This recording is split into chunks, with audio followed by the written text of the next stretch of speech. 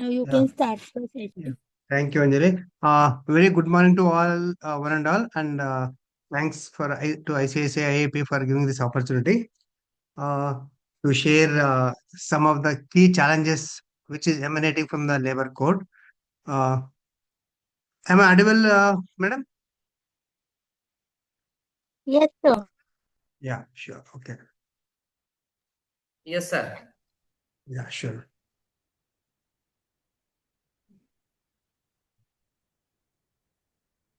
I'll share my screen.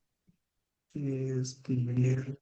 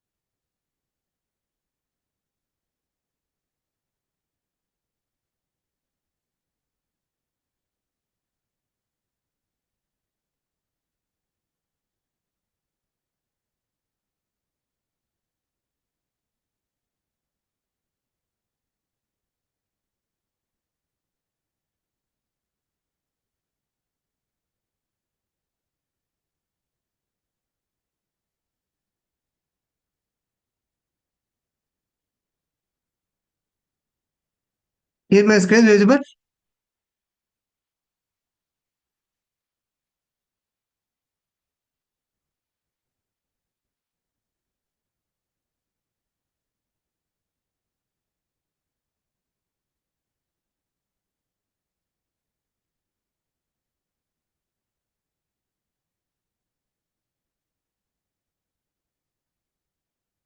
Was,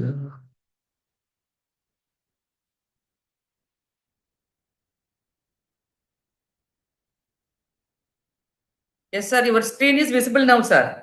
Yeah, 1 minute. I think that I am unable to put in the Zoom mode. Yes,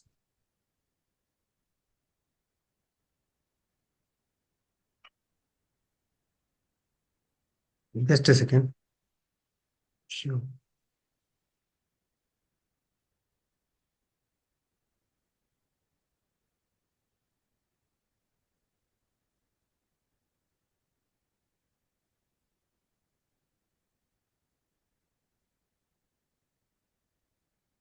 Yeah, okay. I'm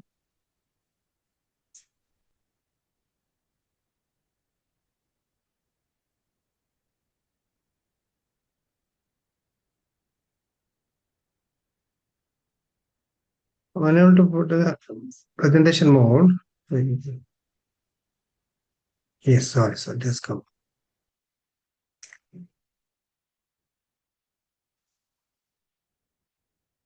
Sorry. Welcome to this uh, discussion on new labor codes, key changes, challenges, and its impact, organized by ICSI.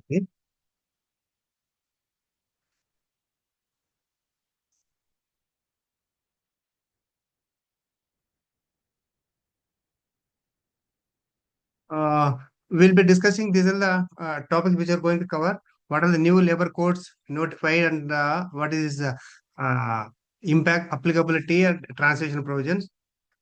Since this labor laws is connected to the state and central government, this government, what are the constitutional powers for enacting a labor codes? Whether all these codes are legally central government has power to enact. Whether are there any challenges for state governments to accept or not to accept constitutional powers? Key changes under the codes that consist of wage code and its impact, social security, occupational safety and health code and its impact, and excluding IR code we may not be covering because that is in a too detailed vast area. In industrial relations will not be covering. We'll be covering three codes: wage code, social security code, and OSH code. Roles and responsibility of IP under CIRP under liquidation process. Since uh, um, IPs are heading this when they're managing the CRP cases liquidation as an head of the organization. What are the challenges? role of company secretaries in labor codes, appropriate government definition, how it is going to be impacted. See this, earlier we had a 29 legislations. For all of them, appropriate government was the state government. Now, because of the center and the state being in the merge, then what is the appropriate government definition for which act? Which is appropriate government? Is it state government? For sometimes it is state government, sometimes it is central government. Depends upon uh, organization structure and also its size. Transition provisions. Since this code has been notified on 21st November and already 2 months are over, quarter listed companies are started publishing financial accounts for the Q3. So, what are the transitional provisions and how its impact? Actionable points immediately by all corporates. Q&A. So, I think this is what our agenda for next 2.5 hours to 2 hours 45 minutes. Request interactive session, and also as you know, any questions now we'll interact so that then we can make session more active rather than just one side. These are the 4 codes which is notified, which is enacted in 2019 and 20, notified on 21st November. We have discussed about the union list and state list and also concurrent list. I think uh, any idea from the other side whether central government has power to notify all these courts, because certain all labor laws are state list, it comes under state jurisdiction. So, what is the constitutional power of the central government? Any views from the members? I would request, I think, if you can just share some of thoughts, then it will become more active and also it will be good. So, any idea? I think you must have come across whether state has got power or central government has power. What is the enforceability, especially when non-BJP governments are ruled by the state governments, whether they have to accept as it is or they modify, can they reject? Any thoughts? Uh, no, I think I would request some interactive session.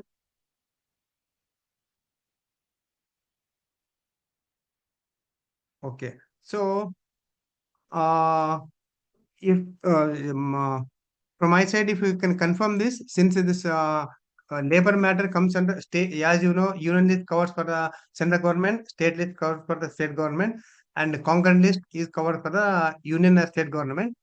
In the any items listed under the concurrent list, both center and state can make a law, and if both center and state makes a law made by center will supersede the law made by the state government. So that is a constitutional power where central government has notified, enacted the all 4 codes from parliament. Accordingly, it is notified. So these codes are effective. State governments have to implement. However, in the courts, they've given a lot of rule making power. They've given to the some places they've given a rule making power to the central government. Some places they give rule making power to the state governments. So, appropriate government. So appropriate government is appropriate authority to make the rules. So it's like a stamp act where Indian stamp act and also local stamp act like Karnataka stamp act, Maharashtra stamp act. Law is made by the center and it is effective execution implementation is made by the state. But this being an concurrently, some of the rule makings power is central government is kept itself, like a fixation of minimum wages. So this is a this all these 4 codes are enacted, administered by the state government, but that are subject to the provisions. So some provisions, key provisions, will be notified by central government, and for all other executive process rules are made by the state government. These are the repealed enactments. First one is Payment of Wages Act, Minimum Wages Act, Payment of Bonus Act, Equal Remuneration Act. This has been repealed, and also new code in its place, Code of Wages has come into picture. Just a second.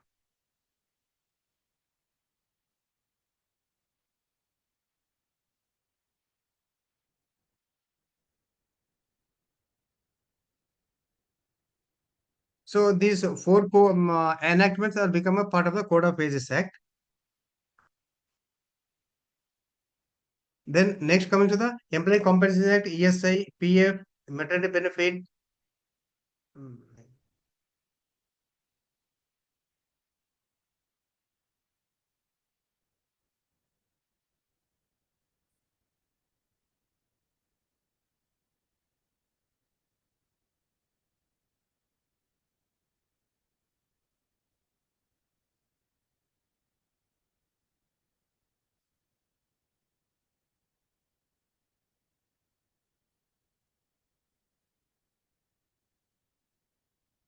okay, so I think there's some issue. This payment, maternity benefit act, payment of gratuity act, building and other construction workers welfare assess act, unorganized workers social security act.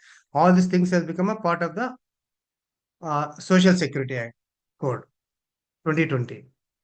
Then Trade Unions Act, Industrial Employment, Industrial Disputes Act has become a part of the this been these acts enactment have been repealed and in its place um, Industrial Relations Code has been subsumed. Next, another most important thing is OSH, Occupational Safety and Health Practice Act, Mines Act, Building and Other Construction Workers Rules, Plantation Act, Contract Labor, that is important, Interstate Migrant Workmen, all these 13 enactments has become OSH, Occupational Safety and Health. So all these 29 enactments have been made part of the subsumed to the four codes: code on wages, social security, code on occupational safety and health, and industrial relations. These four codes. Before going to that, we were discussing about what is the impact.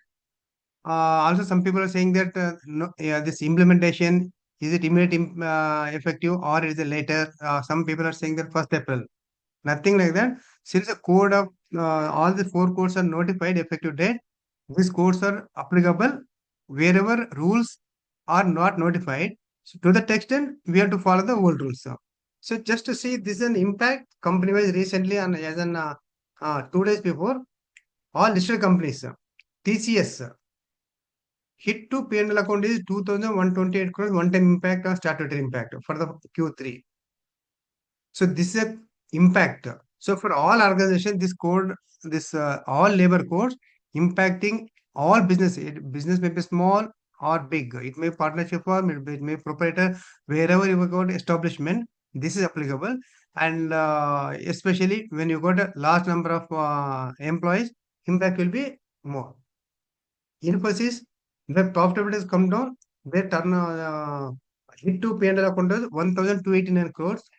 HCL Tech 956, Wipro 902 crores, Tech Mahindra 957. So like that, these are the companies where they published. And so similarly, this is for the Q3, and this is an impact. So this is a huge impact on from P&L account and also on your stock prices, all your budgets. This is an impact.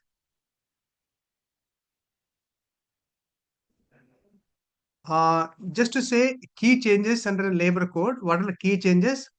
See, this is the codes have taken care business, employees, and also government. Simplification, ease of doing business. So government mantra is, as we know, is a simplification process and also ease of doing business. That is they kept in mind. Reduction in number of laws from 29 to 24. Common definition. This is a very significant change. Earlier, we had multiple definitions: wage definition, payment of wages act, something less, ESI separately, payment of wages separately, and bonus act separately. So different enactments had got different rules. Added to that, different states has made some changes, and also different high courts. So this that was a major challenge was faced by earlier. Now these are common definitions and terminologies. Single registration and consolidated return for compliances. So once all the codes become notified effective and all the state governments makes the rules, there will be significant reduction in number of registrations and consol return. So most probably it will be one or two or maximum four registration because under each code payment of this code and wages act no registration is required. Social security and OSS and IR registrations are required and consolidated return filing. Another one, this is for the business. For the employees is concerned,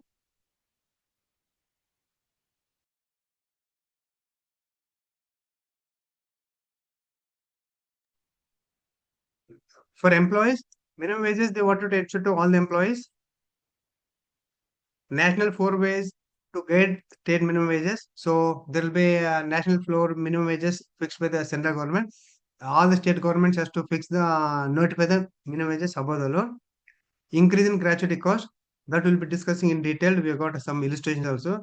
Gratuity, as we discussed in the previous all listed companies, where the impact was some 1,000 crores, 2,000 crores. This has impacted. Gratuity cost significantly increasing. Gratuity, I think we are all aware now, is eligible even for fixed term employees also. Then we need to see what is fixed term employment. Calculation of gratuity and wages. This is a key change. The definition of a wages has changed the quantum of amount. Earlier, most of the gratuity payment was on basic and DA. Now it has been in a space replaced as a wage. So that is the one change which is impacting a huge hit to the P&L account. Grandfathering of EPF. So PF provisions uh, will hold good in the more or less same condition. Same provisions will hold good for a period of 1 year.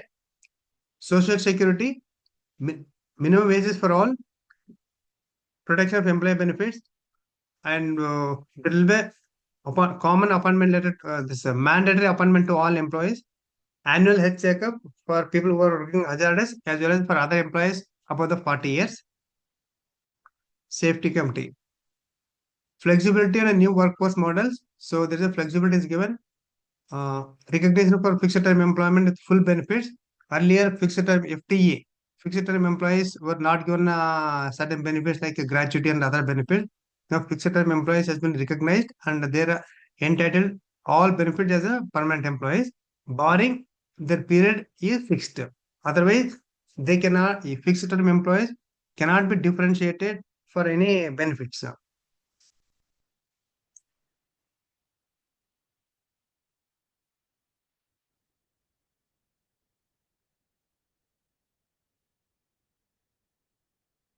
Empowering women workforce, I think explicit non-discrimination clauses in recruitment and pay. So there cannot be any discrimination while engaging a woman or women. Mandatory safe transport and work conditions for night shift. So women are allowed to work during the night shift, and they have to be mandatory. Transportation has to be provided. However, consent-based engagement for night work, consent from women employees is required for engaging. Industrial relations and reskilling. There is also some provisions under in the IR code for industrial reskilling fund. Grievance redressal mechanism. Relief for a MSME, small business sector. Threshold for coverage for factory from 10 to 2 workers. Earlier with the data power, without data power, 10 and 20 was there. Now they made the threshold has been increased to 50. Uh, Threshold for contract labor. Earlier was a 20, so contract labor regulation of Act CLRA was applicable if you are engaging at 20 workers. Now it has been made 50. So small establishments engaging contract labor less than 50 are exempted from the rigorous compliances of all statutory compliances. That is a relief for MSME. Threshold for standing orders applicability increased from 100 to 300. Empowering women workforce, I think we discussed now. Yeah, I think these are the some key changes. One of the significant change in all the labor codes are the amount of the definition of wage. Wage they defined under a wage code, all four codes, more or less in the same definition. Wage they define like this: wage means all remuneration. So whether this is like a GST or indirect tax, this negative list. Earlier they used to define wage means basic, DA, HRA, conveyance allowances, other benefits, allowances positively. Industries used to find out new ways of remunerating employees to avoid statutory contributions. Noting that government has done very nicely, like in the negative list earlier in the indirect tax GST or service tax, anything other than this is a remuneration. So what they meant is wage means means all remuneration. Is an uh, inclusive. It's not inclusive definition. This is an exact definition. All remuneration. It means whatever paying is called as a remuneration and includes basic pay, DA, returning allowances. This includes basic DA returning allowances. Then only illustration, not exhaustive. So there is like a expenditure, like items. Wage means all remuneration, whether you call it basic, DA, returning allowances, etc., any amount. Exclusions. So whatever employer is paying as per the contract of employment, that is a part of remuneration. Subject to the exclusions. What are the exclusions? Bonus, statutory bonus, and house accommodation, light, water, medical attendance, employer contribution, PF and interest thereon. This is a challenge. Conveyance allowances or traveling concession. Some pay to defray special nature of expenditure. House rent allowance, remuneration and rent settlement, overtime allowance, commission payable by the employer, gratuity, retrenchment, compensation, retirement benefits. So, wage, any amount, any paid as a contract of employment is covered as a wage, excluding bonus. Here, one important thing is bonus. What is excluded is only statutory bonus. Some companies, what they pay, they'll pay 40% of the wages as a bonus. 20% is in they'll treat as a bonus, and remaining 20% will treat as an ex gratia. So what is excluded here is statutory bonus. So it means that if a company is paying more than 20%, exclusion is only 20%, but not the actual amount. That we need to look. Another one is house accommodation, light, water, medical attendance. This class number B item mentioned in this as notified by the appropriate government. So exclusion mentioned in the class B is not an automatic exclusion. This has to be notified to the appropriate government, that may be central government or state government, based subject to some conditions. Then only is excluded. Next one is employer contribution, PF and interest thereon. So I do not know how they are going to exclude this amount. PF is okay. Interest. So this needs to be clarified. How they are going to be excluded. Then conveyance allowance or traveling concession, this LTC and conveyance expenditure. Some pay to defray if some organizations are working in a different segment, sectorial, if they're meeting paying any expenditure, that is excluded. House rent allowance is excluded. Remuneration and any settlement. In case if there is any settlement, award is passed by the tribunal or any arrangement, that is excluded. OT is anyway, this is a additional payment, that is excluded. Commission payable by the employer. So this is a need to be seen. Especially companies, they'll pay at the year end commission to the managing directors. So whether will it be part of the um, will it be excluded or not? How it is in that month? How it is going to be calculated wages? Next, gratuity, retrenchment compensation, retirement benefits. So this also this is also excluded. Gratuity is excluded. Retirement compensation, retirement benefits. So this is a definition. There are three-step approach to calculate wage. Wage positively, wage means all remuneration. Step two, deductions, exclusion. There we discussed A to I and gratuity, retirement compensation excluded. However, all this exclusion shall not exceed 50% of the total remuneration. I have some illustration we discuss now. Then 15% rule is also in case of employer is paying any remuneration in kind. Those kind of remuneration shall not exceed 15%. So this poses some challenges. What is exactly remuneration in kind? Some organizations, all startup, they'll offer ESOP. Whether that ESOP is an how to quantify, because that will come on the last when they exercise. Similarly, companies will provide certain other facilities. How to calculate or quantify the remuneration kind. So this is about the definition of wage. Just to take example, how it's going to be impacted, we have seen 1,300 crores impact to TCS. How is impacting is Assuming that Mr. A's salary is 20,000, basic salary, HR is 10,000, conveyance is 8,000, special allowance is 12,000, total remuneration is 50,000. So this is salary structure presently. A is drawing 50,000 remuneration. Bifurcation is 20,000 basic, 10,000 HRA, conveyance 8,000, special allowance 12,000. On this presently, employer is paying PF and ESI contribution, leave and give all statutory contributions on 20,000. How it is going to be impacted after the new code implementation? Applying the definition of three-step wage, three-step.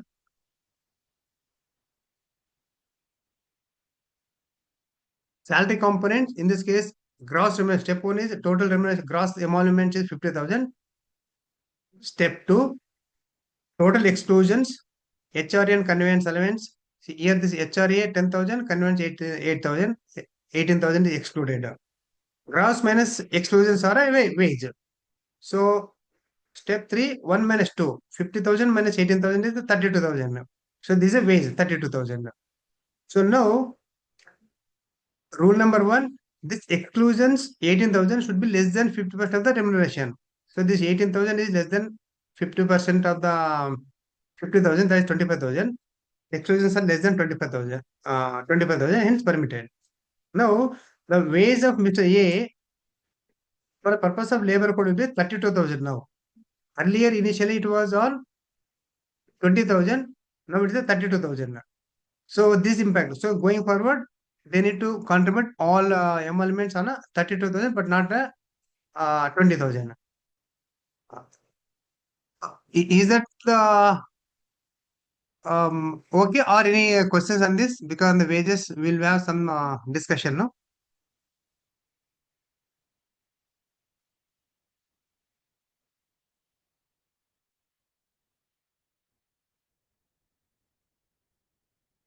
Is that, I think, shall I proceed or any questions now? No, sir, clear. Proceed, sir. Proceed, please. No, I think I would request some interaction so that we can make little more interactive. So I'll tell you there are many, though you are aware, but few challenges are there which we're going to discuss now. The same example, if you take same option number 2, the same employee. What has happened is earlier gross remuneration 50,000. In case HRA and conveyance allowance 14,000, 14,000. So total exclusions HRA and conveyance 14 plus 14 is 28. 50 minus 28 is 22,000. However, exclusions are more than 50%. This 28,000 is more than 50% of 50,000. Hence, in this case, 50% of 50,000, that is 25,000 rupees is treated as a wage.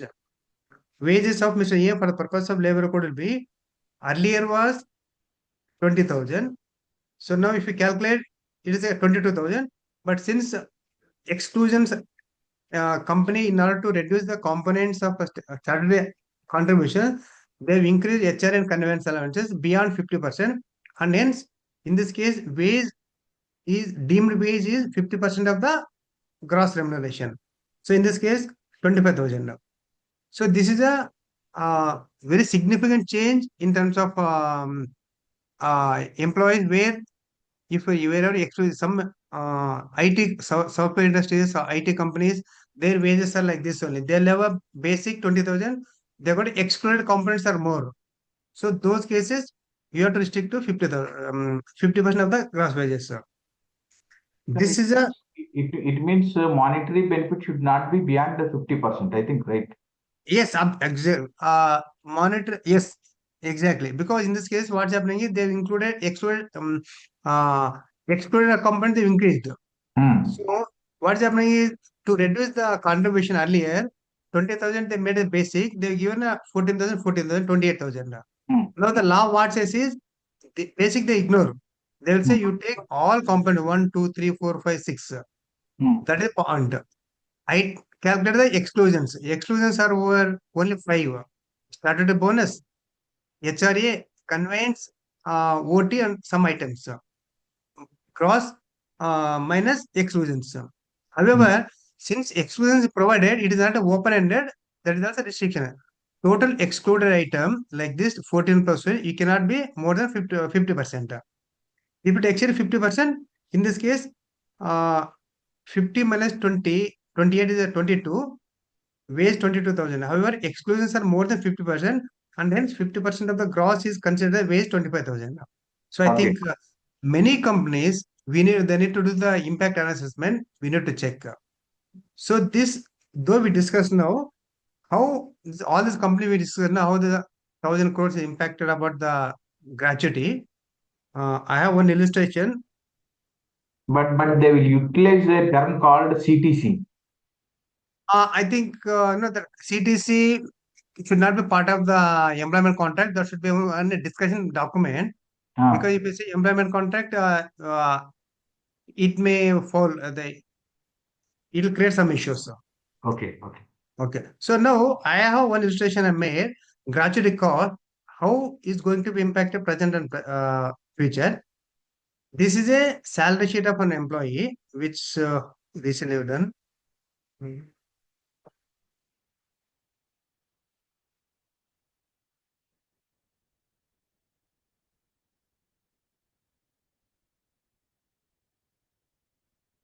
So this is a amount. In this case, basic is 41,620. This is a payslip.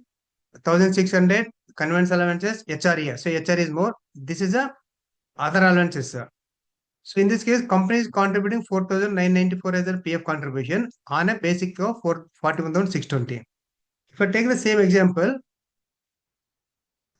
no, 41,000 is basic, all other allowances are matched it. PF is 4,994 presently. This is a salary structure of a present one employee. Wage code, wage definition as per the new definition, as per the wage revised definition. Earlier, they were paying on basic, they're paying 12%. On this basic amount, they're paying 12% as the PF. 4,994. Now, three-step approach. Step one, gross remuneration. In this case, gross remuneration means whatever all emoluments plus employer contribution PF also gross remuneration. So 84,531 is the gross remuneration. Exclusions, HRA, conveyance, PF. So there are three out of A to I. In this case, three are applicable. So if we eliminate this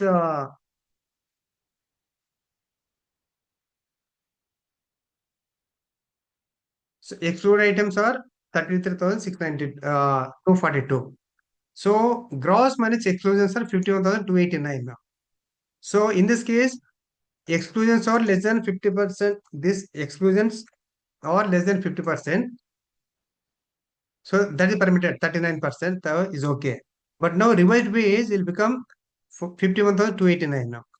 When the revised wage changes, assuming that this employee is leaving the organization now, how comparison basic versus present?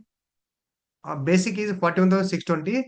Revised wage is 51,289. PF contribution monthly presently 4,994. Revised 6,155 monthly. And gross. Coming to wage gratuity, assuming that this employee is served for 25 years, basic wage 41,620 is presently. Revised wage is 51,289. Number of years of service 25 years, 25 years. This gratuity is amount is like this: 41,620 divided by 20 divided by 26 into 15 into G42, 25 years. So gratuity payable had this employee left the service before 21st November, gratuity amount would have been 6,288. If he is leaving after 1st November any day, even now, since the definition of wage has changed, for same 51,289 divided by 26 into 15 into 25 years. Same employee, he gets a gratuity of 7,13,745. Increment is 1,39,457 is more.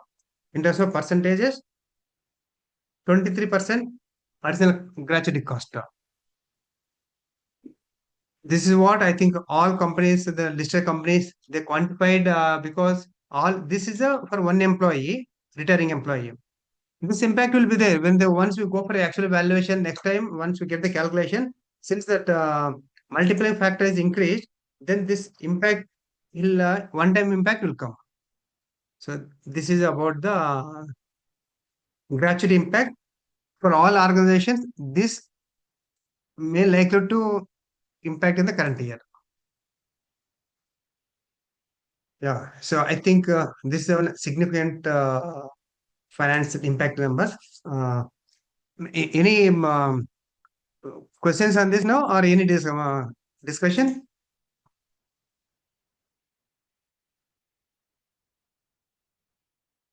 If there are no discussion, I'll proceed now. Shall I proceed? Proceed, sir. Yes, sir. Yeah, sure. Okay. So this is about definition. So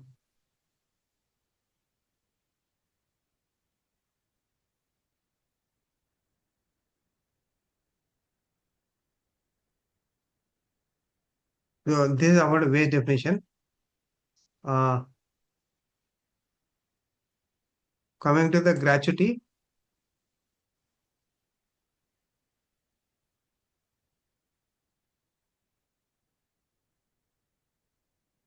Gratuity, there are some changes. Gratuity eligibility, I think everyone is aware. Eligibility service 5 years is continued for an permanent employees. Exceptions are death and disablement, and for fixed time employees, for them it's a 1 year. Calculation, the last drawn salary. In my calculation, you have seen, I took, though employee had he resigned or retired before 21st November, whole salary. If he is doing afterwards, if the last drawn salary is revised. So that is an important. This is going to impact, retrospective impact on account of gratuity because of more number of service, especially organizations having old employees will have a significant impact. Ceiling, present ceiling is at 20 lakhs rupees. That is as of now until the amount is revised, same 20 lakhs holds good. This is a little quick summary on the gratuity. Provident fund, more or less the same schemes they were brought into the social security code, same provisions. Also EPF and ESI, though they are part of the social security code, same provisions are implemented. For 1 year, the same scheme will apply and 1 year. So there is no change as of now, PF and ESI.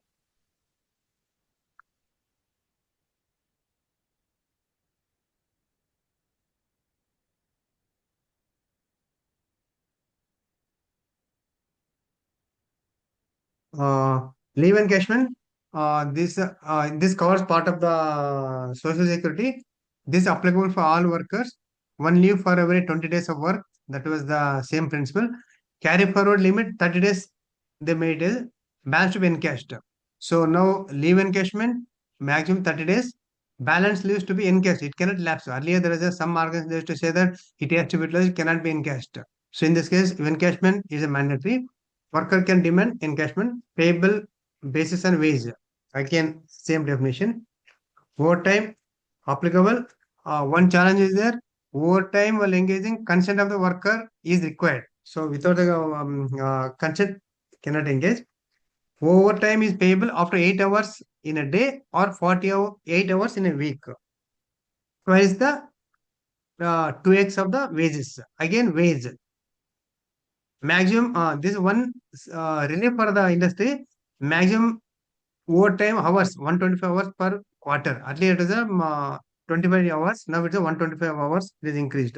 So this is a especially industries in the month of last quarter when there is a production requirement, demand, what hours can increase, however it will have additional cost.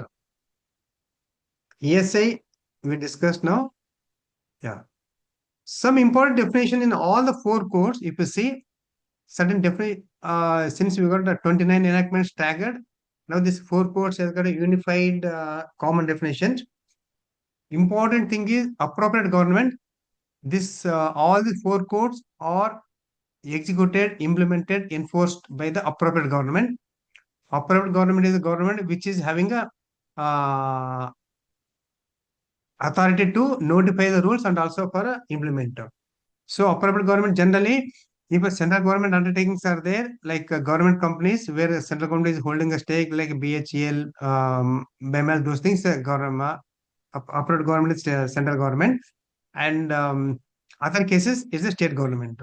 Example, if you take ICSI, ICAI, ICMI, these are all where government controlled organization. This is for this department institutions, appropriate government is a central government.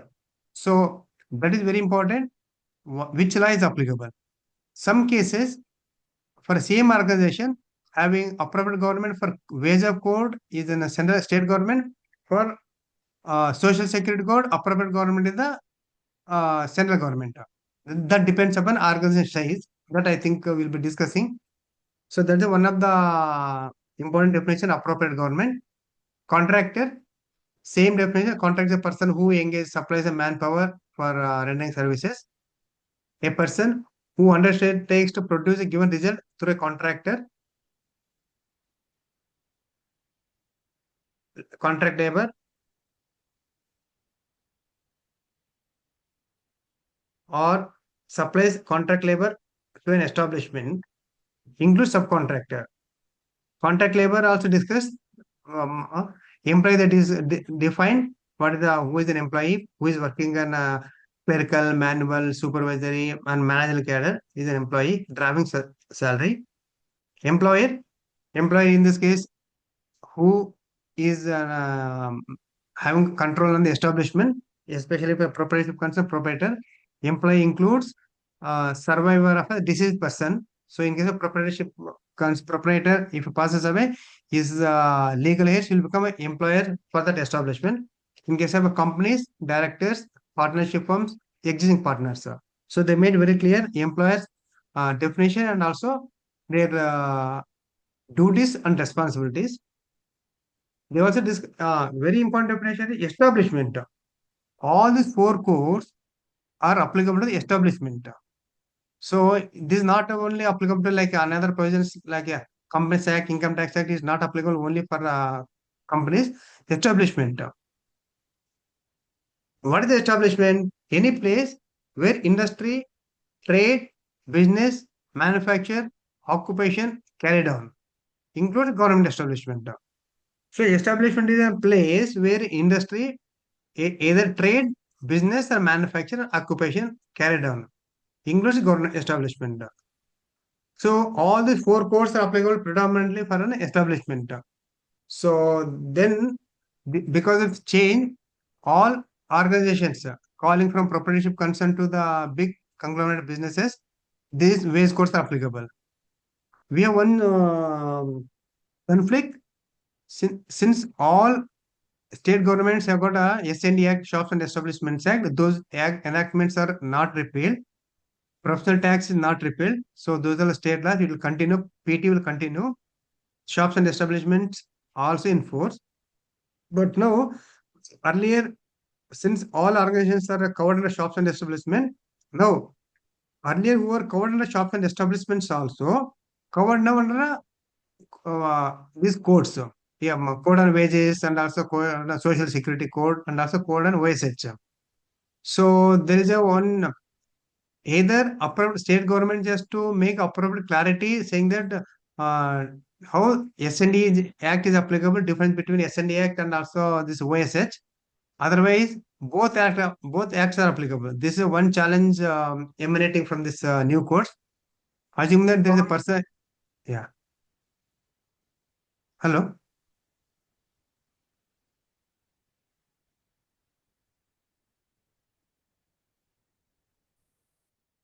Okay. So when you say this establishment, any place where an industry, trade, business, manufacture, occupation carried on. Now, this means this is an too general, vague, detailed definition. Any business having a maybe some courier person, some parlor, some transportation, logistics, vegetable market, everywhere they're doing trade. It is covered. Next question is easy engaging employees. So establishment, any business is establishment. Next comes easy engaging employee. If so, make payment of wages within the time. Then if you're engaging more than 10 employees, then you need to provide occupational safety and all health related obligations. Now, when you say like this, if the practicing company secretaries, cost accountants, and the chartered accountants, if they got an organization where they have around 20 members, partners, and also trainees, whether is it called as an establishment?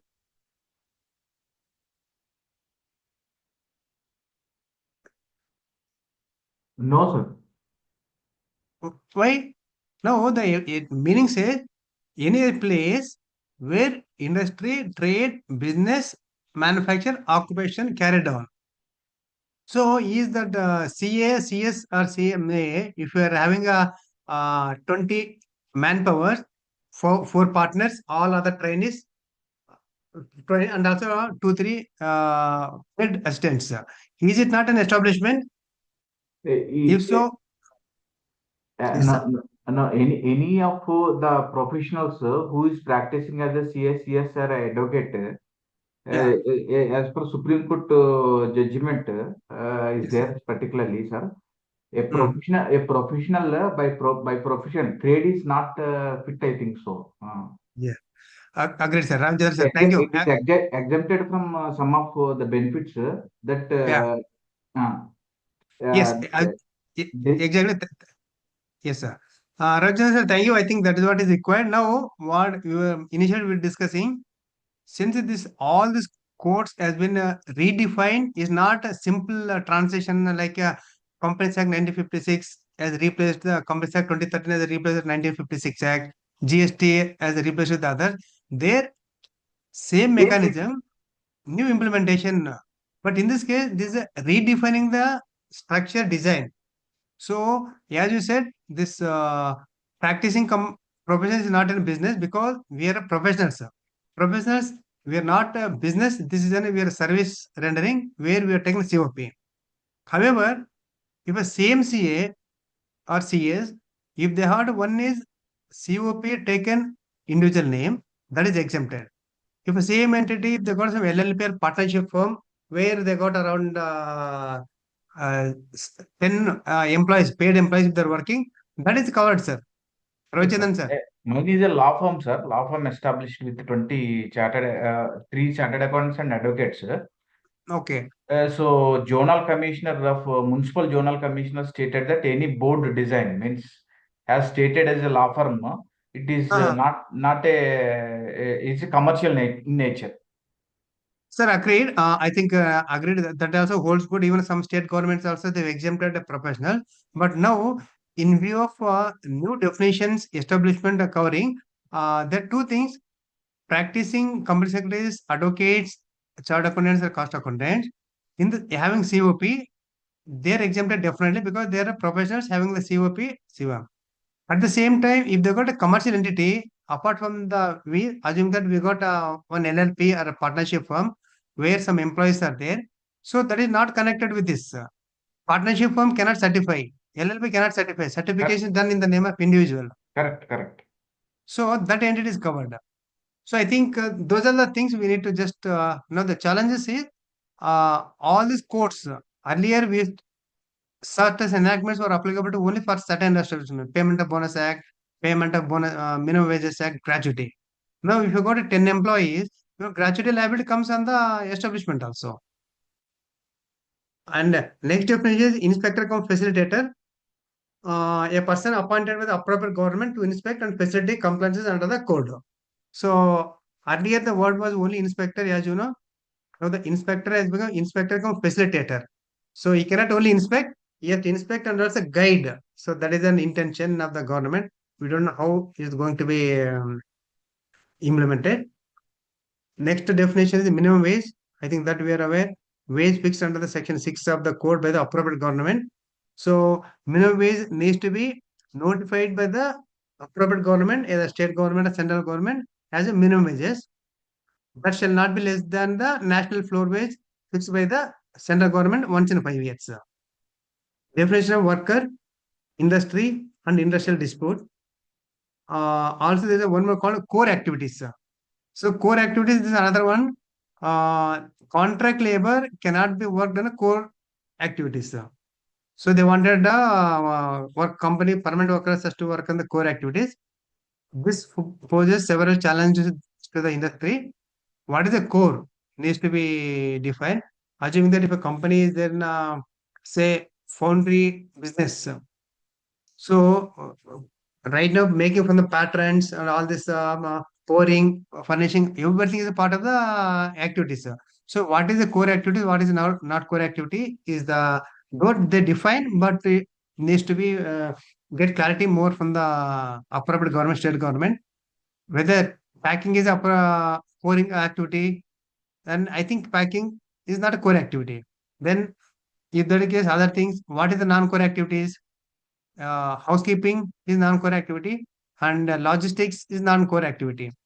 But we have seen many organizations, especially automobile industry, many of the inside premises like a TKML, particular scale, what they do, entire activity of assembling plant is done by the outsourced people.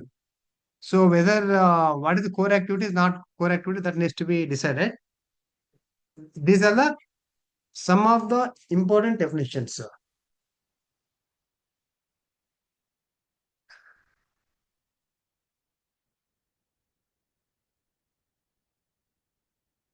Going to the other provisions, uh,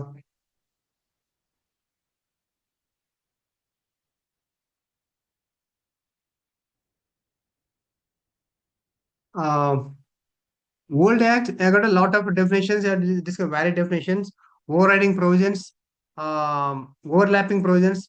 So now it has been clarified. Now those overlappings are not there.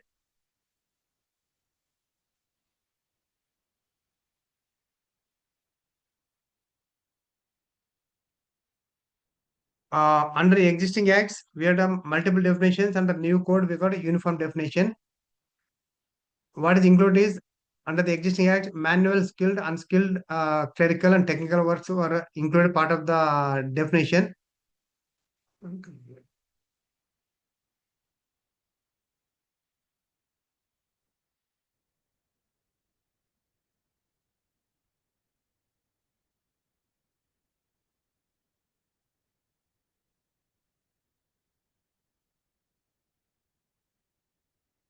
Uh, certain under worker definition, certain exclusions were there earlier. Also, now special categories apprentice. There is no clarity whether apprentice were a part of the workers or not. It was not clear now. Now it is apprentice are not part of the workers or employees. It's been clarified under the codes. So these are the some of the clarity areas where we got it. Employee definition, because these are very important. Difference between old act and enactments and new labor code. Again, different enactments are differently as the employees. Now under the labor code, uniform definition. Coverage, employees was covered for payment of wages only up to the ceiling and also scheduled employments. Now not like that. All employees. Employee means any person who is working on a supervisory managerial capacity, having a with the unrolls is covered. Categories included. Earlier, there is again varied manual, clerical, sometimes supervisory. Now all categories, manual, supervisory, managerial, administrative, technical, clerical, they are covered for employee definition. Contract, indirect employment, special categories, gig and platform workers are not covered. This is one important change. In the definition of employee, earlier there is no recognition of gig and platform workers. They are not recognized. Now they recognize under Social Security Code. So going forward, I think government will come with some scheme. All these platform workers, Ola, Uber, all this Swiggy, Zomato, all people who are working on the platform, they are recognized under the social security. That government is going to bring some scheme so that they will also get a certain benefits. Compounding offense. This is a one change under the labor code. As in the recent trend, government is a part of the decriminalization. Prosecution they minimized. However, they increased the scope for adjudication and compounding. So how we have got a provision of the Companies Act in section 441. Here also they made provision for compounding of offences and penalties. they've increased significantly. Earlier, the penalties under any labor code will be few thousands. Now for everything is in lakhs. Also, second and repetitive, you got double the offense penalty. So compounding offense, they are structured. Uh, Earlier, for compounding, there is no clarity how much to be fees to be provided. Now, earlier there is no fixed amount of compounding fees. Now, compounding provisions are rationalized. Compounding amount generally up to 50% of the maximum fine. So, whenever there is an offenses are civil in nature, if it is not a criminal intent, it can go for either a penalty if it is adjudication, otherwise compounding if it is a fine. This is about the compounding. So, these are the key changes of all labor codes, key important definitions which we discussed. One among them was code and wages, wage definition, which is changes. If you dissecting, go to the detailed by the code wise. So one is code and wages, that is an important one, which is enacted in the year 2019. And provisions of section 42 and 64 related to central advisory board, they have already notified earlier. Notified on this code effective from code came into force from 21st November 2025. And all the state and central governments has to notify the rules for implementation or the deployment. These acts, code and wages, as merged with these four codes. Coming to this arrangement of sections, different sections were there. Each enactment has become one chapter now. Chapter 2, minimum wages. Chapter 3, payment of wages. Chapter 4, payment of bonus. So earlier 4 enactments, now one code with the 4 chapters covering the unifying all the same definitions.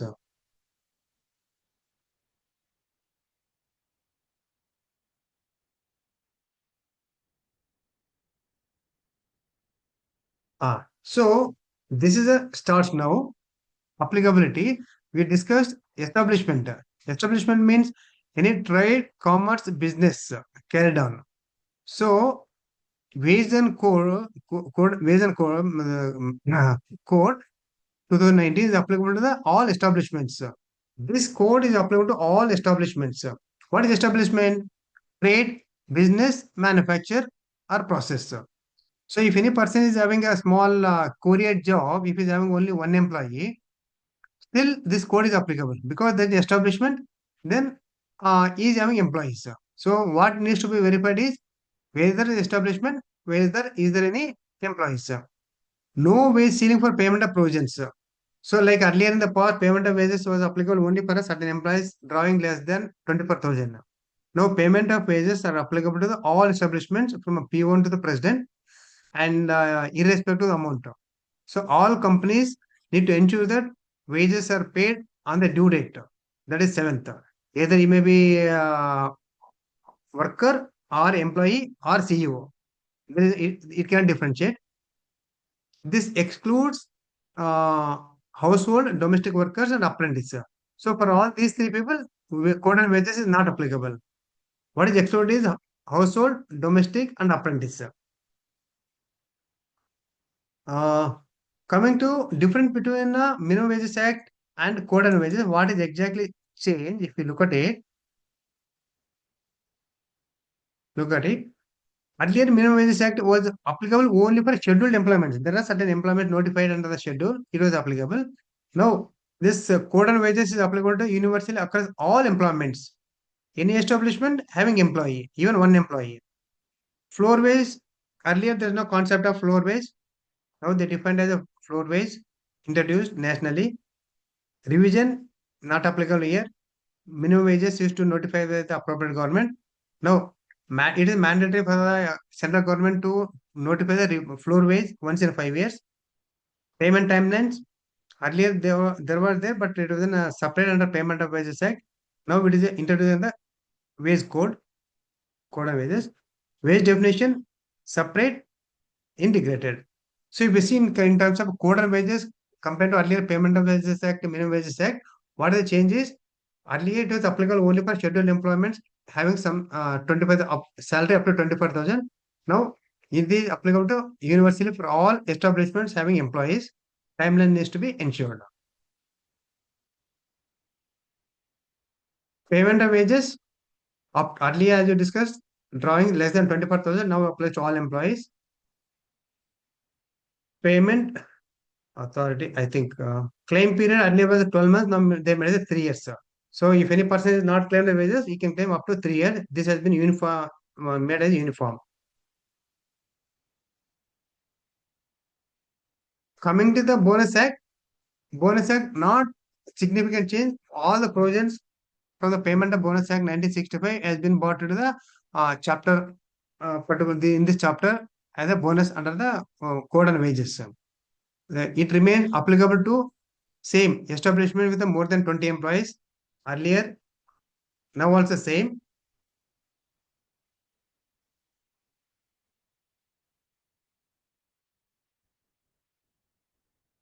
Eligibility employees earning salary less than 21,000 and continuous service of more than 30 days. So this is also same. This 21,000 amount earlier was there. Now this has to be yet to be notified whether 21,000 or more. That needs to be notified. Wages, wage definition earlier it used to be paid on the basic and TA. Now it is on the wages. So uniform definition, basic return again. This is a uniform definition as we discussed, subject to 50% rule. Minimum bonus 8.33%. Here also minimum bonus 8.33% continued. Maximum bonus 20%. Here also same 20% continued. Set on, set off 4 years. Set on, set off was there earlier. Subject to minimum maximum. Same rules continued.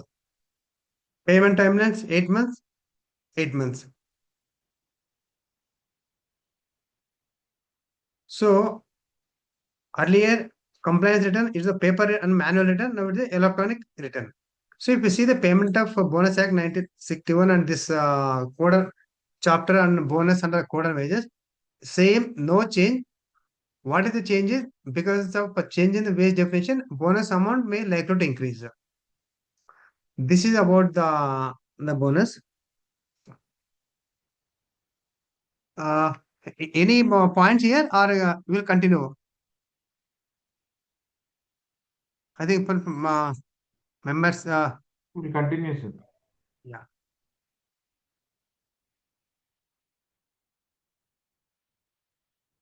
Here also claim period earlier 1 year, now it is 3 years. So either payment of wages or bonus, it has become 3 years common. Equal Remuneration Act, same. I think this has been structured. There is no differentiation between men and women in terms of based on the gender. It is applicable to all employees. Appointment letters, this is a significant impact. Mandatory appointment letters to all employees and workers, permanent, fixed term, and contract or casual. Must specify certain details, name, details of the employer, employee, nature of work, designation, social security code, Aadhaar number. I don't know, pay that PAN. We have to see that rules has to specify still. So certain mandatory details has to be there on the appointment letter. Classification, skilled or unskilled, wage rate, wage period, hours of work, leave entitlement, benefits, others specified. So this is another one change which is going to have a huge work for the industries. Existing employees, it says all existing employees has to be provided the mandatory appointment letter as per the code within 3 months. So we don't know how still that rules are not completed, but within 3 months we have to issue, all organizations has to give the mandatory appointment letters containing all the specified conditions. So this is another important change. Full and final settlement. Whenever employees leaves the organization, full and final settlement has to be done within 2 working days on leaving the employment. Either it can be resignation, dismissal, retrenchment, or otherwise. So F and F has to be done within 2 working days. This is applicable to all employees irrespective of wage or designation. It covers all establishments. So now this is important. Also, there is an overriding provision in this case. Payment of Wages Act, even this is an overriding provision, effective loss agreements are incurred.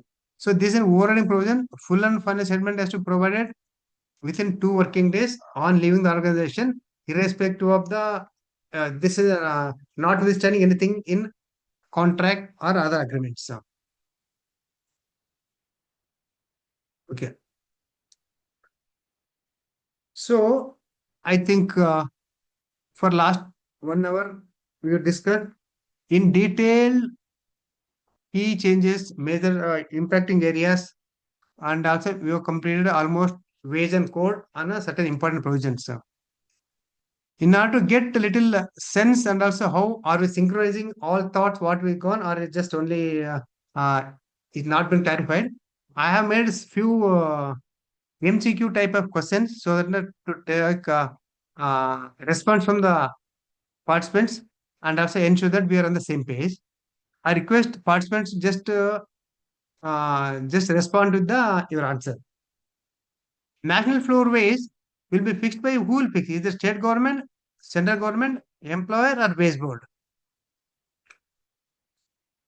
I think this is your turn. This is not one way. This is a CPA session. Whether I'll be Wage board, sir. Wage board. any other responses, sir? Any other responses? We discussed now this national floor who will fix and once in a 5 years, what is the period? What is the appropriate government? I think I'll be requesting this response. Central government. Pardon? Central government. Yes, sir. Thank you. I think so. Then you got what we discussed, no? See, national floor wage, there is no wage board. But don't just make confusion. National floor wage will be is decided by the central government once in 5 years mandatorily. Answer is B. Next, minimum wages applies to only scheduled employments, factories, all employees are only skilled.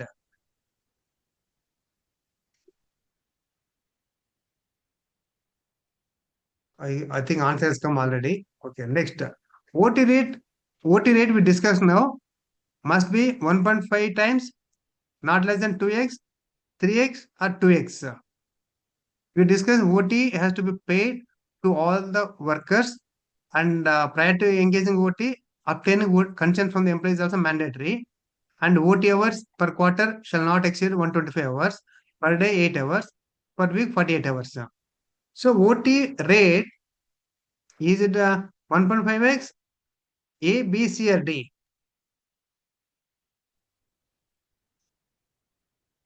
Yes, sir. I think any guess? D. D, 2x. D or B? If somebody wants to pay more than that, is it only 2x or more than can be 2 more than 2x? So okay, I think that will little. Answer is B. 2x is correct, but the wording the says is not less than 2 times. So normally it is 2 times 2x. Inspectors are now called wage officers, facilitators, inspector cum facilitator, or controllers. B. Inspector and come facilitator. Yes, sir. See, sir, somebody said B is not B. That is a word is inspector cum facilitator. The role is he cannot inspect. He has to inspect, come facilitate. Suppose he comes here, some register is not there. He has to facilitate. Earlier, what he should do? Give the notice saying that this register is not there, leave the penalty. Now they said you inspect. Afterward, you facilitate what he has to do that. So that is an change. Answer is C. Next, minimum wage review happens every 2 years, 3 years, 5 years, or 10 years from the central government. Minimum this national floor wage. Sir, every year appropriate government will notify the minimum wages for the state government, which is not less than the floor wage notified by the central government. So the central government will not notify every year. They notify once in a while. When is it the period? Is it 2 years? Once in 2 years? Once in 3 years? Once in 5 years? Or once in 10 years? 5 This is called years. national floor wage. Yeah, good. Thank you, Chandra Sekhar, sir. This is called a national floor wage. Central government has to notify this review and also notify national floor wage once in 5 years. And while notifying, they'll notify for different industries, different floor wage, different states, different condition, considering the geographical conditions. Like Delhi has got highest minimum wage, Maharashtra has got highest minimum wage, Karnataka has got more, some states has got less. So they'll notify floor wage according to the geographical requirements. Answer is C. Digital wage slips are optional, mandatory, only in factories, not allowed. So wage slip is usually mandatory. So here, is it digital wage slip? Is it optional, mandatory, or only for factories or not allowed? Mandatory. Mandatory. So now digital wage slips are mandatory for all establishments. It is mandatory. There is not only for factories. This is for all establishments. That is a catch. Answer is B. Allowed wage mode: grains, barter, bank transfer, coupon. Wage, how, what is the mode, wage payment? Bank Is it transfer. only bank transfer, no cash payments? Yeah, thank you, sir. National floor wage ensures PF change, bonus change, uniform minimum wages, OT. This is the just what is objective of national floor wage? Will it is it to have uniform minimum wages or to take care of bonus, PF, and other changes? Uniform minimum wages. Yes, exactly. See, national floor wage objective is across the government, across the country, they want to have a standard. That is a minimum. That is uniform. Otherwise, right now, different states have got different minimum wages. Some states are adequately paying. Some states are minimum wages are very less. So, central government has to have a minimum floor wage. Answer is C. Electronic inspection is done by PF officer, union government, inspector, inspector come facilitator or court. Electronic C. inspection. Inspector Yeah. and facilitator. Yeah. So what's happening is like all we file return like MCA, income tax right now. Inspection, electronic inspection done by the, you will carry out certain validation tools. You will do the electronic inspection, then you will come with the query. You will send a notice. Answer C. Apprentices under apprenticeship act or dash as employees included, excluded, optional, and they are called as the managers. You discussed apprentice or D. now we D. yeah. Excluded. Yes, thank you. Yeah, apprentices are excluded from the employees. They are not employees.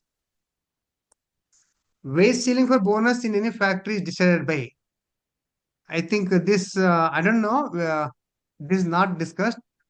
What's happening is appropriate government will notify the ceiling for bonus, PF, ESA in each chapter. There's a detailed mechanism is there.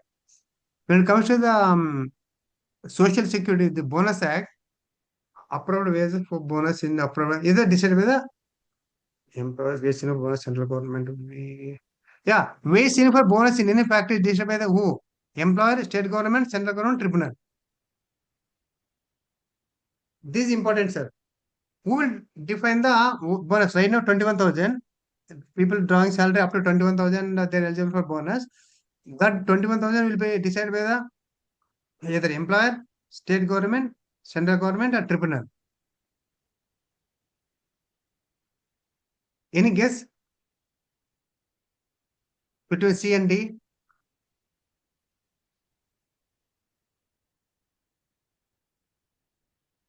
No guesses, sir. Next question is follow-on question. Wage ceiling for bonus for central government employee establishments will be notified by whom? First one is a factory. Factory means again we have to say appropriate government. Next one is for central government establishment. So if there are no guess, I'll take the answer. First one, wage ceiling for bonus. Bonus is covered in code on wages. Code on wages, approved government is the two things. If it is a establishment is controlled by the central government, approved government is the state government, central government. Otherwise, it is state government. In case of factory, is not controlled by the central government, comes under others. For others, approved government is the state government. So for the wage ceiling for bonus in any factory is decided by the central government, which is the appropriate government. Answer is B. Same thing, wage ceiling for bonus for central government establishments. As we discussed, for establishment controlled by the central government appropriate government, central government. Accordingly, they will define the bonus of the eligibility. So this is about who will notify the ceiling. Either appropriate government, it can be state government or central government. In the option first, state, next option is central government. Minimum wages applies to only organized sector, all establishments, factories only, mines only. All Sir, any established. guesses? Sir. Yeah, this is important. Again, we are saying minimum wages. Earlier, we had factories, all establishment. It can be factory, it can be service industry, it can be software company, it can be any company, even a shop, kirana shop. If it's a commercial establishment, then they covered. Again, only challenge is when it comes to the small traders, shops, S&A, shops and establishment, code and wages, there is a little overlap is there, we need to see. But otherwise, wages, this code and wages applicable to all establishments. So, answer is B. EPF threshold, we discussed no change in the EPF, same provisions are applied and for a period of 1 year, and unless they notify later.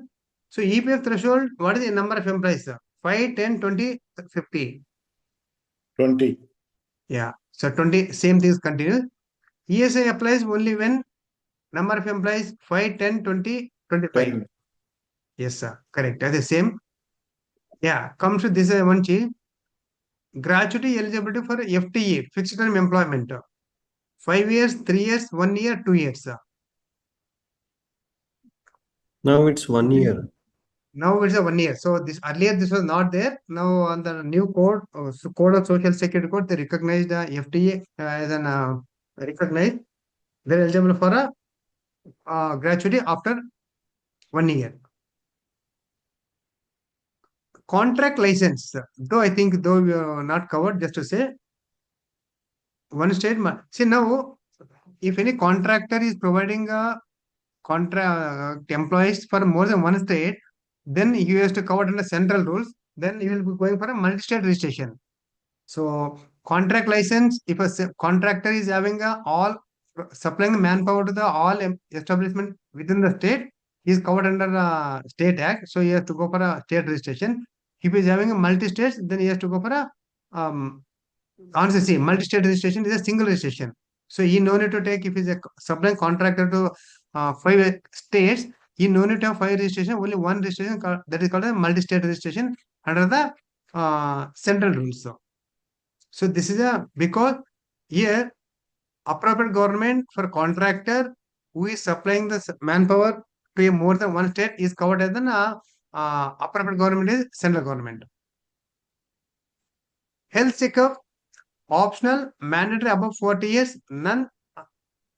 Health checkup for an employee is it optional or mandatory above 40 years or none under the new code, new OSH.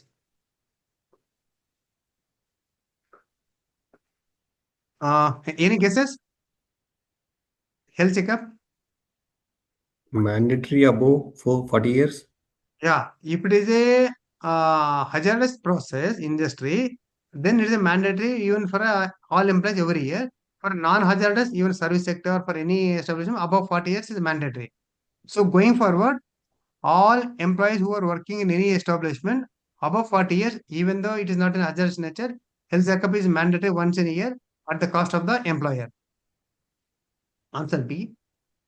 Women night shift prohibited, allowed with the safeguards, unlimited or not permitted, never. Women working night shift, earlier it was not permitted, now it is all Allowed with establishment. safeguards. With Allowed with consent. safeguards, yeah, with consent. Exactly. Allowed with the safeguards, transportation, safeguards with consent. 3 conditions. Transportation has to be provided, safeguards are required, consent is also required. So if with this condition, they are allowed to work night shift also. Answer B. Safety committee is required for 100 employees. Maximum working hours. No, this is slightly differently. This may be wrong. Maximum hours per day is 8 hours. Weekly 48 hours. If any person works more than 8 hours, and even the less than 48 hours, he has to pay OT. If any person works more than 48 hours, then he has to be paid OT not less than 2 times. Inspection is already discussed. Appointment letters are mandatory. 22. Working hours discussed. Yes, appointment letters to be issued within for all existing employees, because mandatory appointment letter has got certain conditions like including social security code number and their Aadhaar number, those things which is right now not there. Whether for existing employees, all employees has to issue appointment letters as per the new condition, new details. If so, what is the time period? I think a month is missing. 1 month, 3 months, 6 months, okay, 12 months. Mandatory appointment letters. 3 months. Any guesses? Yeah, 3 months. yeah. I don't know whether it is the correct. Your guess is right. Within 3 months. So this is a challenge now. With already 2.5 months are over. How they're going to be implemented within 3 months? Still notes are also rules are also not notified. So these are all within 3 months. This is about code and wages. I think we had a detailed discussion covering all the things. We have got code on social security code and also this code on OSH, followed with our impact analysis. What are the roles of CS, CA, and then IRP, RP? Can you take 10 minute break now, or will continue?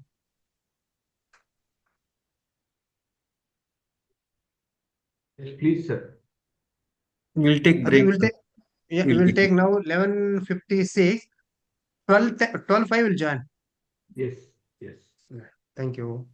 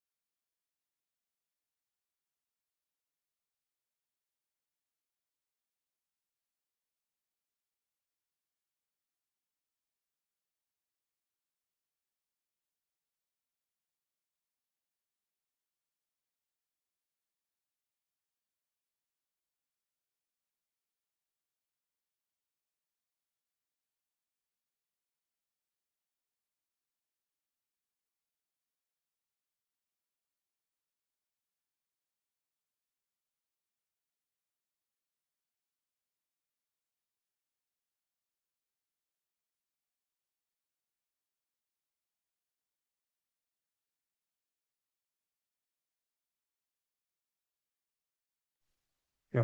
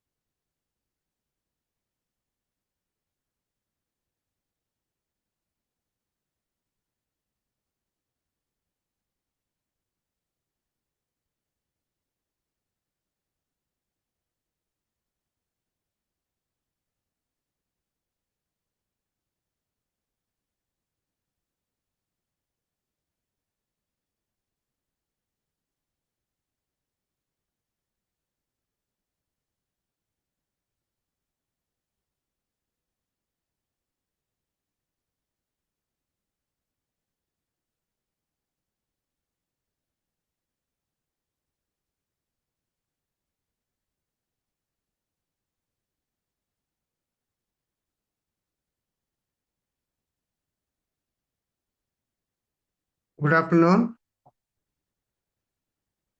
Am I audible? Yes, sir. Anjali, am I audible? Sir, you are. Yeah. Yeah. Okay. Yes, sir. So, yeah, I think you completed the from wage and code on wages. Next one is code on social security. This is another important milestone. This code on social security was enacted on 29 September 2020. Code on security.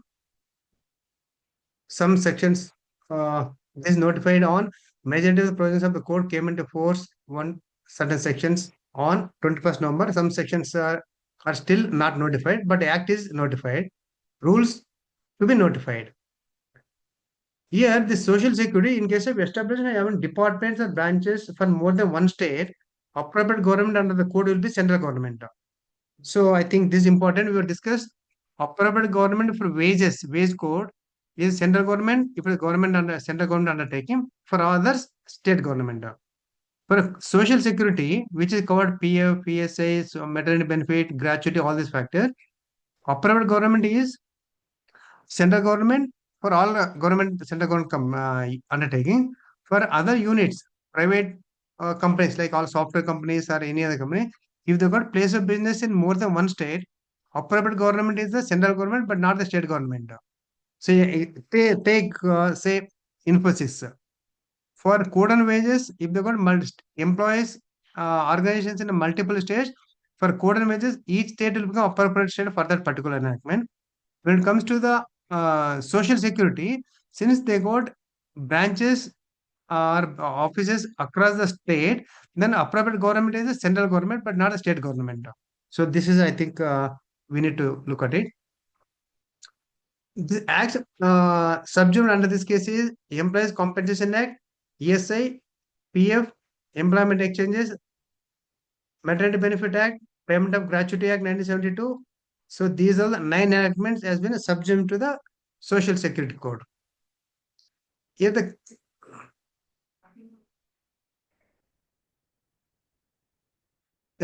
arrangement of sections are like this. Chapter 3 talks about EPF. Chapter 4 talks about ESA Corporation. Chapter 5 contains gratuity provisions. Chapter 6 maternity benefit. Chapter 7 employee compensation. Chapter 8 social security and cess on building and other construction workers. Chapter 9 social security for unorganized gig and platform workers. We discussed platform workers. Chapter 10 financial and others. So as we seen in earlier enactment codes, all this 9 codes what we discussed, each enactment has become a one chapter. Social Security Organization, PF, PSA, gratuity, maternity benefit, Employee Compensation Act, Social Security. So these are the become enactment chapters.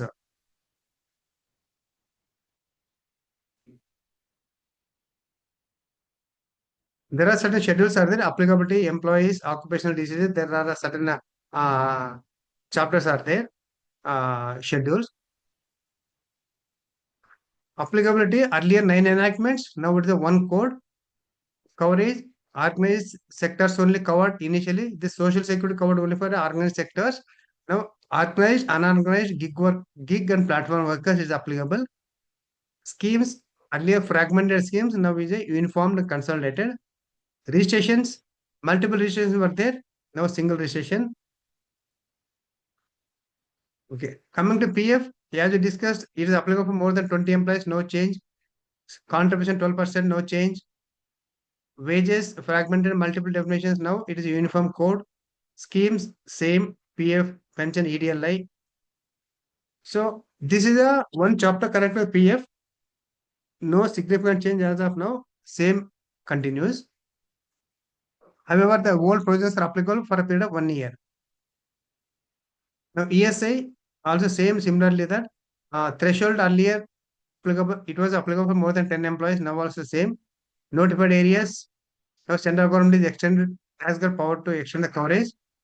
Wage ceiling, earlier gross employees drawing gross wages up to 21,000 was covered, gross wages. Now, since there is no change in the ceiling, same subject to revision. So, if for the appropriate government, in this case, appropriate government, state government or central government depends upon organization. If they notify, that amount will hold good. Wage for ESA includes earlier basic DA returning allowances. Now it is a uniform wage. Wage for ESA excludes, I think this both are covered now. Contribution rates more or less same. Administration, ESI corporation. Now ESI corporation and under SS code. So the ESI corporation has been notified under the SS code. So this is about ESI. PF and ESI, no significant changes subject to the notification expected on the amount of amount. Gratuity, we discussed at length. Applicability, earlier more than 10 employees, now also more than 10 employees. Eligibility for employees earlier more than 5 years, except death and disablement. Now, same plus fixed term employees. So, 5 years is for normal, death and disablement of the period was not covered. Now, apart from that, they have also included for fixed term employees. So, formula, same 15 days wage per every year, same. But only thing is the definition of wage has been revised. Ceiling, 20 lakhs was the maximum earlier. Now, as of now, it holds good, subject to the notification. Seasonal establishments, same continued. Compliances, paper plus manual earlier. Now, electronic returns documents. This is about gratuity chapter connected to under the Social Security Code. Though doesn't have a significant change in the provisions, but because of change in the definition of wage, it has impacted many companies to have a huge one-time hit. This is one-time hit to P&L account. Maternity benefits, this is applicable for all establishment employing women. Same. Eligibility, 80 days of service is required. Same continued. Leave duration, 26 weeks, 6 months. Same condition. Adoptive commissioning mothers added, now same only. Credit facility, earlier it was required for more than 50 workers. Now it is same provisions are continued. Medical bonus provided earlier, the same only. So earlier claim period was 6 months. Now it is made as 3 years. 3 years is the uniform for under the way, all 4 codes. Claim period is 3 years uniform. So this is a maternity benefit like PF, ESI, gratuity, maternity benefit. The old wine, new bottle, they bought substantial provisions as it is under the new code. Employees Compensation Act, it was covered under Employees Compensation Act.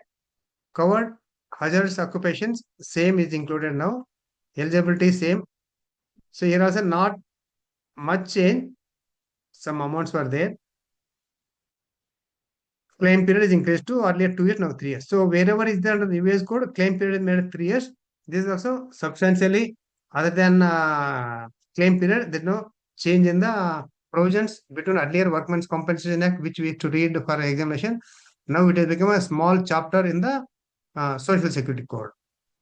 Employment exchanges, again, It was applicable establishment with more than 25 employees earlier. Now it is 20 employees.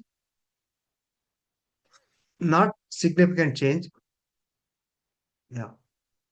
I think this is about social security code. Now, just to take are we on the synchronized with our discussion?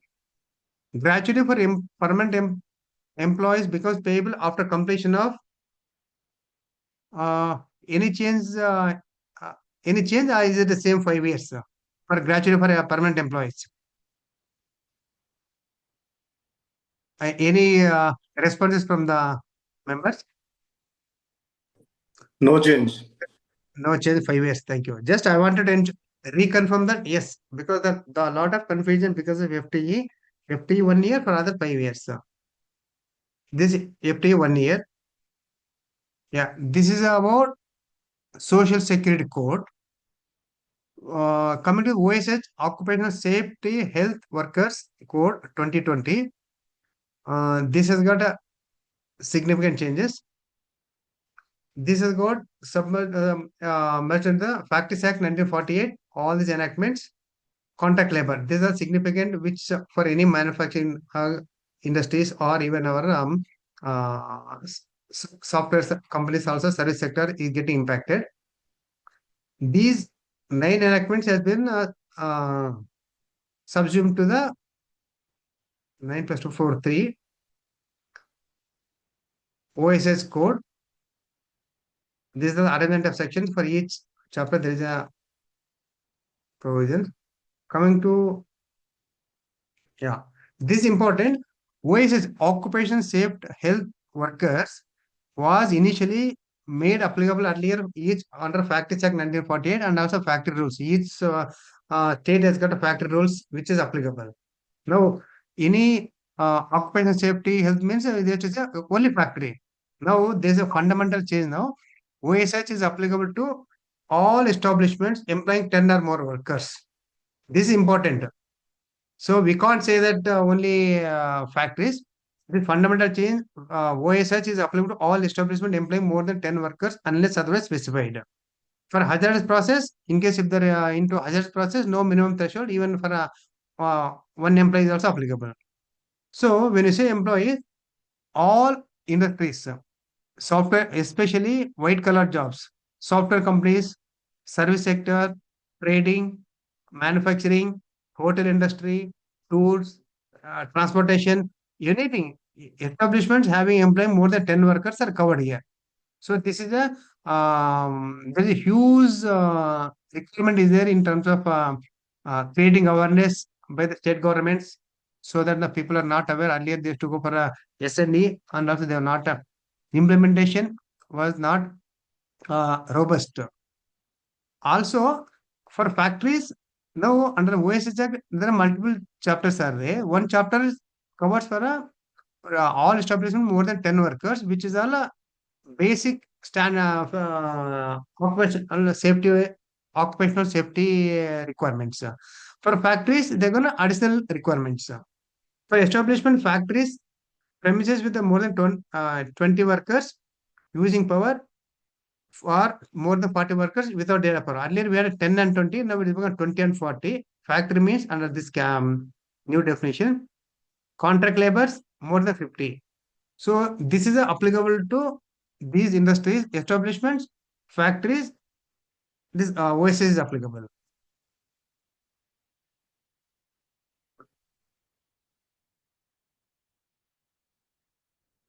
Working hours and leave.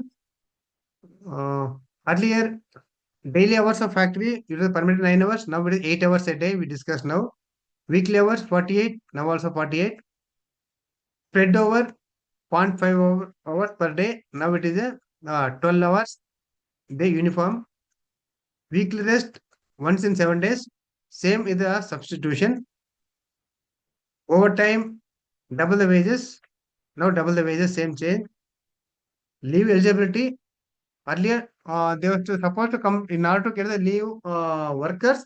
They're supposed to complete minimum 240 working days, 240 days. Then only they have to get one leave with the for 20 days. Now it is 180 days. So this is another impact. If any employee works for 180 days in a year, he is eligible for a 1 EL for 20 days. So one way this looks to be a welfare measure, but this may severely impact the absenteeism, because if a person earlier 240 days is a very big number. Unless he for 220 days if he is working, he was not eligible. So he is to forced to work. Now because 180 days, after 180 days, absenteeism may increase. So this may impact our productivity. Leave engagement on all establishments. Earlier also what is there? Inspectorate, earlier it's called an inspector of practice. Now inspector facilitator, focus on compliance and facilitation, not just policing. This we also discussed. This is about under OSH compliances. Welfare and medical facilities. Canteen was required earlier more than 250, now it is 100. Crèche facility earlier more than 30, now it is more than 50. Wherever there is a 50 employees are there, irrespective of gender composition, they need to provide. Welfare officers, now earlier 500, now it is 250 workers. Safety officers, earlier 1000, now it is 250. Restroom drinking, earlier it was mandatory only in factories. Threshold by the state, now mandatory in all establishments. So any commercial establishment, there should be some restroom and drinking water. First aid facilities, earlier required only for factories, now mandatory for all establishments. Annual health checkups, limited to hazardous process under the Factories Act. Now mandatory for hazardous process, notified category, irrespective worker strength for others. Okay, for in case of hazardous process, it is an mandatory, irrespective number. For others, above the age of 40 years. Women workers night shift earlier restricted, now permitted in all establishments subject to the safety measures with the consent. Medical officer, it was mandatory earlier more than 500 employees, now also more than 500 employees, same continued.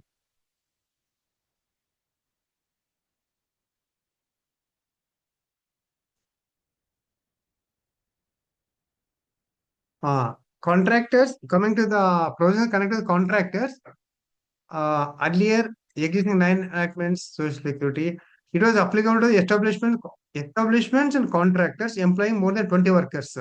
CLRA, Contract Labor and Regulation Act, earlier was applicable for more than engaging any employer engaging more than 20 workers. Now it is increased to the 50.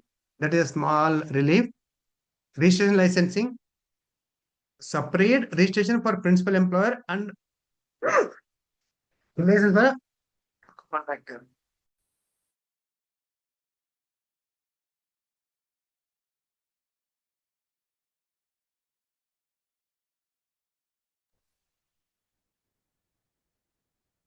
Now, single registration under OSH Act. So as we discussed, if a contractor is having multiple clients, if he's providing the multiple industries, the one single multi-state registration, he can go for it. That is simplified. Core activities.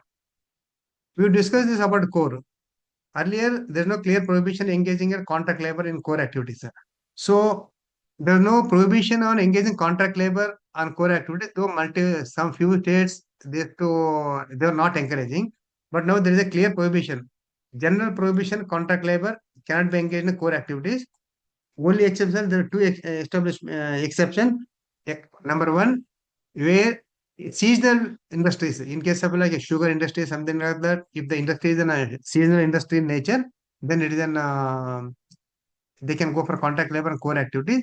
Second one is on account of an increase in demand. Suddenly, if there is any year end, if there is any seasonal, some requirement comes, then that time to meet the additional increased demand, they can engage the contract labor also in the core activities. So, exceptions we discuss now. Activity incidental to the main. Exceptions are permitted where the activity is incidental to the main act business, the activity is nature, the activity is seasonal in character. So under these two conditions, where it is a seasonal business or where is an incremental demand is an unexpected. This is about provisions connected to the contract labors.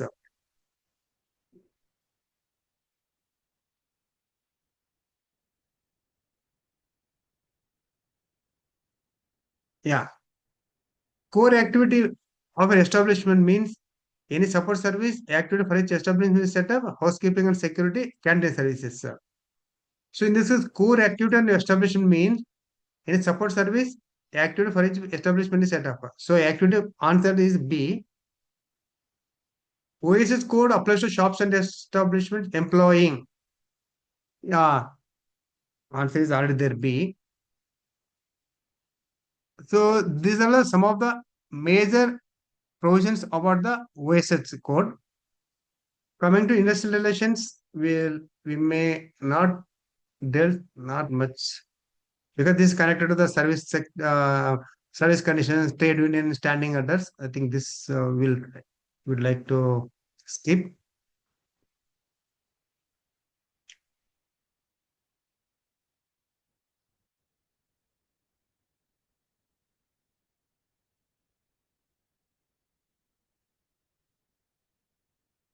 Trade unions, some provisions are there. Yeah. Uh,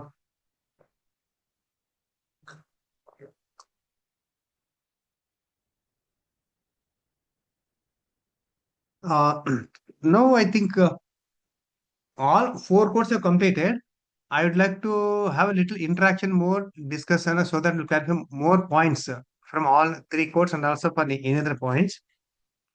Before that, I think summary I'll provide now. Some of the important provisions. Applicability matrix. We discussed applicability matrix. Triggering point. Code and wages. Sir, code and wages is applicable. Number of employees to trigger. Even if there is one employee, code and wages is applicable. Remarks. Code is effective. Minimum wages to be notified by the state government. Now, couple of challenges. Right now,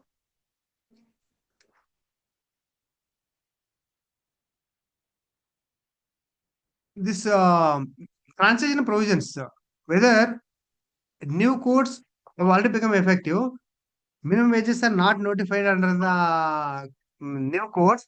So, any idea how whether the organization has to continue the minimum wages of the existing, otherwise they have to how they need to ensure the compliances?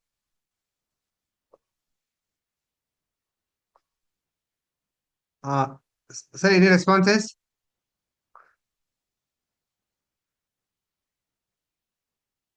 No, I want to check now, just to clarify, code or wages, all these four codes are already effective. Minimum wages are not notified by the respective states, none of the states. How are we ensuring the minimum wages have been paid? Either it comes under transitional provisions. So whether paying present minimum wages is it sufficient compliances, or we have to wait for the new notifications? Any guess? Wait for the new notification, sir, so that more clarity will emerge. Agreed, but now, Mr. Sridhar agreed. Already codes are effective, no? But how are we ensuring that now, tomorrow, this listed companies, they're making provisions, we are going for audits. So, how are we ensuring that labor laws is complied? How are we ensuring? Or are we saying that we are waiting for notification right now? We are not, we are only just continuing the same provisions. We are to not complied. Can we say code and wages is complied or not complied? No, to whatever the extent is possible, it is better to comply. Wherever there is no such clarity is there, it's better to wait. That's my opinion. Yeah, yeah, very good. Actually, now as we discussed, this code are this all codes are effective already. Wherever codes have given a threshold limit to be notified by the rules, for that rules we have to wait. That rule, if already such rule is covered under the previous enactment, until the rules, new rules are notified, then we need to continue the same rules. So, example is minimum wages. Minimum wages to be paid under the new code, such amount to be notified by the appropriate government. Appropriate government in this case is the state government. Prior to that, already state governments are notified the minimum wages. So until the notification of new rule, old rules will hold good. the new rules was notified, it is applicable only from the prospective from the date of notification, but not prior to that. So that is a transition provisions, and also as per the General Classes Act 1897, class section 6 says whenever repeal happens, if a new rule has for a new rule, is there any corresponding rule? Until the new rules are notified, corresponding rules has to be compliance with the corresponding rules of the old law is sufficient compliances. So that is one way. Second thing is, if a new rule, but that should not be the it should not be, old rule should not inconsistent with the new rule. Second thing is the new rule is notified, which is not covered under the old law. Then we need to wait. Until then, we can't wait. So that we need to look at it. Second thing is about wherever approved government has to notify the certain rules for which there is a which was not there earlier. For those things, we have to only ensure the prospective compliances.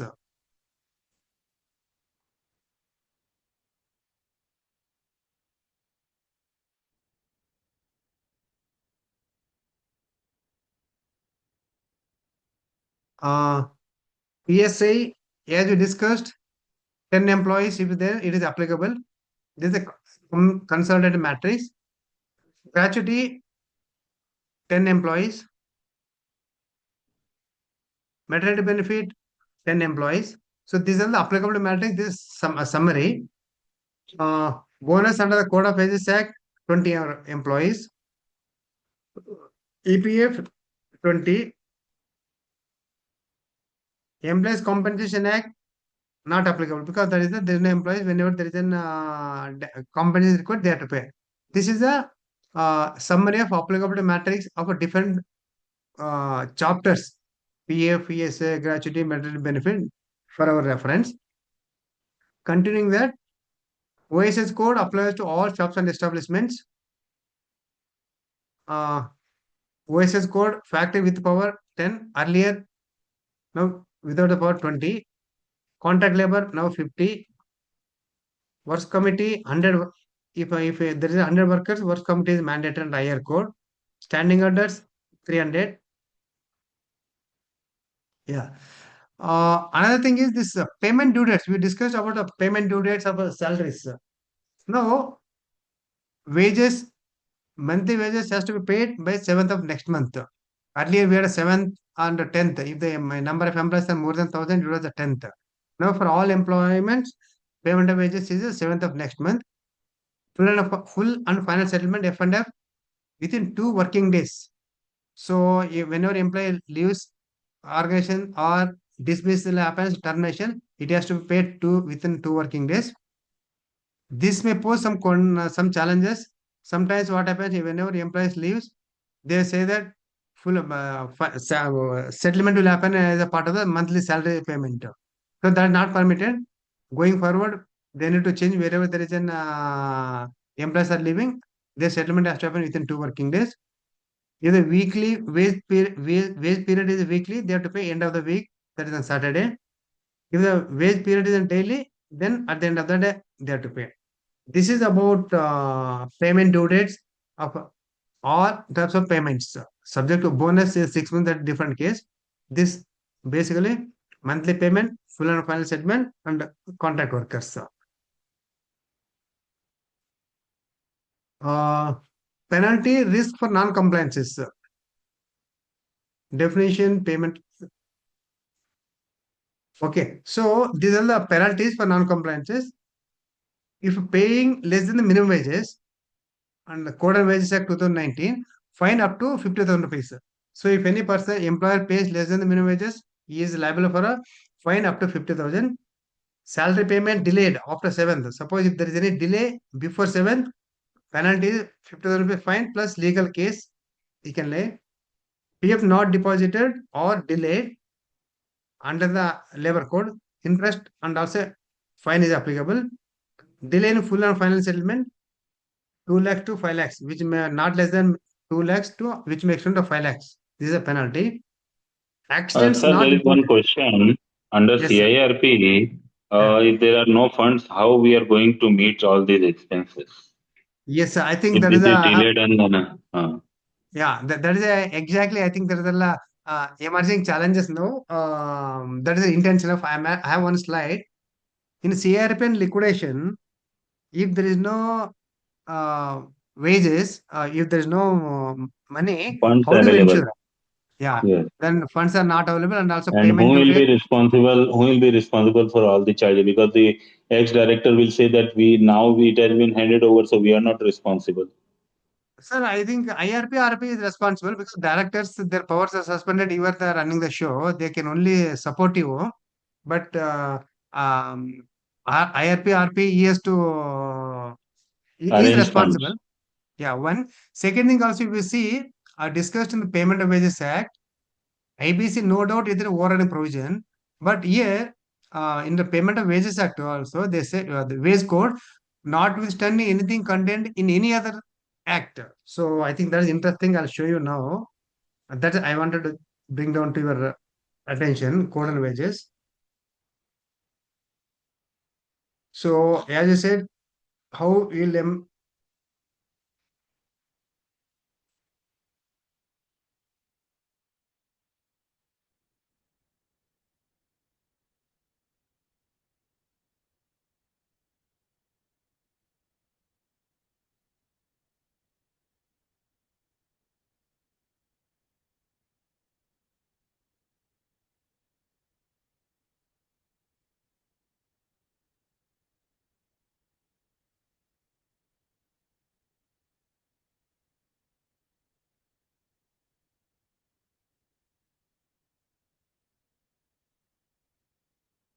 paid wages, minimum wages, already.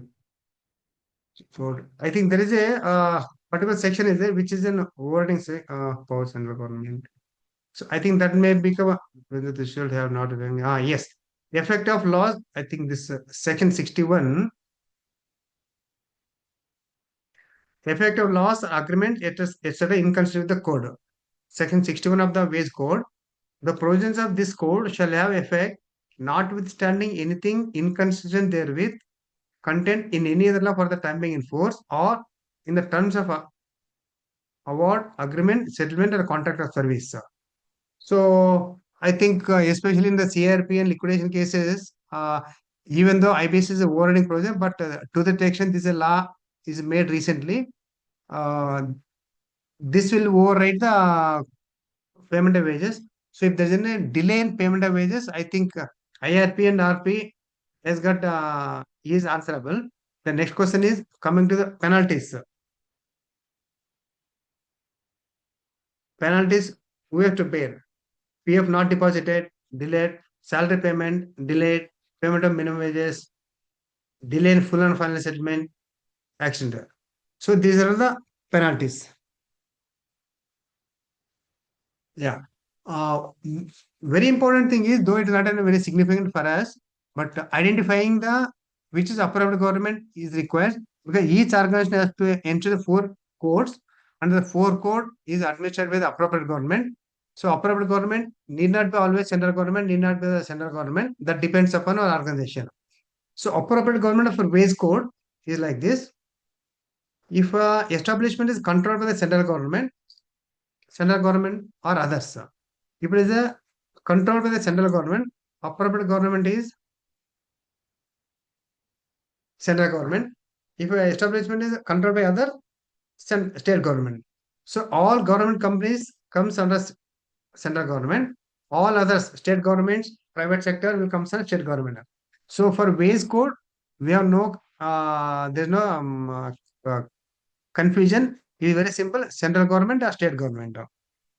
If a company is having a multiple branches, each state, each unit having a respective state, they have to enter the wage code of the rules of wage rules of the state government, particular respective state government. Social security, if an establishment is controlled by the central government. So for social security code, appropriate government is if an establishment is controlled by central government is the appropriate government. If an establishment having branches or departments in more than one state. So this is challenge. Establishment, it may be private or government. Having branches or departments like a health and globe. or DMart, where they go establishing having branches in more than one state.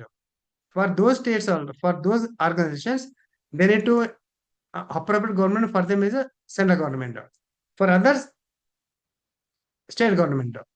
So just to say here, as we discuss, take example of a DMart. DMart I got across the country. Assume that in Karnataka DMart branch that ensure the wage code Karnataka rules. For a social security, since the establishment is having a branches in more than one state, for social security they have to comply the central rules. So this is a one change. See, now OSH, Occupation Safe Health Condition Code. Here, if establishment is controlled by the central government, other than factory, other than here means hash means tract. So if a establishment is controlled by the government, other than factory, central government. If an establishment even the controlled by the factory, controlled by state government, but if it is factory, example maybe Bharat Electronics. It is a government company, but still it is a factory.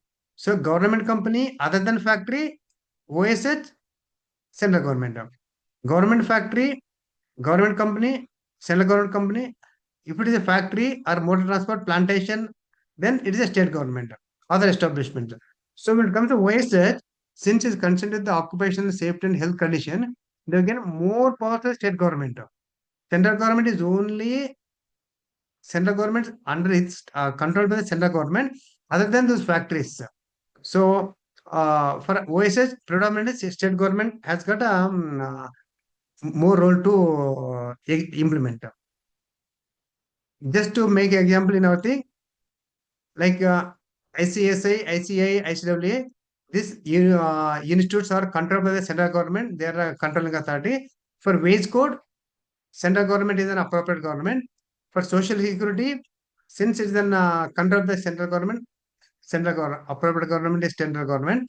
For OSH also, since central government. Now, take DMart or Infosys. If they got multiple states, each state is in they have to follow for wages respect to state wage codes. For social security, see DMart since they got branches in a multiple state, social security purpose they have to follow central rules. Central government is appropriate government. For a state government again, for OSH comes the state government.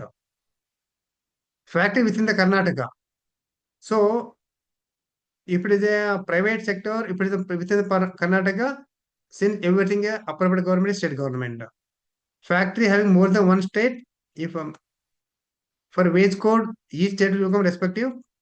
For social security code, central government because they got branches in multiple states. So OSH. So this is in where which rules because sometimes referring the correct rule is important.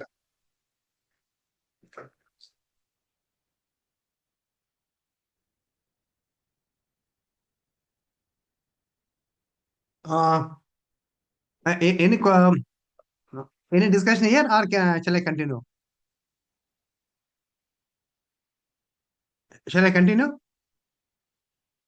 Continue, sir. Continue. Yeah. We discussed now. Coming to the major important, we also partially covered about the transition provisions. So this is one I took it as a bare provision from the code and wages. Same provisions are applicable. The Payment of Wages Act 1936, Minimum Wages Act 1948, Bonus Act 1965, Equal Remuneration Act 1976 are hereby repealed. So all these acts have been repealed on notification of this enactment 21st November. Subsection 2, notwithstanding any such a repeal, anything done or any action taken under any enactments so repealed, including notification, nomination, appointment, order, direction made thereunder, or any amount of wages provided in any provision of such enactment for any purpose shall be deemed to have been done or taken or provided for such purpose. Shall be inferred to the extent they are not contrary to the provisions of this code. So this is a savings clause, repeal and savings clause. All four codes are repealed. and new codes have become effective. Some people are saying that not effective, the new rules are not there. Those are the it is not correct. Legally, once codes are enacted in 2019, until notification, it was not applicable. Once notified, it is applicable. Until the rules are notified, we have to follow existing rules. That's what transition provision says. Again, Section 6 of General Classes Act also says that applies to, okay, Section 6 is applicable. Whatever it says is, whatever done under the respective earlier enactment, this shall holds good under the new law, subject to the contrary. If a new law provides a different mechanism, different activity, you have to continue do. Otherwise, old one is applicable. This is okay. As we discussed, shops and establishments are not repealed. Professional tax is there. Professional tax is a small amount that goes. Many times we'll get a overlap going forward between Shops and Establishments Act and OSH Act. Because OSH Act and Payment of Wages Act, because Shops and Establishment is a state act, they got a lot of mechanism, registration, licensing, working hours, safety. But all these four codes also is applicable, except IR code, code on wages, social security, and OSH Act. So whenever there is a conflict, so now I want to check with the members, if a shops and establishment already is registered, but now the new code, as you discussed, it is an establishment, it is a central enactment, whether they have to continue to comply the shops and establishments or new code. Any thoughts, any guesses or any thoughts from members?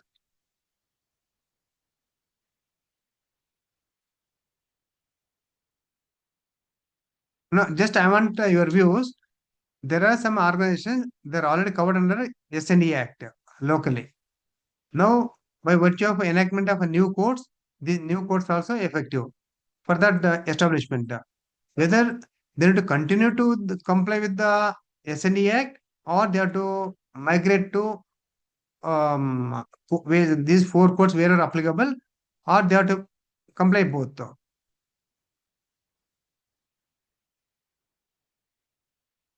Any guesses?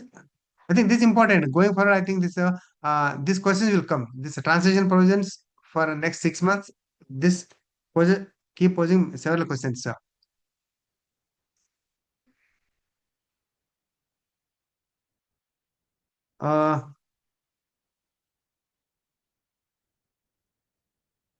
Yeah, I think as we discussed, shops and establishments is also applicable. Provisions of code also applicable. Both are applicable. We need to ensure both the compliances. We can't say that shops and establishments, I can't say I will not comply because this is a state act. And code, this four codes also subject to applicability. These are central enactment. Those also we have to comply. Like as you know, for some provisions under the Companies Act, if both sections are applicable, we have to comply both section like 185, 186. The loan, since it is covered under both sections we have to comply.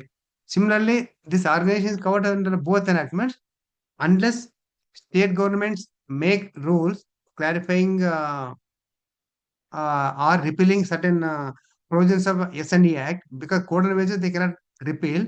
Until then, we need to ensure both the compliances. This is the about the four codes. Coming to certain role of a professional rather than a CS, either a CS or a chartered accountant or company secretary or an advocate.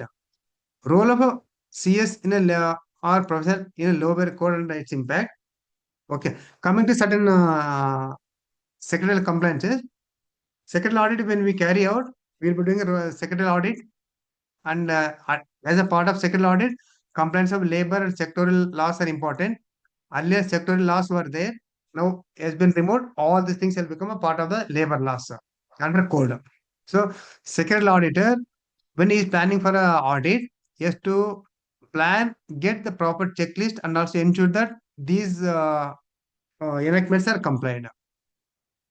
Similarly, next one complies the Maternity Benefit Act.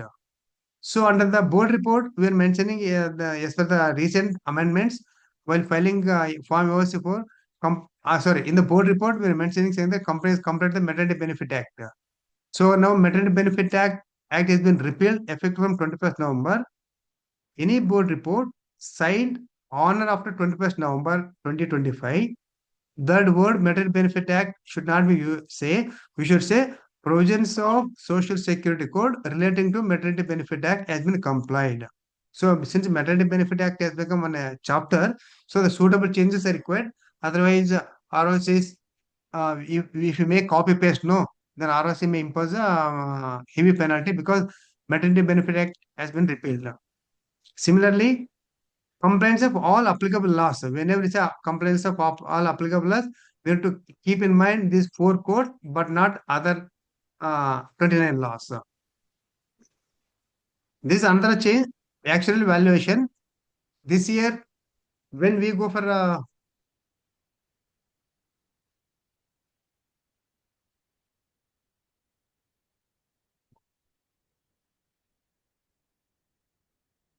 this year, when you go for a valuation, I think we'll have this significant impact.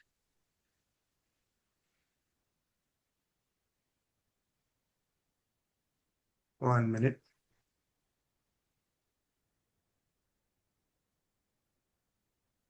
Just a second.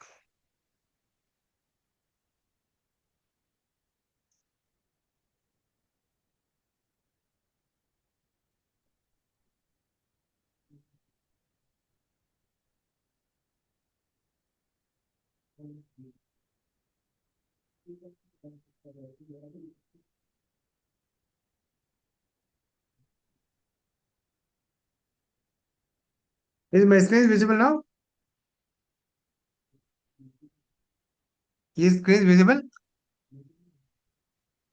No, sir. 1 minute, 1 minute, sure.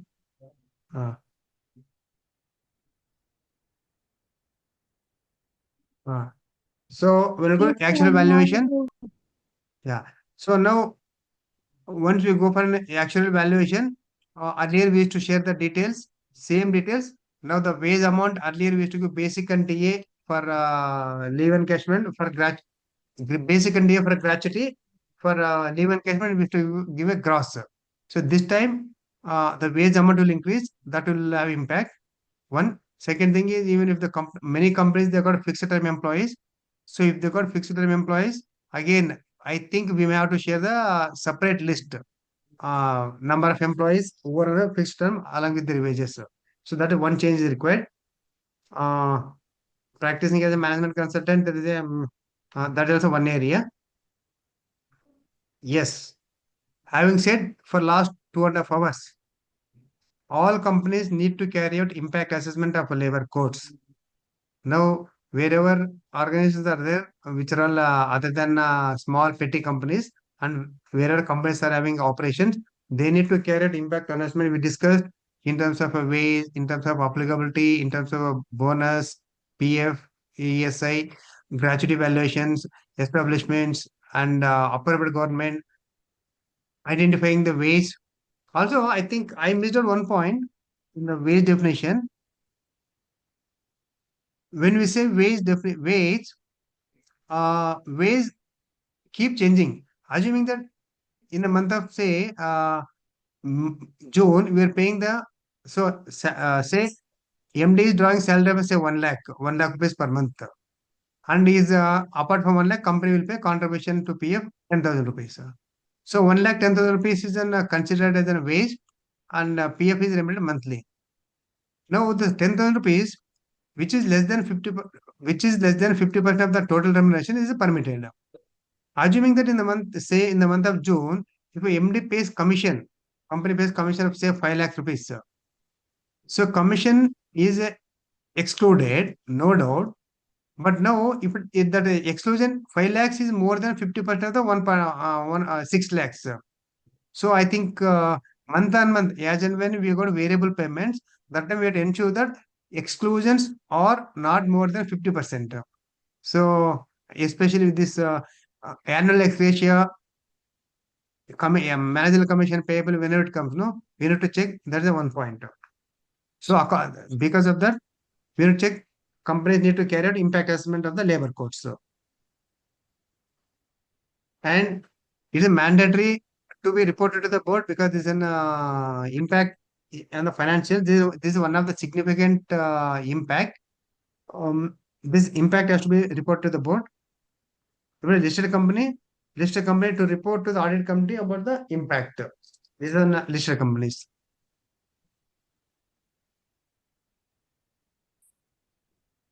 Action points. Having completed this actionable points, immediate requirements, review wage structure to align with the code and pay gratuity accordingly. So wage structure needs to be revised, checked it. Classify employees and workers as per the code, who is an employee, who is a worker. Ensure payment of wages to all employees by 7th of every month. Full and final settlement to be made within 2 working days. Until this immediate. And also here we need to see even this report to the report impact assessment to the board.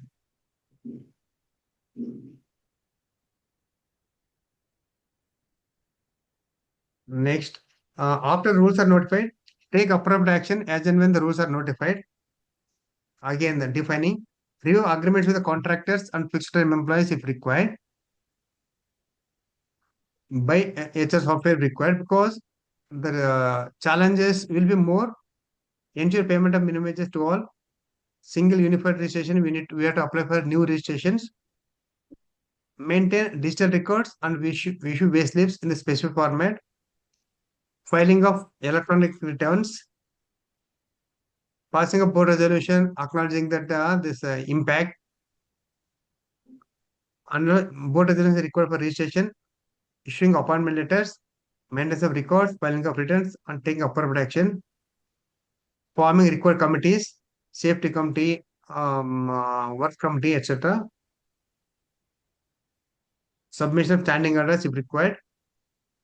Appointment of occupier. Under the Practice Act, we have appointed a new occupier. Under the new codes, we have to under the OSS code, they have to appoint the new occupier, who is one of the board member. Review of HR policies. So I think though we have done an overall basis covered, HR policy needs a strict condition. We need to review all the policies. Appointment letters, because as you discussed, changes required. As you discussed, wage definition, all remuneration payable under contract of employment. So we need to include only such amounts. We can't include everything. Suppose we'll say what are the monthly emoluments you can include. Suppose if you include the leave encashment and gratuity, everything is included, then that also will become part of remuneration. So there is a need is there to review our standard appointment letter as well as the annexure what the amount. Then only we can have a wage clarity. Otherwise, the wage amount will become significant impact. This will have a huge impact, additional cost in terms of statutory contributions.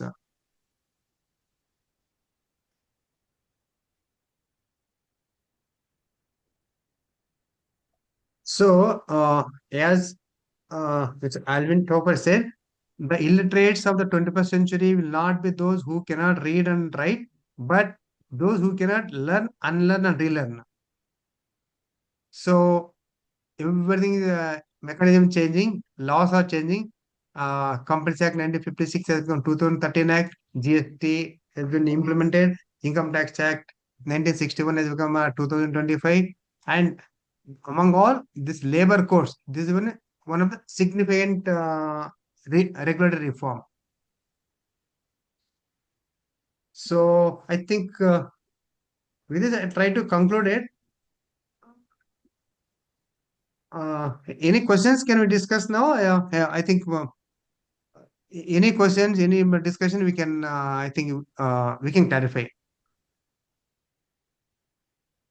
Anjali, Yes, sir. have you received any questions? I think you let can me- ask some question.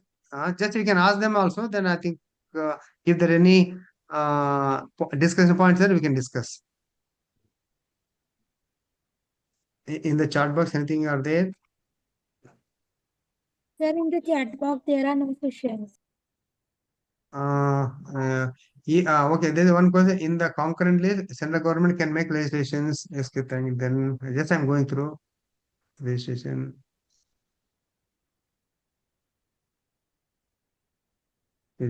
Okay, okay, fine. I think though we can just discuss, I keeping 10 to 15 minutes for the discussion. Any points we can discuss now?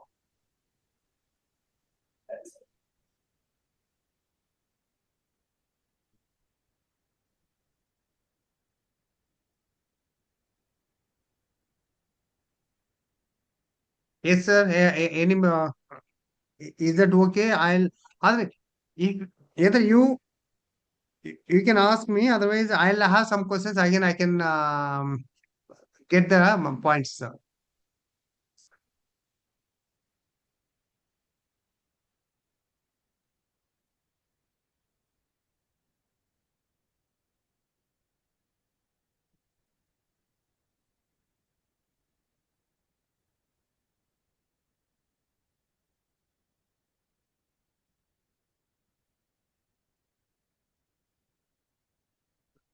Where's such code I completed?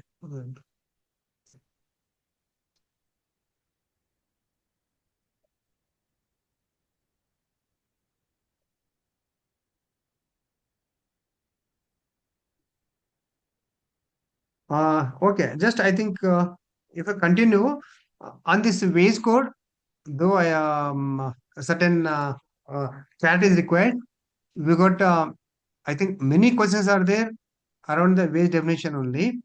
What happens? Suppose all variable payments which is coming on a year, especially year end, how to consider in the exclusions, gratuity is not included. So whether leave engagement, which is not monthly payment, but is an once in a while payment. Whether leave engagement is part of the remuneration, we need to just see. If it becomes a part of remuneration in the month, assuming that there is a situation, one employee is returning in the resigning in the month of May. In the month of May, they got around say is bonus or some ex gratia. So in the month, suppose if he gets a bonus, in that month his wage increases his amount accordingly. Then gratuity is payable on the last drawn salary. If a employee resigns in the month of June, May month, since he must have got a huge amount of previous month annual salary, then because of that, his wage has been increased. So in that case, whether company has to pay gratuity and leave encashment based on the last drawn wages, which is inflated because of annual payments. So in the ways, is it only monthly payments are considered or annual? One of cases is not clear, but I think appropriate government has to notify wage definition only restricted to the monthly payments which are recurring nature, but not annual payments. If it is case, that will become a significant, that will have a huge impact. Otherwise, that is not intention also. Second thing is some companies, as we discussed, they're paying bonus which is more than 20%. So in such cases, those bonuses exclusion is only 20%, but not the entire amount. So these are the couple of points which one need to take care. Uh, Apart from this, I think Anjali, I have done it now. So if you got anything, I can we can share.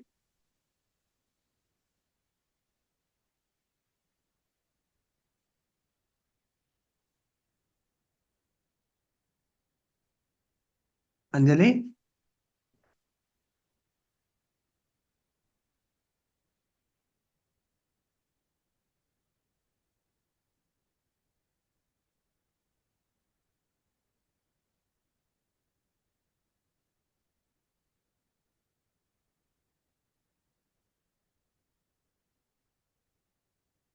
Anjali.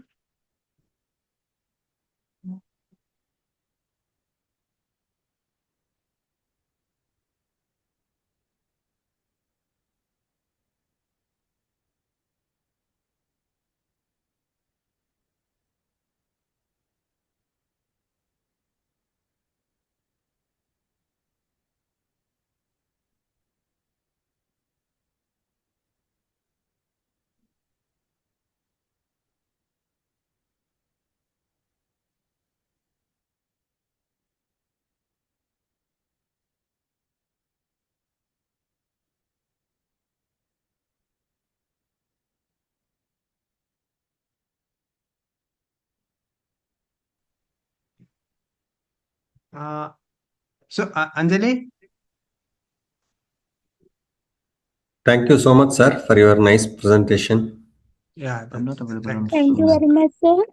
The Yeah. session was very nice and wonderful. Sir, you are requested to please share the presentation of the session. Sure. Thank you. Thank you, Anjali. Thank you very much, Thank you sir. for- Thank you, Thank sir. you. Nice presentation. Thank you, madam. Thank you. Now Bye. the next session will be at 2:30. And there is lunch break of 1 hour. Yeah, thank you. Sure, madam. Sure. Please resume at 2. Okay, okay.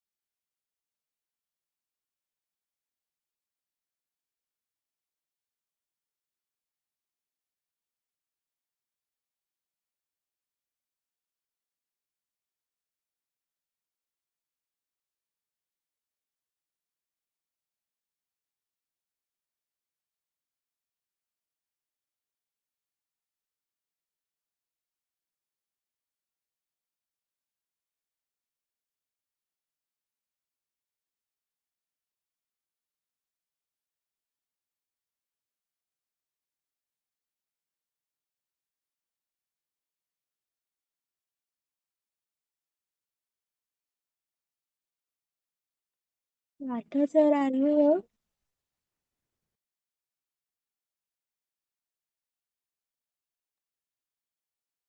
here? Partha sir, Yes, I have joined. shall we start, sir? Yeah, sure.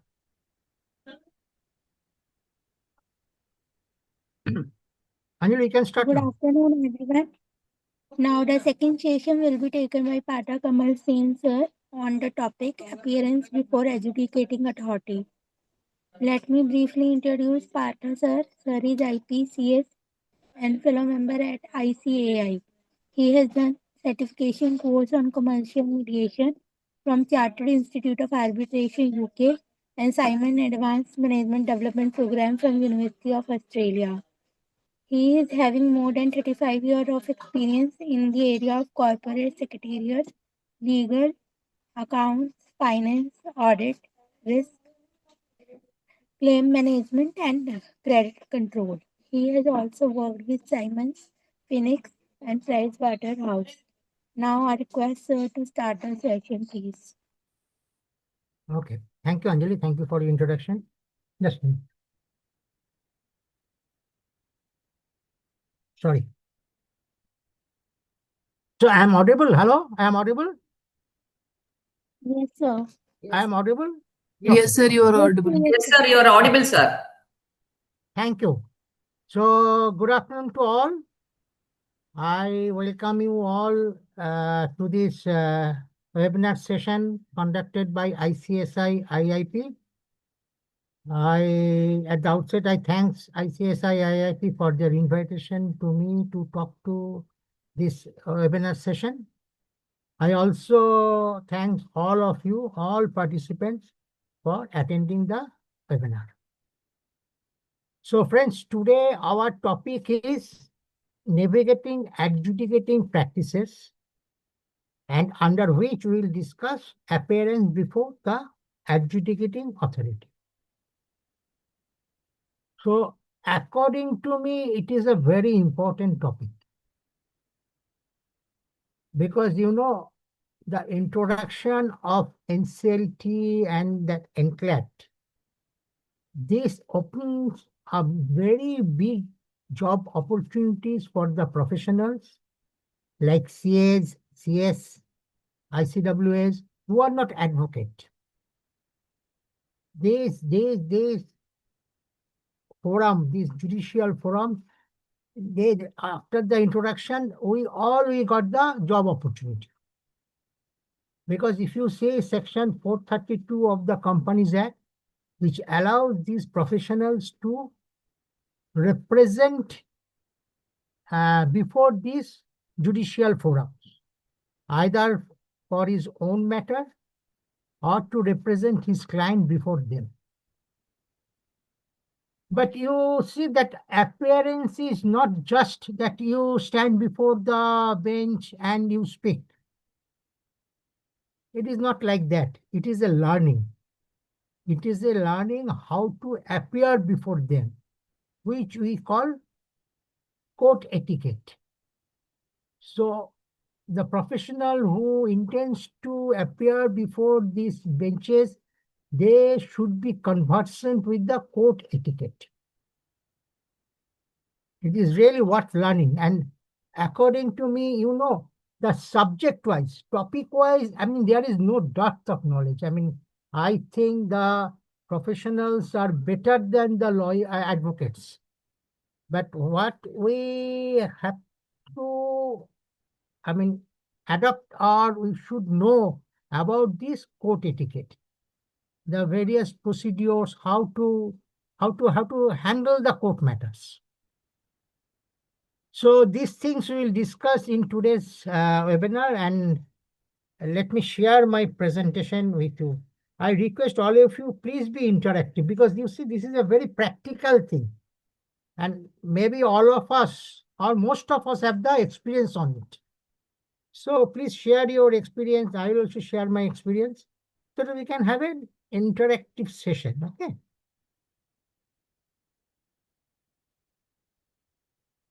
So my slide is visible. You can see my slide? Yes, sir. Hello? Okay, okay. Yes, sir. Yes, sir. Okay, then. Let me put it in the right mode.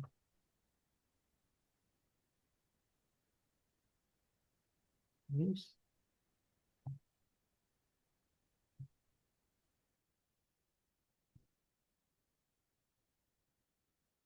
Okay. So, appearance before adjudicating authority is our topic for discussion. Okay, let's go.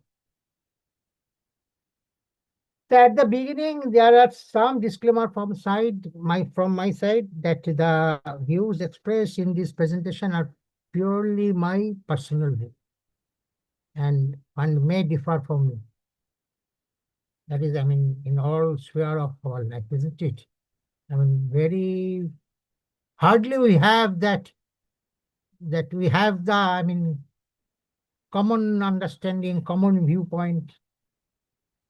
Anyway,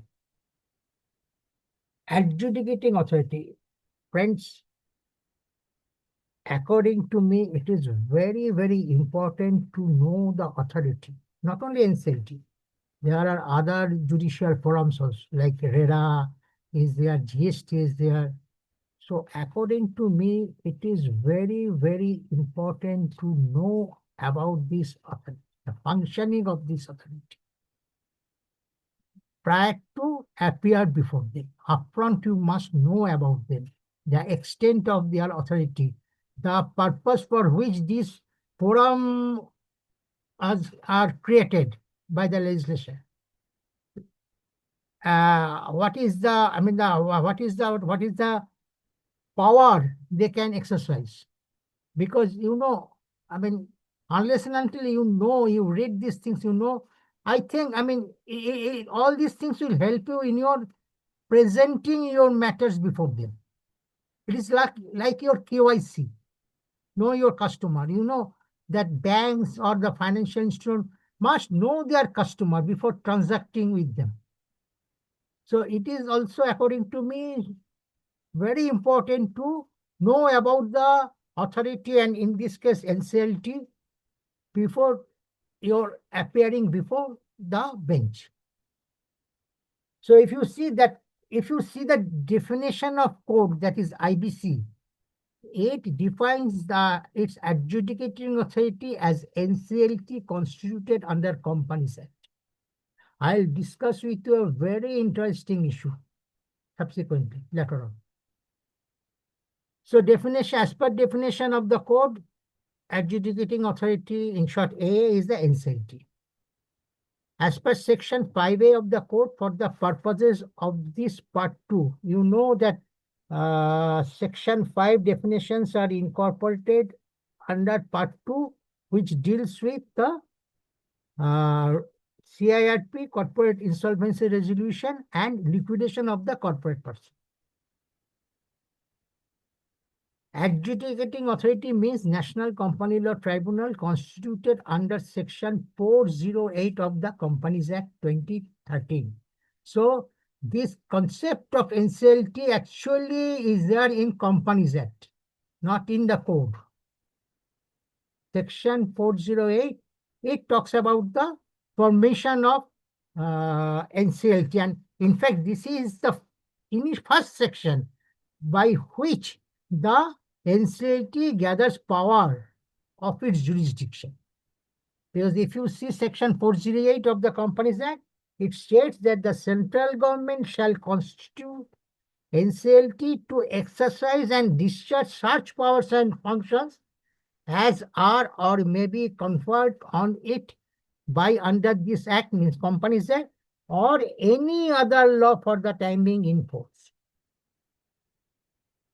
So there are sections in IBC also which says that NCLT will function in this area or in this matter. Another very important section in Companies Act is section 430.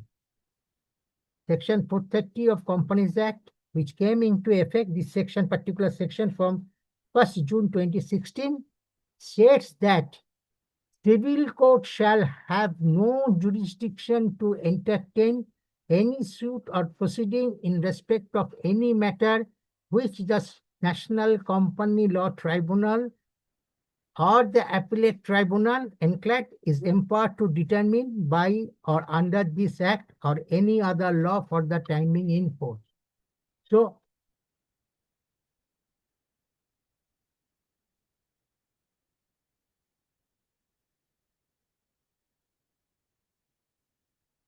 if you see this section 430, it says that the matters which are handled by NCLT or this appellate forum enclad, not even no civil court can interfere on this. High Court is also, I mean, High Court also have the civil jurisdiction. It has also criminal jurisdiction. But High Court can also cannot interfere on the matters handled by this NCLT or this adjudicating authority. Okay. So, but definitely, I mean, the area of functioning of NCLT is basically on the commercial and business matters, but not recovery. If it is a claim recovery, then definitely NCLT doesn't have any power to adjudicate on that recovery. It is either the High Court or the commercial court. They will handle this recovery matter. But otherwise, the business and commercial matters which are handled by this tribunal, NCLT, no civil court can handle, no interfere, nor even the High Court. So you can understand how much power has been given to this judicial forum or NCLT. Okay.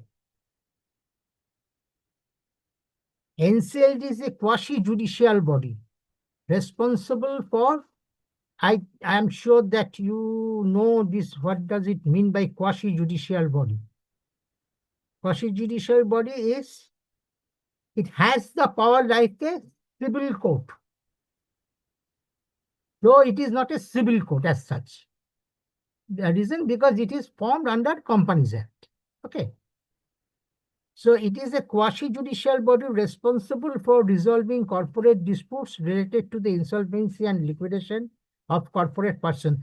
Friends, here I mainly confine my discussion on the basis of IBC, but definitely, I mean, I will discuss these things, that ambit of NCLT is much larger. I say that all commercial and business matters handled by NCLT. So not only IBC matter, Companies Law Act matter, then your merger acquisition, operation and mismanagement, Competition Act, everything is under the ambit of NCLT. NCLT judges, I mean, jurisdiction of NCLT extends to this.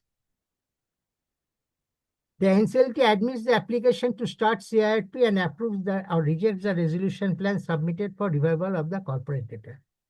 Adjudicating authorities under Insolvency and Bankruptcy Code are the bodies consisting of judicial and technical members as required, appointed by the central government to exercise and discharge powers and functions provided under the code. If you see the composition of NCLT, it has two, I mean, what should I say, court member. Court member, but they are more or less akin to the civil judges, civil court judges. So there are two such member. One is judicial member and another is technical member. This is as per the constitution of NCLT, and this appointment is effected by the central government. And the court says that what are the powers? That is also mentioned in the code.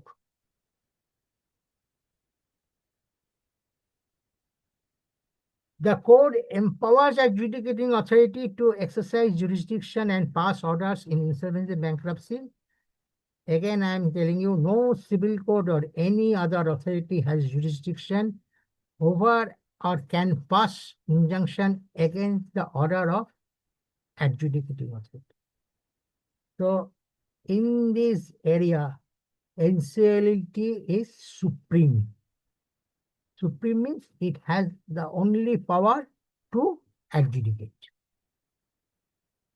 Section 65 of the IBC 2016, the adjudicating authority shall deal with the following jurisdiction: to contemplate or dispose of any application or proceedings by or against the corporate debtor, and any question or priorities or any question of law or facts arising out of or in relation to the insolvency resolution or liquidation proceedings of corporate debtor under the code.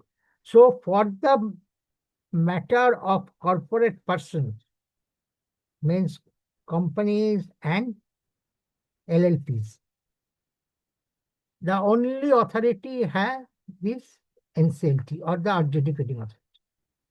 That is which is NCLT.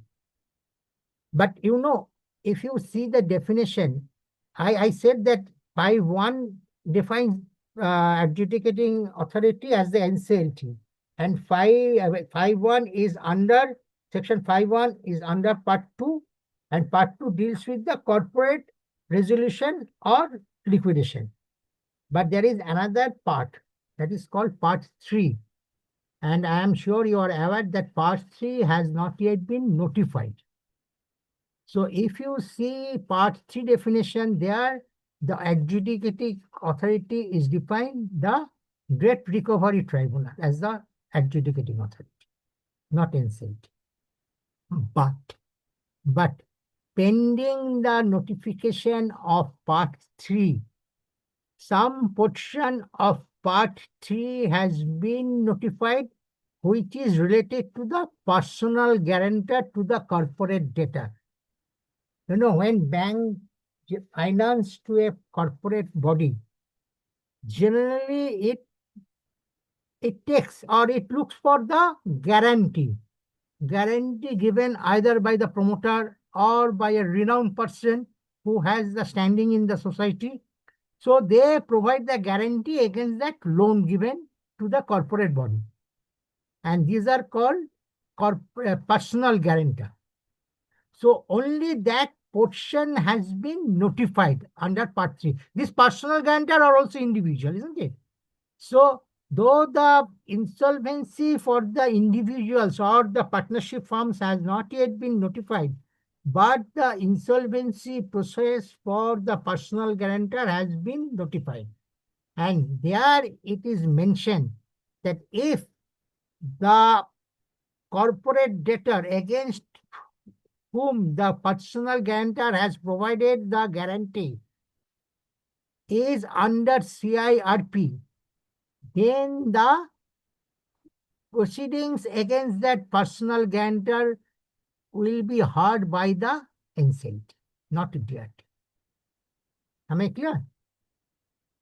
If a petition is filed against a personal guarantor for providing loan to a corporate debtor who has gone to CIRP, in that case, the proceedings against the personal guarantor will also be filed with NCLT. Though personal guarantee is an individual. So this is... Sir, I have a question. Yeah, tell me. This section 60, subsection 5. Yeah. This is saying that the adjudicating authority NCLT is having all the powers to decide the matters related to CIRP, right? Yeah. CIRP and also that personal guarantor. Yeah, personal guarantor. So the question is that what will happen in case of attachment of properties by all the agencies? Can NCLT remove that attachment or not? That ED, you are talking about the ED, Enforcement Directorate. Yeah, mainly Enforcement Directorate. Yeah, you know, it is altogether a separate subject. Recently, Supreme Court has passed an order where they said, look, if you see section 238 of IBC, 238 has given the supremacy of IBC over any other law or act, isn't it? But it is mentioned if it is in contradiction with the provision of IBC. Then only provisions of IBC will prevail. But recently, Supreme Court has passed an order where it is mentioned that that PMLA enforcement that they functions under PMLA, no? So PMLA and IBC, there is no contradiction as such, because the purpose of these two acts are totally different. IBC purpose is to revive the financially stressed company, whereas PMLA is for unearth the unauthorized accumulation of wealth. So there is no contradiction as such, and therefore NCLT has no power to remove the attachment made by the ED on the property of the corporator. But okay, there is some sections under PML. I can't remember it now. I think section 7. I am not sure.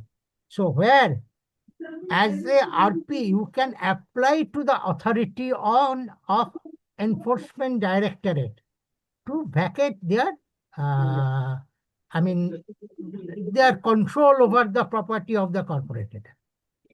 But you Which order cannot. is this? Which matter is this in Supreme Court? I'll let you know. I'll let you know. It is very recently. It is passed. It is very recent. I'll let you know definitely. Thank you. So, so according to that order, NCLT doesn't have any power to vacate the. What should I? They cannot ask ED to remove their possession from the property. But you can apply to the court. Another thing I can tell you here that, look, there are the provisions. I'll come to these points also later on. I mean, you asked me this very early of this presentation, this question. There are provisions under constitutions which are called writ provisions, isn't it? And writ provision you can file against the government authorities. So you can file the writ against ED. That is allowed. But you cannot vacate the position of ED through the order of NCLT now. Am I clear? Yes, sir. Yes. Okay. Even after filing, we cannot succeed. That's what your conclusion. Sorry? Even filing for attachment, any attachment to detach the property from the ED attachment, it won't succeed. Now you can first write to that authority. There is, I think section 7 says there is an authority in ED whom you can approach. That you not only ED. I mean, suppose if some attachment is done by GST authority, you cannot go straight to NCLT to vacate it. You have to first approach the authority mentioned in the act, in the other act, in the respective act, for their approval for vacation. If it is not done, then you file writ against them. But it is not that you can file the application to NCLT for vacation. Right. Okay. So part 3, only part 3, NCLT authority comes under part 3 for the personal guarantor who has given guarantee in respect of the corporate debtor who is undergoing the CIRP process. Okay.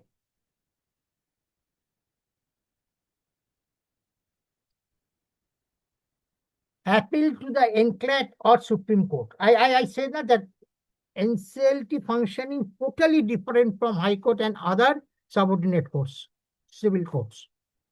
So IBC provides that any aggrieved person with a procedure for appealing against the decision of adjudicating authority, NCLT appellate tribunal will be appellate authority to hear the appeals against the order passed by NCLT. So if you are aggrieved with the order of NCLT, you have to file appeal before NCLAT. No High Court has the power to hear the appeal against the order of NCLT. So section 61 says that within 30 days you have to file the appeal. And if you are not satisfied with the order of NCLAT, then the next remedy opens with you is Supreme. So if you see the hierarchy of the NCLT, it is a very, very powerful judicial forum, isn't it? First, NCLT pass the order, then it is NCLAT. And if NCLAT you are not satisfied, you have to go to Supreme Court, the final authority, judicial authority in our country. And section 62 says that within 45 days you have to file the appeal. No civil court is there.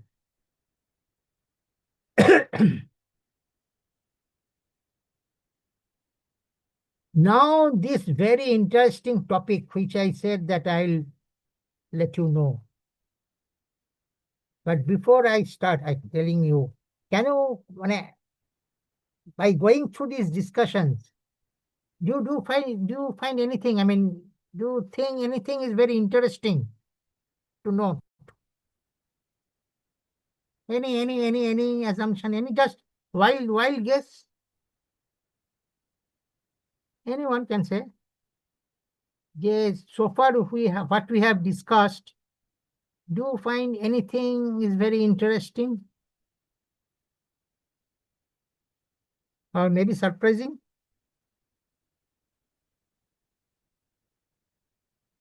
No one. You can make any wild guess, no problem. Because we are discussing here.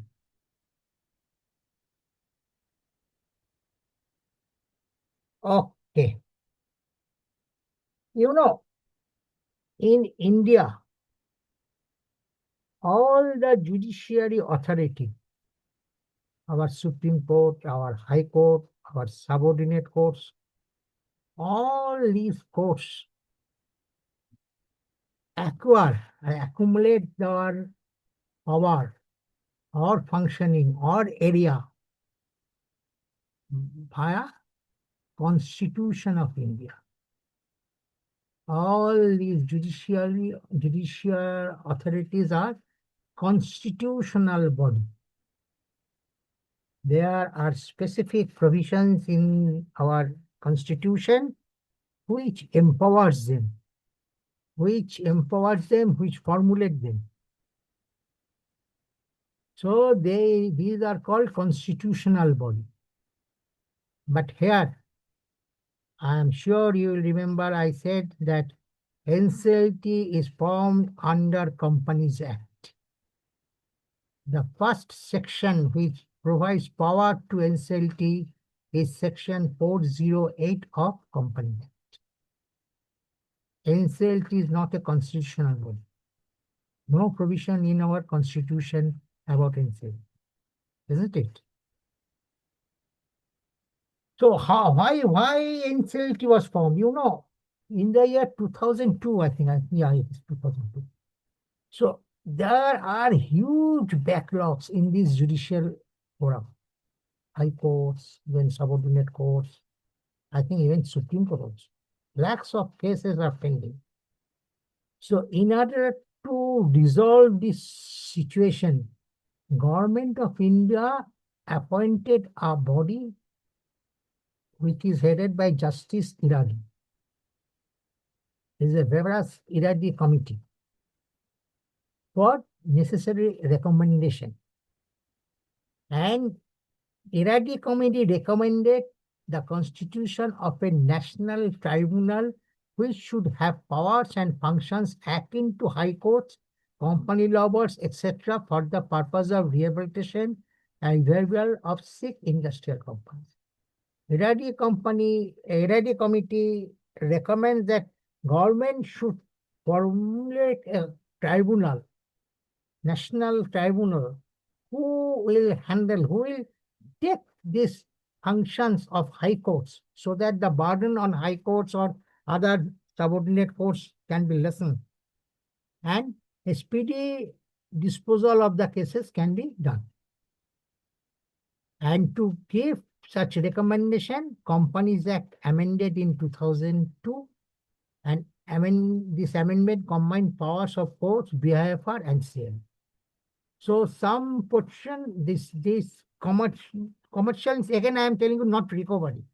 The business and commercial matters are taken out from the purview of the civil courts, which is also high courts. Civil courts also includes high courts because they are civil jurisdiction, and vested on this National Company Law Tribunal as per the AID Commission. But here Madras Association, Bar Association, they felt that this action of the central government, and who formed this, I mean, who governed these acts in the country? It is the legislation. Our parliament, both Rajya Sabha and Lok Sabha, that is central government. So this Companies Act also, administered by the Ministry of Corporate Affairs. So Madras Bar Association felt that the formation of NCLT is anti-constitutional because there is no constitutional touch in their formulation. So they challenged the validity of this formulation, and they filed a case in Madras High Court.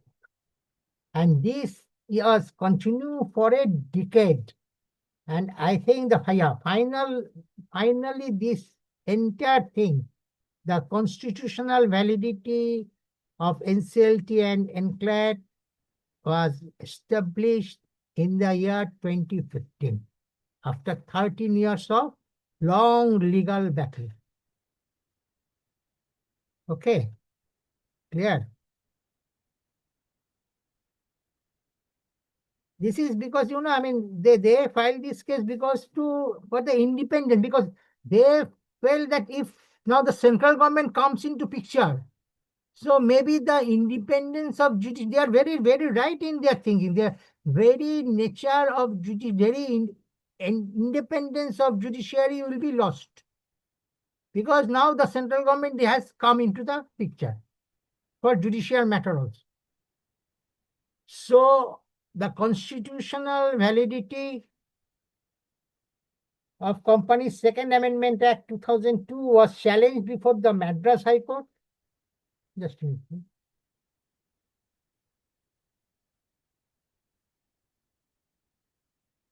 The High Court upheld, but the High Court upheld the creation of NCLT and vesting the powers thereto as being constitutional, though it took the view of certain provisions were violative of basic constitutional scheme of separation of power and independence of judiciary.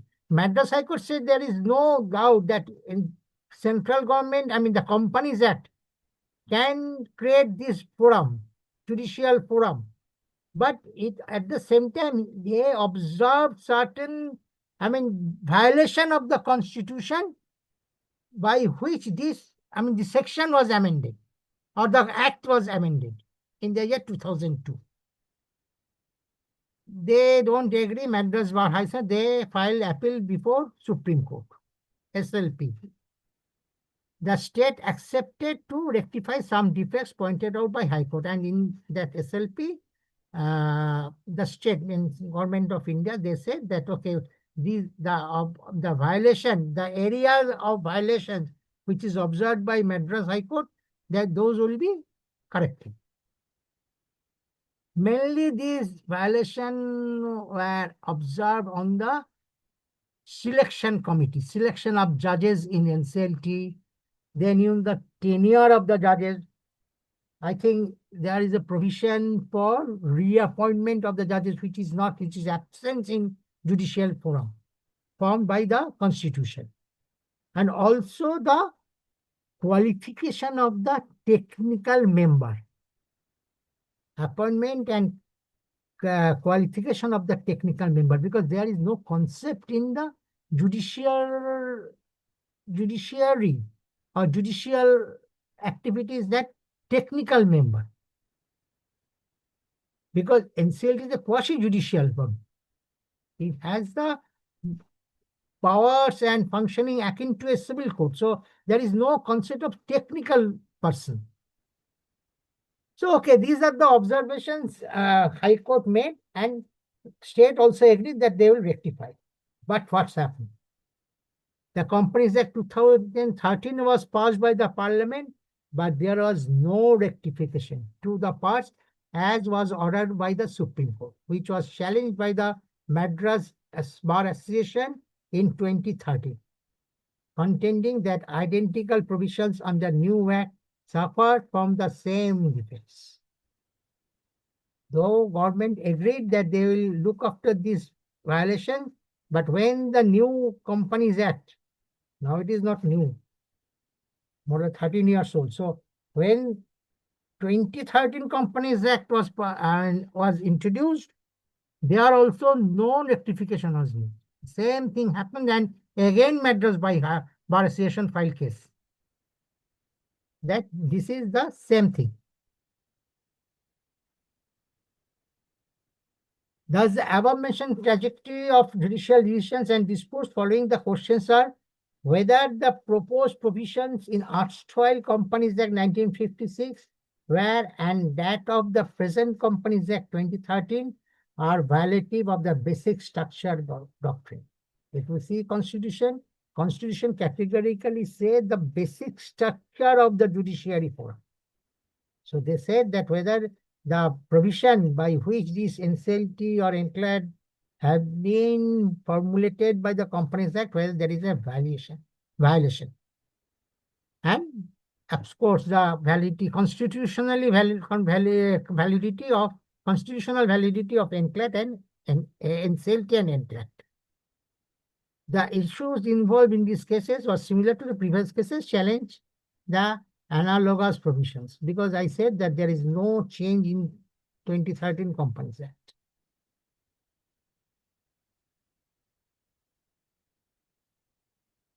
The provisions related to NCLT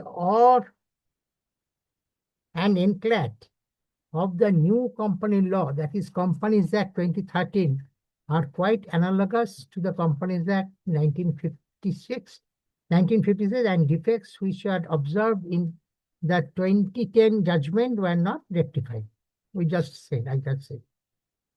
The court said the issues related to constitutional validity, qualification, selection committee, and any such incidental issues have already been dealt in 2010 ordinate bench, and in its judgment, and are the current position of law, and thus need not be decided again. So when the fresh challenge was or fresh application was filed in the year 2013, the court said that these are already given in the order in the year 2010. So there is no shifting from the decision or observation of the court from the earlier observation or decision. It must be noted that constitutional validity of tribunals was upheld in all three cases and was confirmed in 2010 and finally in 2015. The final judgment of 2015 laid down that the constitutional validity of the tribunal was already upheld in 2010 judgment, and hence this stands as binding law. Because I told you that Supreme Court also, they said that it is constitutionally valid. The formation of NCLT and NCLAT are constitutionally valid, but there are some violations made in the provisions of the section, which state said that will rectify. And when this fresh application filed, the court said that, look, we have already observed on these things, that selection committee, functioning of selection committee, qualifications, tenure, etc., etc. So there is no change on this observation. But the validity, constitutional validity holds, because it is already decided in the year 2010. Am I clear? Do you have any question? You please ask me.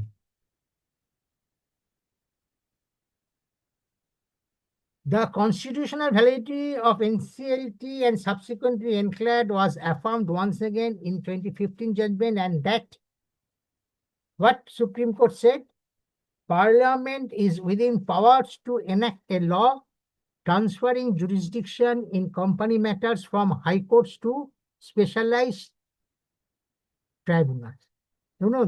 More so, what should I say? This tribunal, this NCLT or NCLAT, they don't substitute the power. They are formed to assist in disposing of the cases pending with the high courts or the subordinate civil courts, rather. But they are not taking out the power as such, because I said that writ petition power is still with high court. It is not removed from high court to NCLT. So Supreme Court also said that, look, the Parliament, that is the legislature, is within its power to enact law transferring jurisdiction in company matter from it is just transferred. They transferred the action. Am I clear? So there is not, taken out the things. Such tribunals should have such members as have equal rank and status as judges of high courts to ensure independence and security of tenure. Parliament can prescribe qualifications, eligibility criteria of appointment of members, but subject to judicial review. This has been now changed, because whatever appointment is made, it is the judicial review. Final approval is come from the judiciary. Such will be done to ensure checks and balances of powers, maintain separation of powers. Okay. Parliament was within its powers to establish a tribunal for the purpose of resolving company law disputes, as this function has constitutional backing under Article 245 to 47 and the Union List 1 and concurrent List 2, that is List 2. Also, it was highlighted by the court that Article 223B is an enabling provision for the Parliament to provide for tribunals, and it does not specify that tribunals can be created only for those items which are given under the said article. If you see Article 323B, it empowers, he said, but there are some,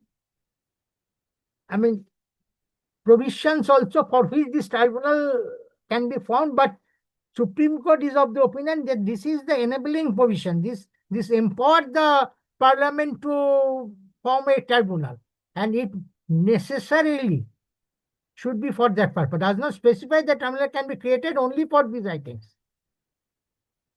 Thus, the Parliament is not prohibited from establishing tribunal for any purpose than ones given in Article 223B, as long it is competent to legislate on those matters. The presumption of unconstitutionality of tribunals is erroneous just because the powers of constitutional courts have been transferred over to them. So it is, since it is transferred, but it is not taken now. So these are the view of Supreme Court, and Supreme Court validates the constitutionally formation of NCLT and NCLAT. There are other judgments given by Supreme Court. If you really interested, and I suggest that you should go through this on the constitutional, because there are some challenges also the constitutional validity of the Insolvency and Bankruptcy Code. So if you are really interested, you can go through this judgment. These are, I think, rainbow paper is there where the constitutional validity of IBC and also the functioning of NCLT and NCLAT is necessary direction is given by our Supreme Court. Then I think you are aware of Lalit Kumar case for personal guarantor. Also, Dilip B. Jariska. It is also for the personal guarantor. So there are other cases also where where Supreme Court decided on the constitutional validity of the functioning of NCLT and CLAT and also the constitutional of the insolvency and bankruptcy code. So friends, my suggestion that, I mean, really, if you are very interested to, because you know what's happened, generally, these judges are also human beings. So there is a tendency to overcome their inherent power or their jurisdiction for adjudicating. So if you are really aware, there are many cases where the professionals or the advocates, they point out, senior advocates, they pointed out the ambit of the scope of their jurisdiction. And that you can only come to know if you are really thorough with the functioning, you are thorough with the case laws, which decides on the functionings of NCLT and N. Okay. So any question, if you have any question, you please ask me. So NCLT has multiple benches across India, including principal bench in New Delhi, and regional benches in major cities like Mumbai, Chennai, Bengaluru, Kolkata, and Hyderabad. So the key benches are there. I think in altogether there are 15 benches. Principal bench, New Delhi, oversees all benches and handles specific cases as directed. Then regional benches cover states like Ahmedabad. Ahmedabad bench covers Gujarat, MP, Haveli, and Allahabad. Then Amravati, Bengaluru, Chandigarh, Haryana, Himachal Pradesh, J&K, Punjab, Chandigarh, Chennai, Cuttack bench is there, Guwahati, Hyderabad, Indore. I think altogether 15 benches are there. And these are the benches of NCLAT. The first is the chairperson court. Chairperson court is situated in Delhi. Justice Ashok Bhushan is the chairperson of NCLAT. So he has the court. Then there to cater the southern region, there is a branch of Chennai bench of NCLAT is there. Then registered court of NCLAT is there. Then court 2, court 3, court 4. Altogether 5 benches are there in Delhi and 1 bench in Chennai. These are the structure of NCLAT.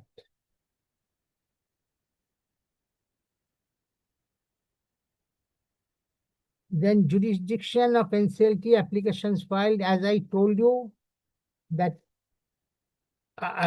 NCLT, I mean, the jurisdiction of NCLT covers all business and commercial activities, except recovery. If it is recovery, then it is not under NCLT. You have to file the civil suit for that. Otherwise, Companies Act, your amalgamation, merger amalgamation, then your Competition Act, then operation and mismanagement, everything is all business related cases, petitions are looked after by NCLT. So, and I only jotted down the applications which are filed for IBC. Similarly, the applications filed for other case matters also. The company petition is there, then company application there, rehabilitation petition, interlocutory application. I'm sure that you know that interlocutory application means if you are to contest, if you are to, I mean, what should I say? protest against the petition filed by the petitioner. So we have to file the interlocutory application. Review application is there, restoration application, intervention application, cross application. So these are the application, and you know what's happened nowadays. If you file any report before the adjudicating authority, that is NCLT, now I think the circular is issued by the NCLT authority, the principal bench of NCLT, that everything should be in form of a interlocutory application, IA. So the progress report of liquidator, the progress report, I'm sure that you are aware that every quarter liquidator has to file the progress report. So that is also comes under IA liquid progress report IBC. These things are marked, or these are numbered accordingly, so that the proper identification or can be actually traced subsequently. Okay. That's fine.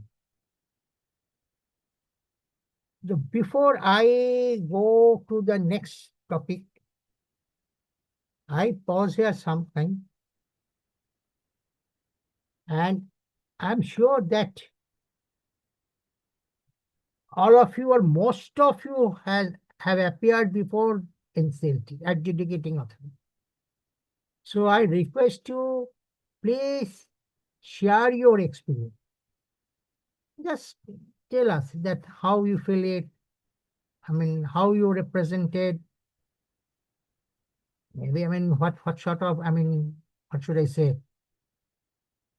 आपको कैसा लगा है, माने जज साहब आपको क्या बोला? All these things you share that, so that we can understand the things where you have made the where we not comply with the court etiquette. Any just experience, can you please share your experience by appearing before the adjudicating authority, whether for your own matter or whether representing on any of your clients. Can any one of you share?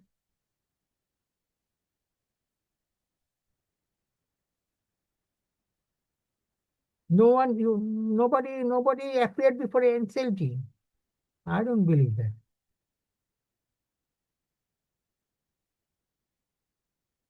Anyone? I have appeared before NCLT 2-3 times for my own matters as RP also and as AR of home buyers also. Okay. So you represent yourself? In some of the matters. In through one of them, through advocate or on your own? On Okay, my very own. good. Very good. Very good. So I have appeared for certain matters, but for certain matters I have to keep advocates because these matters are specialized matters. So I have to keep some specialized person for that. So the experience is good. One of my matter was related to the sale of cars by the economic offense wing, and the auction was declared, and in the meantime CIRP started. So I came to know that they are selling the cars, which is the asset of the company. So I appeared before NCLT. Nala Senapati was the member that time, bench member. So he did not give me any letter or anything, means any order to stop that for the first time, but on 3 back-to-back appearance on 3 days. Then on one day before the auction, he just gave one order to me that I requested for stopping the auction, but he has not stopped the auction, but let the cars be sold out and let the money be given to you. So that type of order he gave on an urgent basis, and on the same day say in the morning 10:30 I mentioned the matter and I got the order by 2:30. He gave the order so that I can take necessary action on that, because the next day morning 10:30 was the auction. Very So good. this was one of the experience. So which bench it is? Mumbai bench Which one. bench? Bombay bench. Very good, very good. So how do you feel? The judges are very understandable. They Depends on encourage the judge to judge. I should not make comment on judges, but no, but certain judges, as per your experience, they are as per your cooperative. They understand that RP has to do work, and they understand that they face a lot of difficulties. So from their side, they try to help them. But in some of the matters, I felt that they are prejudiced or something like that. Means general thinking that RPs are not doing right or something. That type of feeling is also there in some cases. now my experience is really good because when I first appeared before NCLT, Adjudicating Authority, I generally appeared through my advocate. But in one of the cases matter, the judge in the open court said that I want to hear it from her. And believe me, I have no other option but to speak out. What is my issues? What happened? The background? What is my prayer? Everything. And he said, I want to hear from you, not from your advocate. So what I feel they encourage the professionals to speak out, at least for their own cases. Yes, yes, they encourage a lot, and they want to hear it, and they don't find any mistakes in what we are saying. They just want to know the facts, what is happening in the matter. Absolutely. I can tell you another incident where one of my friends, he appointed by replacing our liquidator, and the matter gone to Supreme Court. Believe me, one day he got a call from the Registrar of Supreme Court, and she said that bench will be conducted on this time and date, and the judges wants you to appear. Oh, bola, mera to ho gaya. But he said after the hearing, he said they are very, very cooperative. They encourage you. They understand you that, okay, you have some, what should I say, lack in the understanding of court etiquette, how to speak. You get me? But otherwise, that's why they encourage these professionals. I attended one webinar. I was a speaker there. So one of the participants was the ex-president of our CS Institute. So after the webinar, we were discussing, and he said that I found that not many, though it is open for the professionals also nowadays, as I said, but not many professionals, at least CAs, are appearing before NCL. So I said, look, if you ask me about the depth of the knowledge, believe me, I believe it because I am also an advocate. I believe that CAs are more knowledgeable on the subject than the advocates. Generally, I'm not talking the every time, but there are many advocates are there who are appearing regularly before NCLT, and the knowledge base, if you consider the knowledge base, CAs are more knowledgeable. What they lack the court etiquette. There are some procedure, or there are some, what should I say, manners in which you will present yourself. That advocates know because they are taught for this. No? They at an intern, they visited courts, they go to courts, they see how the others are behaved there.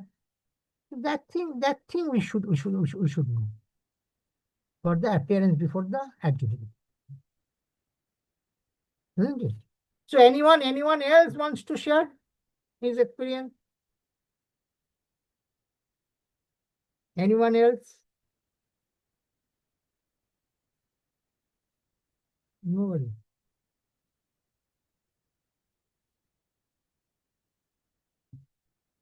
Okay.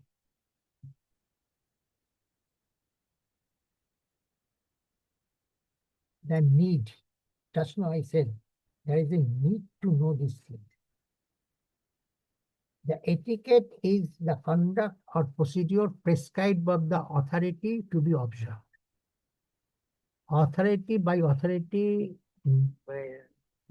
writing authority here, I have not meant NCLT. Authority in general, even in office. Office authority also prescribes some conduct or procedure to be followed by its employees, isn't it? And that is called etiquette or decorum. Decorum is the behavior that people consider to be correct, polite, and respectable. It means literally and dramatic propriety. So court etiquette and decorum basically refers to the conduct and behavior that is expected from the people in the courtroom. Because since courtroom is a very special area, unlike the public place, isn't it? So there are some written also. I mean, many high courts. Punjab Chandigarh High Court, Punjab Haryana High Court. Then I think I have seen another High Court. Even Kolkata High Court also. I am from Kolkata. They have the written court procedures where they have mentioned how you have to file the application. I mean, what are the other things you have to observe? So they refers the behavior expected from the people in the courtroom. The Prince courtroom is a very special area. Maintaining decorum in and around a courtroom and following the etiquette of the profession are not merely a superficial means of protecting the image of lawyers and judges. It's absolutely essential to the administration of justice. If we make the courtroom a fish market by talking to each other, shouting there, laughing there, using our mobile, as a result of which what's happened? It hinders the administration of justice. The judges may not be able to correctly understand the matter and pass the valid order for the matter, isn't it? The lawyer's role in maintaining, here I have mentioned lawyers, but it is also the professionals. Lawyers means who knows the laws. I am sure that you know the difference between advocate and lawyer. Advocate who has the practicing license, they are advocate, but lawyers who knows the law, everyone is lawyer. So these professionals, at least the CS, they know I think the law much more. So they are also lawyers. The lawyer's role in maintaining decorum is substantial. What the lawyer says and fails to say, who the lawyer calls to stand, and what the lawyer demonstrates to as evidence all impact the decorum of the court. Each and every bit of action inside the courtroom is considered as the decorum. Well, how you behave inside, it's the decorum. The lawyer is not only the advocate for a client, he or she is an officer of the court. Yes, when you present before the court or the bench, you are considered as an officer of the court or the bench, NCLT bench. and therefore bound to uphold the court's integrity and to preserve the administration of justice. So if you see generally in the courtroom, many other litigants, they come to see his or her case, how it is going. So they not only see how their proceeding is going on, but they also observe how the lawyers or the professionals, they are behaving inside. So your behavior, your functioning inside the court, it uphold the court's integrity and preserve the administration of justice. Court integrity totally depends upon your functioning, your actions within the court. And that you have to understand very, very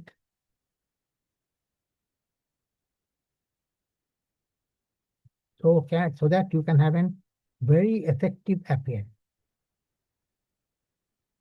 The need to study etiquette and decorum. I in the beginning of my presentation, I said that appearance is not just stand before the bench and speak.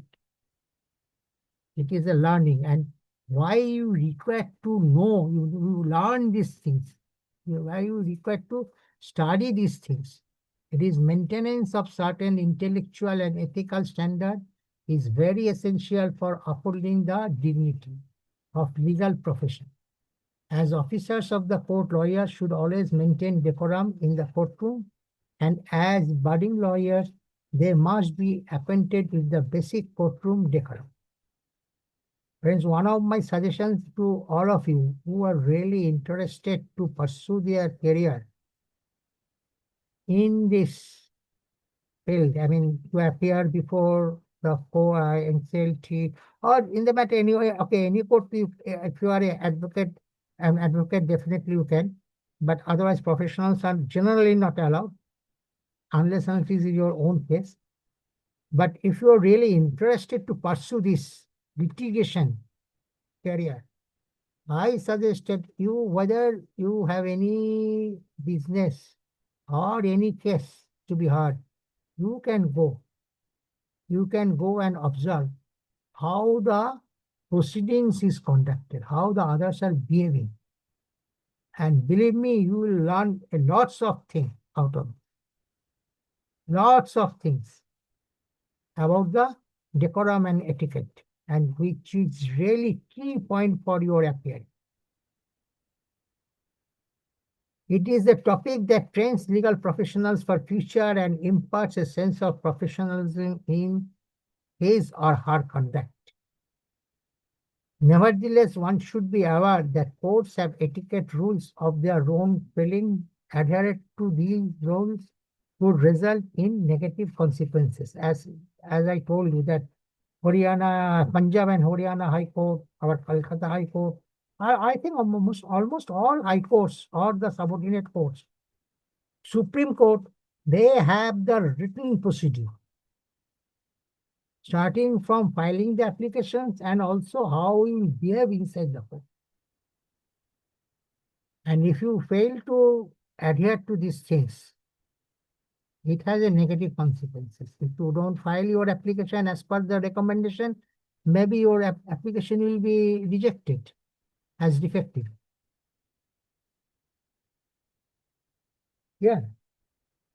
Legal professionals should best serve their own interest by dressing and behaving in a serious and respectful manner. Another very, very important thing is dress code. You know, the advocate, they have the dress code. They have to put that band. Also, they have to put the gown. Okay. In the summer, there are some relaxation given on putting the gown because of the hot atmosphere. But otherwise, they have to put the band whenever they appear. Otherwise, judges, they take it very seriously. If there is any advocate appears without the band. Similarly, for the professional folks, I think ICSI also have the dress code before appearing in NCLT. I think the blue jacket like that. I'm not sure, but I think ICSI also have the dress code. So you have to have that dress code. and you have to behave in a respectful manner. Okay. These things you have to study, you have to learn. You can gather these things by visiting the court very frequently. Advocacy and appearance. Conducting cases in court by arguments and bringing out the evidence to the court is an art. Advocacy is the art of persuasion or an art of convincing others. It is a process and not an event. I forget the name of the judge. He's a very now he has retired. I think he's a Bombay court judge. I thought, not even I forgot the name. So he said a very beautiful thing. I attended one seminar and there he said that, look, the advocate, he talked about the advocate, but okay, of course, it is also applicable for any legal profession. But these advocates are also salesmen. They are salesmen in the sense that they sell their word. They sell the word and convince the judge to purchase it, to buy it. You get me? He said, you have to, like other salesmen, when he comes to you, he describes all the good things about the product. Similarly, in courtroom also, you being a salesman of the word, you have to give all the evidences, you have to support with all the case laws. You speak in such a way that the judge get influenced by your word or speaking and pass the order in favor of. This is really required for a proper and good appearance of the legal profession. Always remind that you are also a salesman. You are to sell your things to the other person who is more intelligent than you, that is the judge, and you have to convince him about your prayer. Okay. The art of advocacy is not a casual, artificial exercise. Just go and speak. No. It requires lots of preparation. I am coming to that. It is the result of hours of hard work and research. Yes. Maybe you speak for a few minutes before the court, but believe me, it requires hours of preparation, several hours of preparation to have the final product which you will sell there. One should not carry the impression that advocacy means only the gift of the gab. No, that I can speak very well, then I am a good advocate, no, or a good legal profession, no. The gift of the gab is only part of it, but it is the mastery acquired by one over the facts and the law that will keep him or her in good state before the court. Always remember the person who sits opposite to you, the judges, are much more experienced and much more intelligent than you. You always think this thing.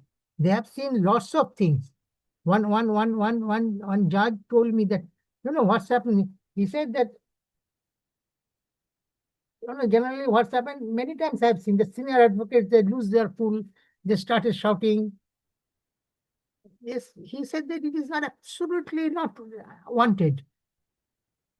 You as a lawyer or as a advocate, you are facing, say, in a day you are facing 4 judges. Maybe you have hearing in 2 courts or 4 courts, you are facing 4 judges.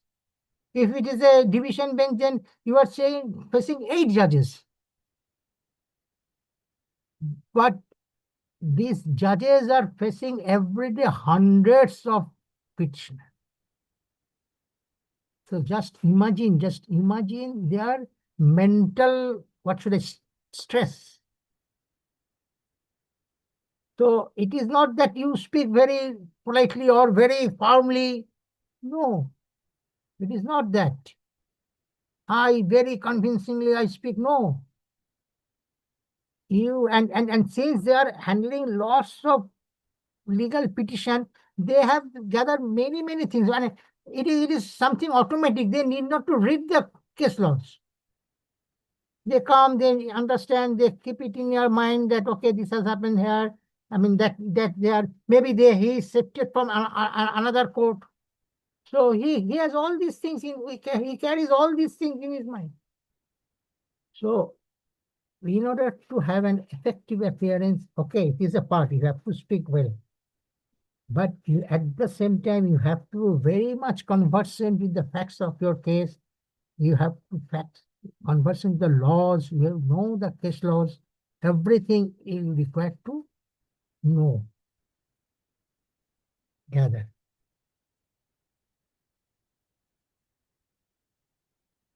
So these are the good, I mean, again, I'm telling you that this is totally my personal thing. Maybe there are other points also, you can also differ from here.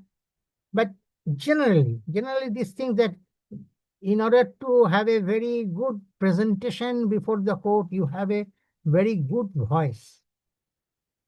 You should not, your voice level should not be very high or very low. You have to speak very confidently so that other who is hearing you, listen, he knows the subject. Command over words, you must know you have to put the good words while you, I mean, make the presentation in the hearing. You show your confidence that yes, I am confident about the facts and figures. I'm confident about what I am saying.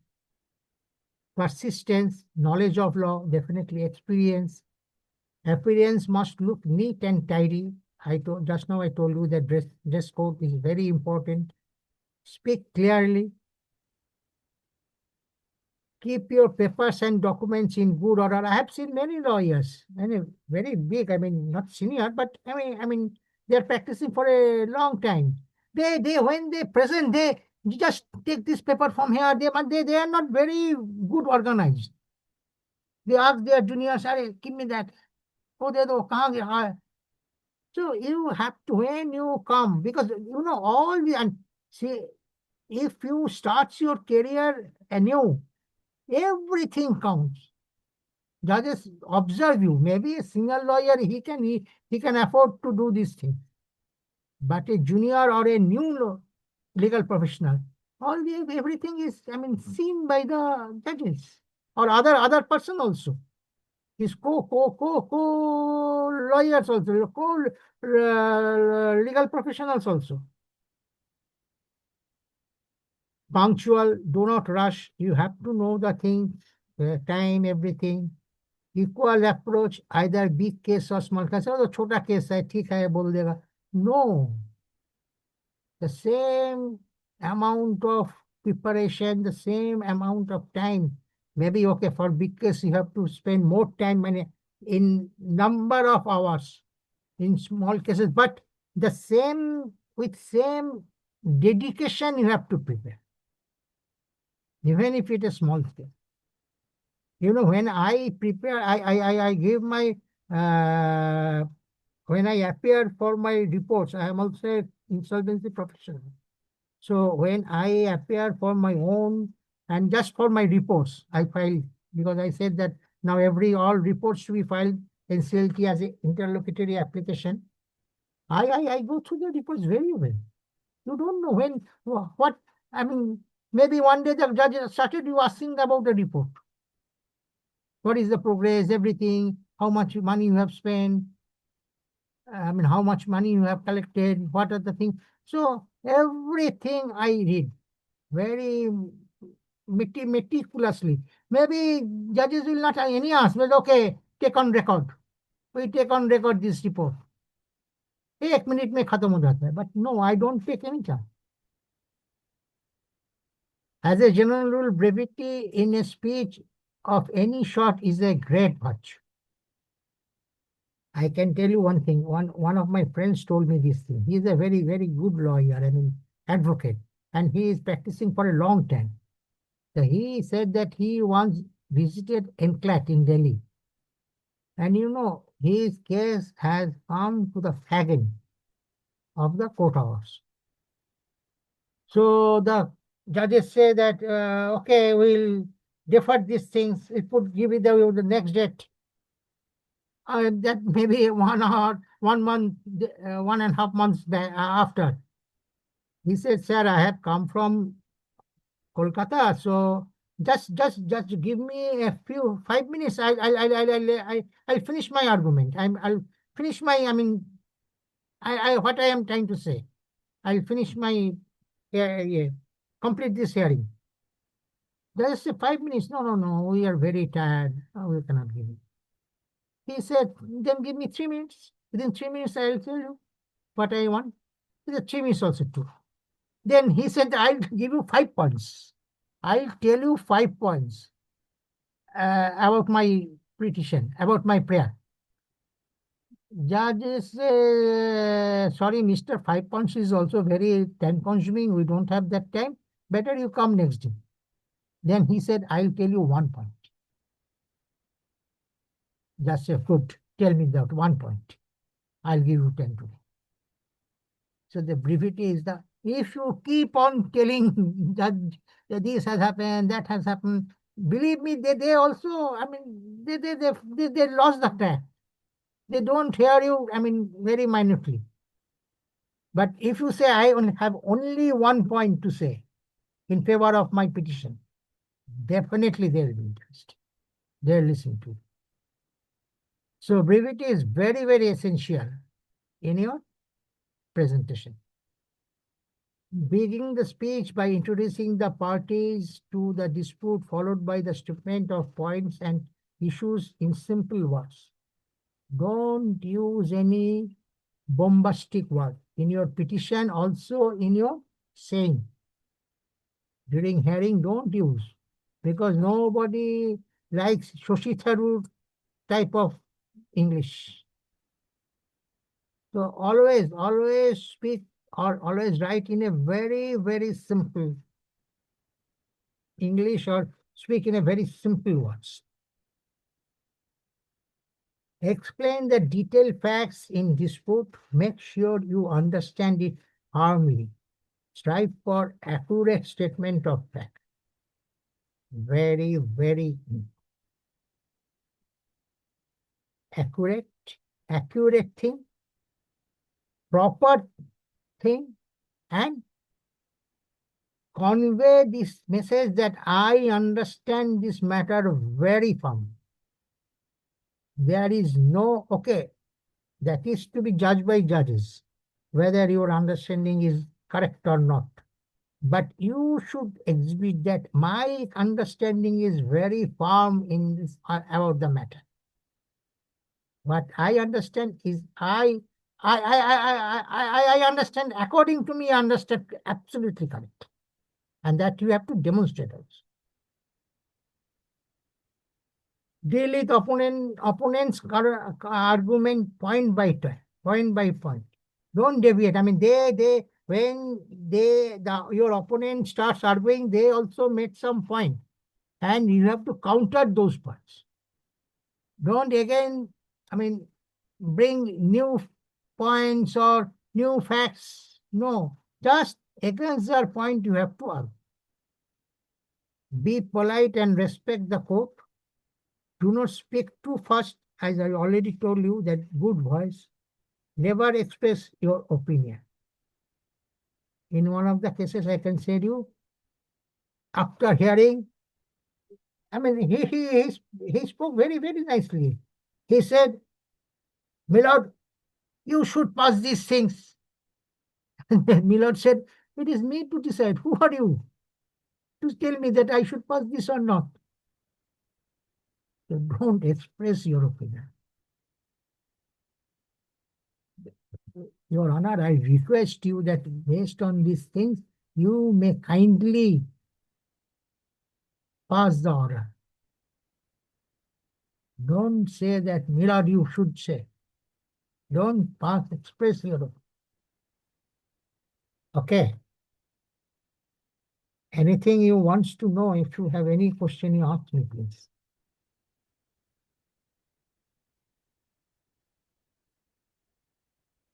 It is very important that whenever you appear, prior to that, you have to prepare a checklist. What are the documents you have to file? Everything is there. You know, I'm sure that you have seen the application petition, isn't it? In the application petition, there is a index, and that you have to prepare that index of documents very, very minutely related to your application. Look at previous similar cases and their determination. Precedents have a lot of value. Research is very, very important. But here I have a point. You know what's happened? If you see the Vidarbha, I think Vidarbha Industries case, the Supreme Court says that, look, the decision made by the judicial forum is on a case-to-case basis. What I mean to say that the similar thing may be decided differently in other case. That depends when the judge, when the court sees the cases, they see what sort of circumstances appears in this particular case. It is not that they have decided the same thing in the earlier case. They will decide the similar thing in the present case also. And also definitely depends upon your argument, how you present the case before them. But nevertheless, one should read, one should have the research on all the previous similar cases and tries to extract the points there from there to put in your petition as well as to pick in the argument. Give background and facts, analysis of law, application of law, grounds for your case, and prayers for relief. And these are very, very important if you are filing your petition. If you are the applicant, I'm sure you know that there are two types of parties. One is applicant, and another is petitioner, or they are also called petitioner, and other is respondent.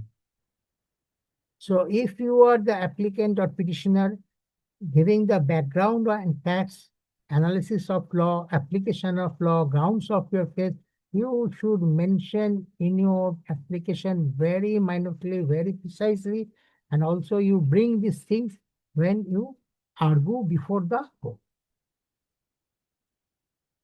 Study facts and documents carefully. Do not miss any important aspects. Make a clear brief on law and evidence. Keep focus of main issues and results to be achieved. Avoid frequent interruptions or objections. Wait for your chance. Many times you will see in the court. If someone is speaking, one lawyer is speaking, the opponent continuously, tries to stop his and put the objections. Don't do that, because this will not create a very good impression on the judge about you. Again, I'm telling you, you have to understand the things. The many things are done by the senior lawyers or senior advocates, which they can afford, because by virtue of their experience, by virtue of the years of their service practice, they are now acknowledged by the court. But as a new or as a fresh professional, you should avoid these things. You wait for your chance. When your chance comes, if you are objected frequently or you are interrupted frequently, you can say that, Milord, kindly give me an uninterrupted time to represent myself. you can pray for it, but don't interrupt or don't object frequently while others are speaking. Address the judges in a proper manner depending of the hierarchy of the court. Address them as, honor, lordship, etc. But I can tell you in the division bench, in one of the matter, I think what is the name? Mr. H.L. Gatu and Mr. S.A. Bode, division bench.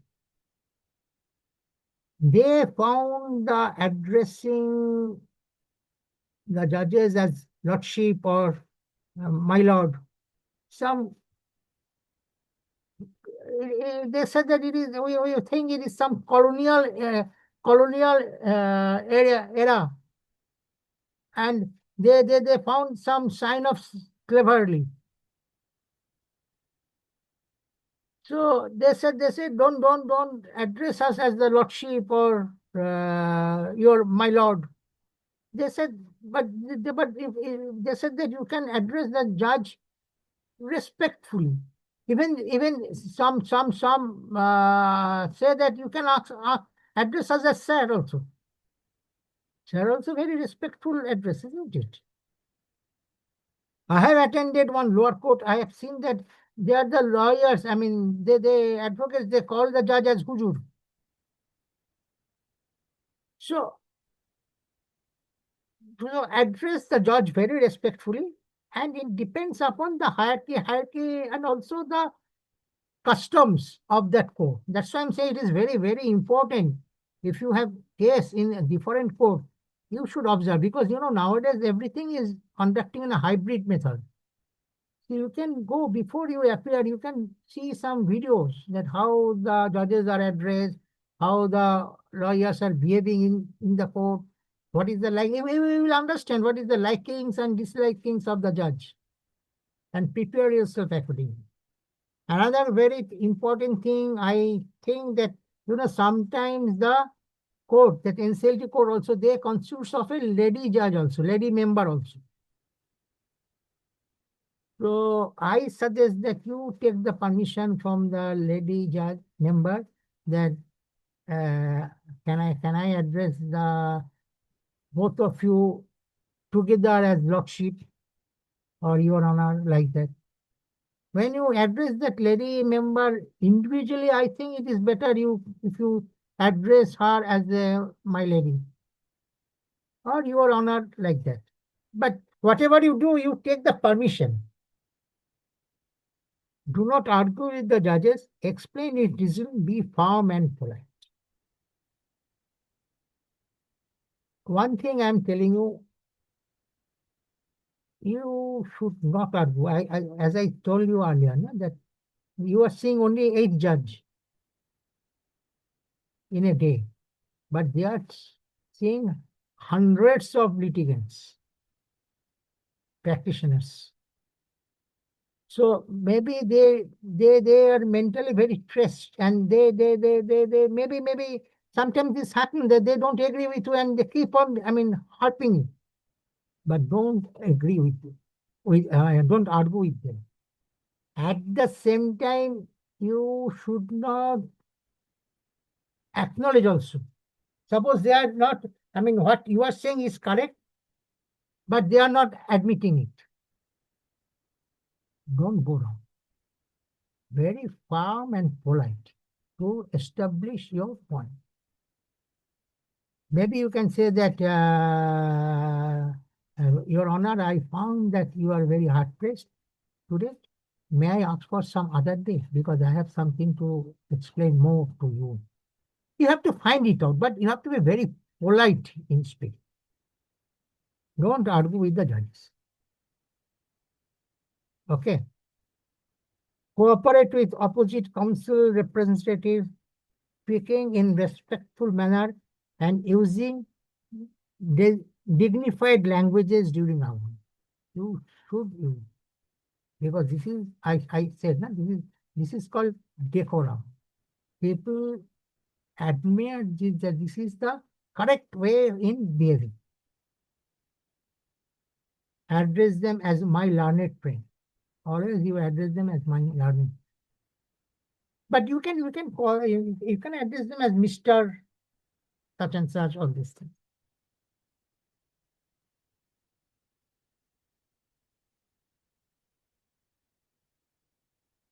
Preparation for the case. Any question you have? Hello? Any question?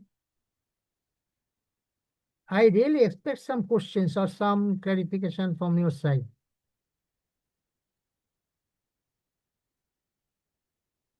I am audible. Hello? I am audible? Yes, yes, sir, you are Okay. audible. Okay. Yes, sir. You don't have any question? It is essential to have a thorough knowledge of the law and procedures, researching the law which applies again and again. Maybe these are some repetition, but these are the things you have to understand. Have clear understanding on what has to be proved or this happen. Gather documentary evidences which are very important. This is very, very important. Evidence is the key things in your petition and also in your argument. I think nowadays information utilities also, they furnish the data if you ask for. Or you can ask for the data from the banks also. If you suppose you are representing the COC or the RP also. So the relevant data you can also take from bank, or you can have the data from the transaction audit or forensic audit. But anyway, having the proper evidence is the keyword for the preparation of your case. Okay. Inspection of documents prior to filing. Make copies of those documents and peruse all of them. Client must make full disclosure. Prevent any element of surprise. Very, very important thing there. I have seen one case where the application is filed, everything is done. At the time of argument, it is found that the case is time-barred. Some important date, the advocate also forgot to ask the client. Client didn't disclose these things to the advocate. Please try to avoid this type of situation. At the time of argument or at the time of filing, you found that one finds that some affidavit to be given is not prepared and not attached with the application. Absolutely, I mean, should not be done. You have to have the inspection, even if it is filed, you have to have, because you have to file, you have to prepare yourself during argument. If some mistake is done, you have to tell that, Your Honor, maybe something, please give me some time to refile it. But you have to know what are the defects, I mean, what are the mistakes it is made by you or by your client at the time of filing.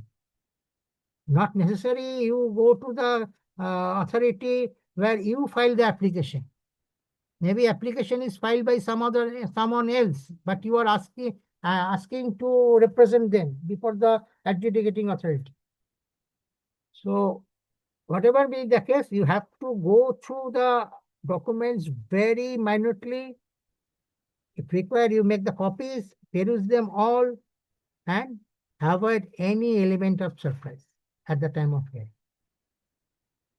Keep your court papers in good order or in chronological order, number pages properly and meaningfully.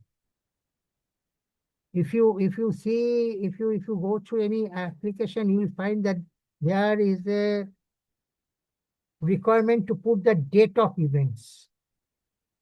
So chronologically, every document should be numbered, put and numbered according to the date of events. So it is very easy to find the papers. Labeling the documents for ready reference during pleading. you have to mark something. You have to put some mark so that you can write everything in the petition, isn't it? Or the application. So put something which you will speak, which will tell the judge. So leveling something, put some remark at the side of your application. This is very good practice, or this is required. Having clear and detailed knowledge of how you intend to present the case at the time when do your pleadings. Here I can give you one tips. Suppose one very important point you want to convey.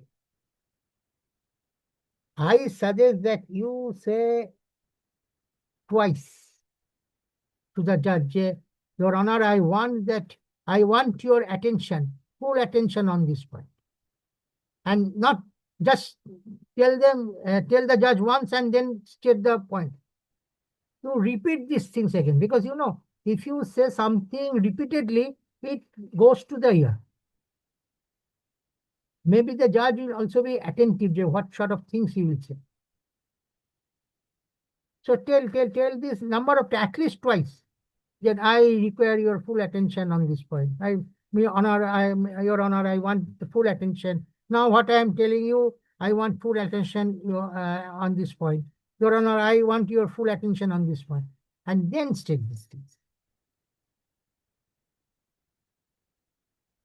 Pile up as many facts which lead to the conclusion of the arguments you are making. So these are the things required when you prepare for a case.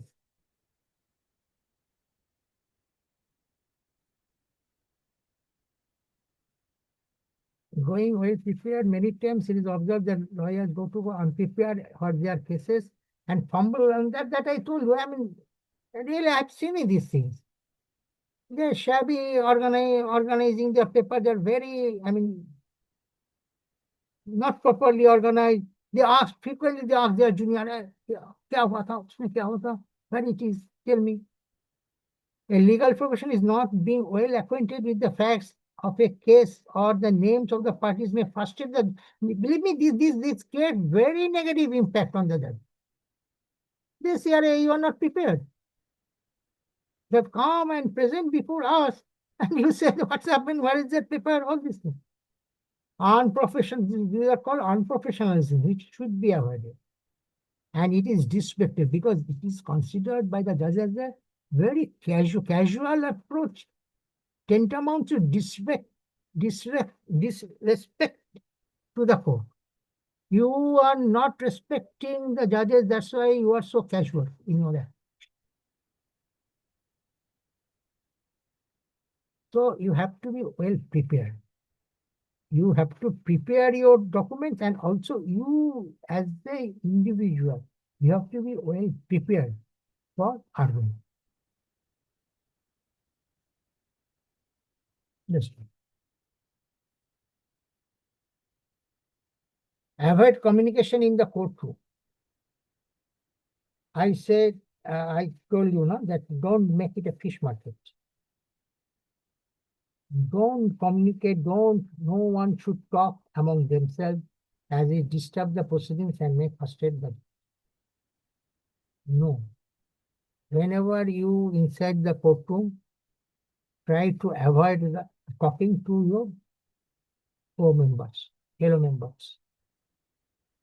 Outside courtroom you can talk. Or you can ask him that you come out, I'll tell you something. Not talk inside the room, sitting inside the room. Even non-verbal communication through signs or expression does not go unnoticed and thus should be avoided. You understand this? But you should not do. I mention all these things that first of all, this you can also understand. Because I said that the courtroom is a very special area. So you have to be very concerned about this. So you should not, I mean, you restrict yourself, discussing, making sign, ठीक है, okay, पढ़ लिया. No, don't do anything. Silence should be observed inside the courtroom during the whole court proceedings. You switch off your mobile, hybrid system. You know what's happened? Nowadays, courts are operating in a hybrid system. Hybrid system, you can appear personally or you can appear through online also. So whatever the matter, in personal appearance also, sometimes what's happened, sometimes you have to present, you have to show them some documents, maybe an agreement, maybe the order of the some other forum, judicial forum, like that. So I have seen many advocates. Hey, ये दिखाओ, ये दिखा दो, ये दिखा दो, ये दे दो. Don't do that. First, take permission from the judges. Your Honor, with your permission, can I present this document? You also tell them the purpose, that's the purpose of your showing this document. And once it is permitted, maybe they can say that no, it's not required. You file a copy of that. We'll do that. Okay. No one should attempt to record. Again, I'm telling you, don't use your mobile inside the courtroom. Also, you advise, because I have seen this is the tendency of the clients, litigant. They try to make the mobile video. They want to take photographs of the court, inside the court, how it is. But just a curiosity. अरे गया था वहां पर, how the things are conducted. Please advise them not to use the mobile, because you know what's happened. I have attended one case in Supreme Court, and I mean, unfortunately, some mobiles was ringing, and the judge, Supreme Court judge straightway ordered that court martial, they say, that you confiscate that mobile. They have the power. They have the power. Even these NCLT court judges also, they are there because this is a quasi-judicial body. No? They also have the power to confiscate your mobile, anything they want. So don't do this thing.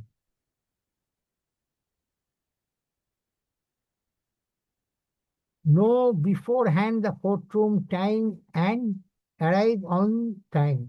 If you go to the portal, NCLT portal, you will find one tab which mentioned as cause list.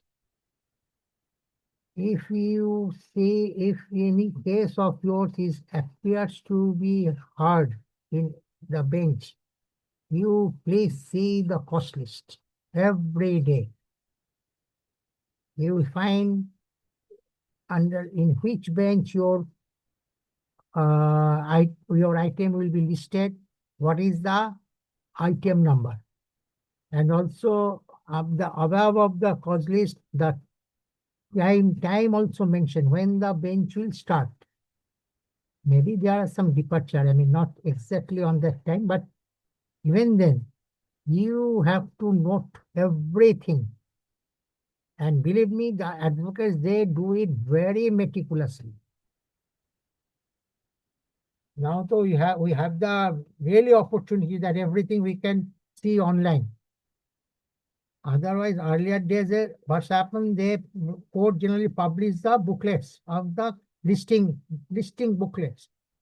And the advocates, they collect the listing and they mark when it is coming, in which court it will come, which, and they anticipate the time when it will come, and they visit that bench in proper time. So do it things.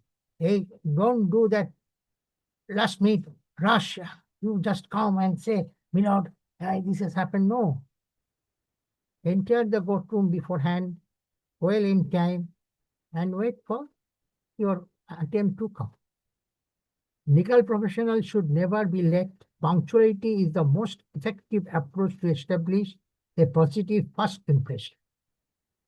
Whenever your matter comes, If the judge says that you are there, you are prompt in raising and delivering your argument, they also feel very happy. Getting late makes a bad impression on judge. Thus, he or she should be in courtroom at least 15 minutes before hearing. All these things I have mentioned, but you have to plan accordingly. There is no harm that if you enter the courtroom 30 minutes before. No one will ask you to go out of the court. But okay, generally 15 minutes you can see, you can relax, you can prepare yourself. Mentally, you are also ready to deliver your argument. He should also make sure that his client reaches on time. And if it is so required, many times what's happened, generally NCLT benches, they have different bench courts. Bench court 1, bench court 2.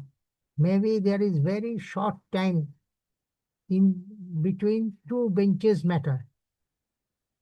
So you mentioned because Your Honor, I also have a matter in this court.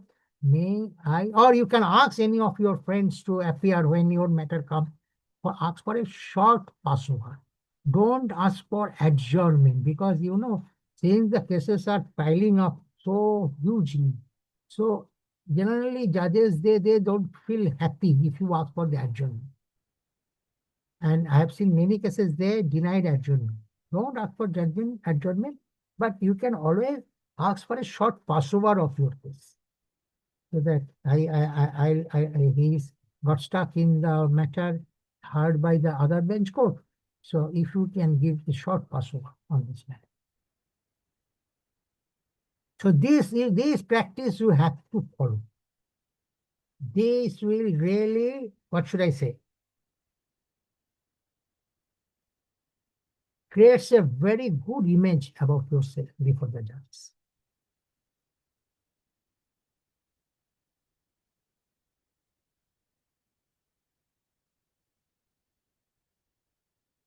Control emotions. A legal professional should always control his emotion in the courtroom, especially when the judges makes his decision. The decision of the judges may comes in favor of you, may go against you also. But don't express any of your emotion, whether it is in favor of you or whether it is against you. He should not make any faces or express disagreement or gratitude. So nice, no, over the judge's decision. Always you said obliged, Your Honor. That's all. Whether it is in favor of you or against you, you are obliged. You say that, obliged, Your Honor. That's all. Controlling emotions depicts seriousness and professionalism, which should not be limited to the four walls of the court. In every sphere of our life, isn't it? We should not be emotional. Similarly, for in the courtroom also. And it is more required because, if you check your emotions, you will be adjudged a more professional in your career. Professional in your. The legal professional should not laugh or discuss in a case or in other places in the court as he could be seen or heard by the judge, other party, or their lawyer or witnesses. Many times this happens, that yeah, some decision comes against you, and that you start laughing. Okay, देखा जाएगा. I'll go for appeal. No, don't say anything, not even in courtroom, in other outside courtroom also. Don't discuss about the case. अरे उसको तो बोला था ये नहीं देखा, वो कुछ नहीं देखता है. Don't do. Because everything is noticed and it will be conveyed to the judges. They will come to know about this thing. That you being aggrieved You said all these things. And your work will not stop in a particular matter, na? You have to appear in the court for other matters also. And then it will create a disadvantage for you. So be very professional, check your emotions, don't discuss anything. Always say, I am obliged. That's all. Moreover, legal professionals should not always try to convince the judge by argument, and reason, and not by appealing to his sentiment. I can tell you in a home buyer matter, the advocate who represents the home buyers, after the order, he starts saying all this, these are individuals, they hard-earned money, all these things. The judge listen to and say that, but the court doesn't say so. Whatever you try, again, and I also told you that if they say something which, you are very sure that it is not correct, you have to be very firm and polite also in establishing your point. With my point, you should not know, no, okay, you say so, though I admit it, no. If you are very sanguine that, look, what is decided, is going to be decided is not correct, we have to keep on saying. But nagging, the nagging is bad. Kaddo, they are very hard, poor people, all these things. Nobody, this sentiment doesn't carry any value in the court. So you avoid nagging. Whatever you are to establish, you establish with the facts and figures, with reference to the laws. Okay. By through arguments, through reason. This is the reason I'm telling this. Or this should be approved or this should not be approved.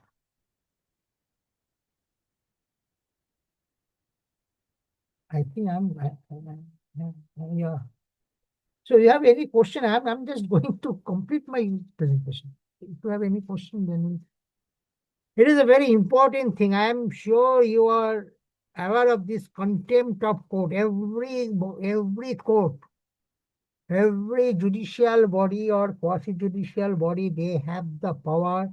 If anyone disobey or disrespect the decorum or etiquette of the court, they can take stern action against that person.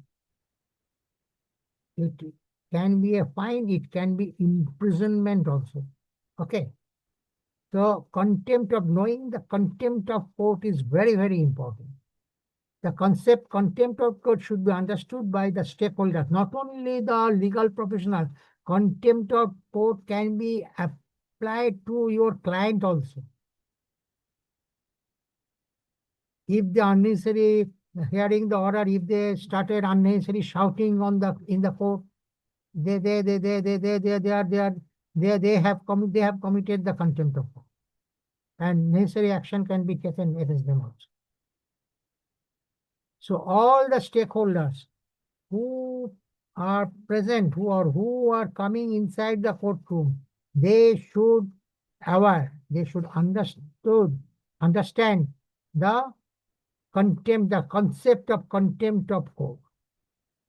In legal term, contempt of court is any act or behavior that disrespects, disobeys, or undermines the authority, dignity, or integrity of a court or its officers, obstructing the administration of justice, and is broadly categorized as civil contempt. Suppose some order is given by the court, but you don't follow that order. You are subject to contempt of court. suppose you publish one fake allegation against a judge or started abusing the judge, you are subject to criminal contempt of court. Okay. And in both cases, it is punishable. It serves to uphold the rule of law, ensuring courts can function effectively and can result in penalties like fines and or imprisonment. So the contempt authority to punish for contempt of court is for effectively discharging the function of the court. So contempt of court happens in the case of misbehavior of any person. As I said, if you start shouting unnecessary, make any false statement about a judge, misbehavior of any person in his presentation of the court or so near thereto as to obstruct the administration of justice. All these things will obstruct the justice, isn't it? Misbehavior of any of his officers or in their official transactions. Contempt of court can be for the court officers also. If some officers behave in such a way that, hinders the proper functioning of the court, he is also subject to contempt of court. Disobedience or resistance to the court lawful writ, process, order, rule, decree, or command. So please understand these things and do not do anything while appearing before the judge, adjudicating authority, so that you can be a subject of the contempt of. So friends, these are the things you should know, you should learn. Appearing before the adjudicating, according to is an art. Nobody can teach you. Nobody can teach you. It's something inside you.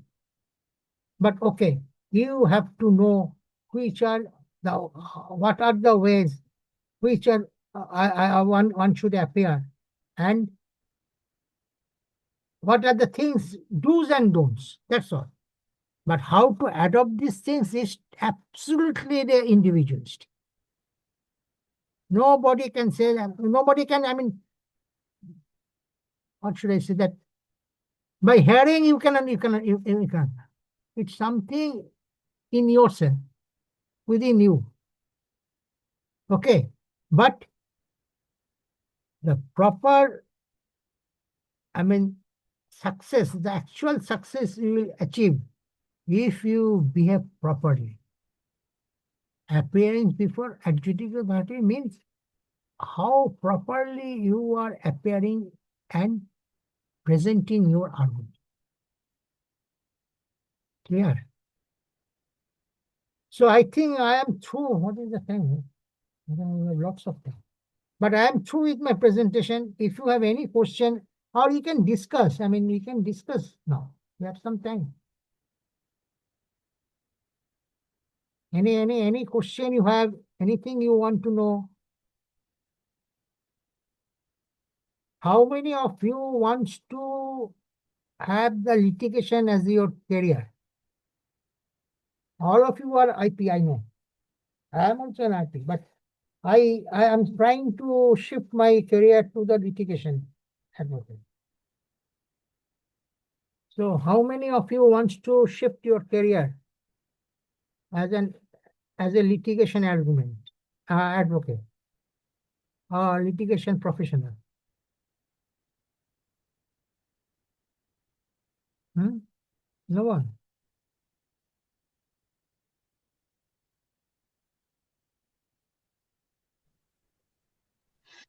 Not as such. Actually, I just wanted to understand the things, though I am appearing sometimes, but not as a profession. Sorry? Hello? So I am Hello, appearing sometimes in my own matters, but I don't want to take this as a profession. Though I am also, I have also passed LLB and all, but not taking up this matter as a means this profession as a career. you don't like it. But I personally believe that what I said that really you are a salesman. I mean, if you are a litigant advocate or litigant professional, not necessarily. Again, I'm telling you, you need not be an advocate for pursuing your litigation career in litigation, because this NCLT, RERA, I think also they allow, GST also allow professional to appear. Only DRT, I think DRT, unless until you are an advocate, you cannot appear. I don't know, I'm not sure, but I think so. So first of all, you need not to be an advocate for pursuing your litigation career, but I personally feel it is very challenging. Challenging in the sense that what that judge says, that I always consider myself a salesman, that how effectively, how efficiently I can sell my argument to others. And that creates my success, isn't it? So according to me, it is a very challenging profession, and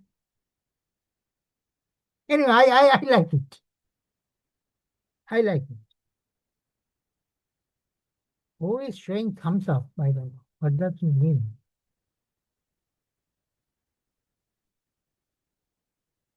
So anyone else? Anyone wants to say something?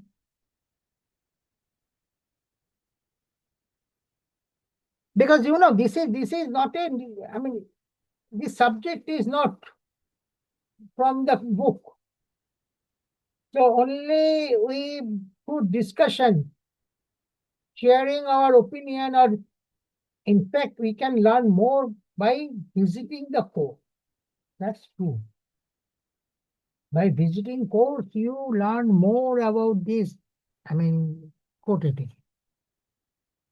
Appearing before adjudicating authority is nothing but to learn the court etiquette. So court etiquettes can be learned in a practical way, visiting the court.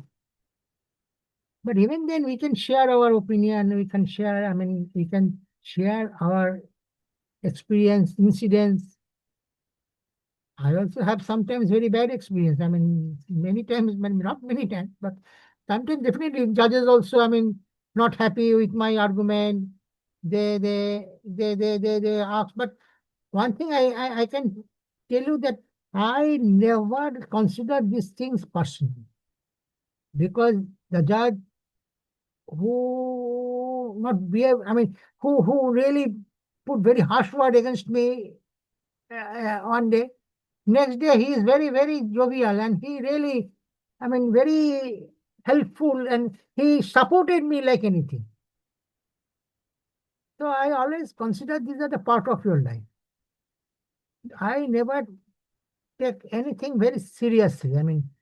If I am really have a very successful day in the court, that also I am not very much perturbed and very much moved. And also if I have a very unsuccessful day in the court, I also don't, okay, I just feel definitely I feel sorry, but I am not, I don't move very much on this. So I take it very, very sporting. That much. This can happen. Definitely it can happen. It's not that every day is your day. Fine. So anyone? Or otherwise, what will we do? Anybody from ICSI? Hello? Anjali, you are there?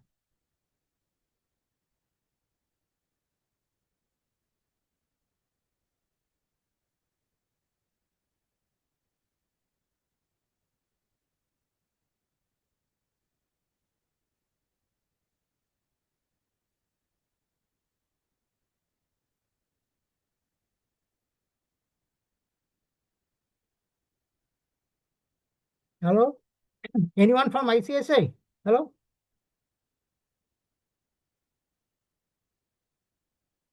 Shall I stop sharing? Or you want to know anything? I really, suggest you that you go through all these case laws, what I told you that this Madras, because I have put here the gist, not the entire thing. So you will come to know much clear way if you go through the case, the decision, the orders of the Supreme Court in this Madras Bar Association case. Also that rainbow paper is there.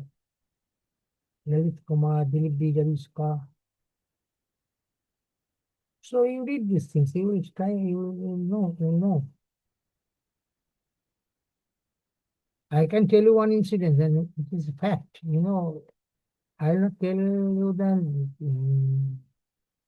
name of the bench, but there is a bench where actually that what happened, that technical member was not there. I mean, maybe I don't know, he has resigned or maybe he shifted to other bench, I don't know. But there is a vacancy in technical member post, and the member judicial, he passes the order. He conducted the hearing, passes the order, everything. So one of the advocate, he raised the point. He cannot do it. As per the constitution of NCLT, there should be two members. One is member judicial and another is member technical. So in absence or pending the appointment of member technical, no order can be passed. And it is accepted by NCLAT. NCLAT agreed to this objection. So these things are very, very important to know about the construction and how it will function, what is the jurisdiction, how is the power of this authority. And the more you know and more effective you will be in your argument.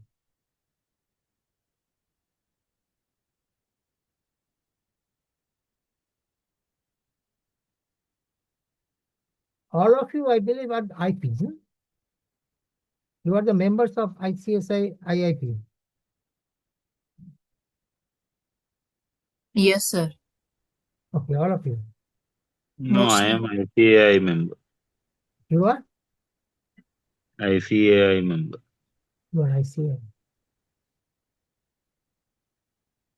But IP, you are IP. Yes, sir. How long you are in this field? Since 2017.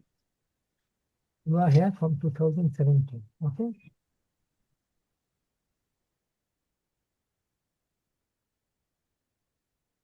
I am the second batch. I passed out in February 17. Yeah. I think first batch was first exam conducted in the year 2016 December, I think. Sometimes in December. Right, I am November 2017. November. I passed in February 2017. I think you are the third batch here. Hmm.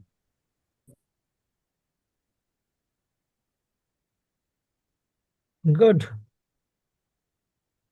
So how do you like this? It was nice presentation from your side, and you have made it very, very clear how to go about court hearings and all. Thank you for that. Thank you so much. Thank you. I think somebody may call the ICSI person, and now Thank we you, should. sir. It's nice presentation. And it's good to know all these item issues involved and how to make ourselves appear much better. You should attend. I'm telling you, you should attend. Because look, maybe the perfection definitely will come gradually. You will be perfect in your presentation before the authority, definitely, over a period. I'm sure of it. Thank you, sir. Thank you. Because I personally feel that knowledge-wise, we are much, I mean, we have more knowledge than these advocates. Because our syllabus is such, our CS syllabus is such that we study the laws, many laws, we know about it. I think this IBC is also one of the curriculum, subject in CS exam nowadays. Yes. So the person who comes out as the CS, he knows about the IBC.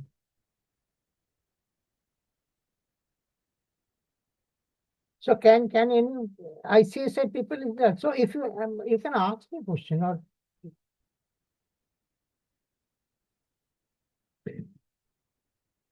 So Mr. Agarwal, how do you like this line? You're functioning as IP. It is stressful, sir. It is really, really stressful because sometimes you get cases where promoters are really making your life difficult. You are from Mumbai, I believe, no? Yeah, I am from Mumbai. It's also very challenging, but what shall I say? But because I feel because if you don't get the RP is document, always at a receiving end, sir, from everywhere.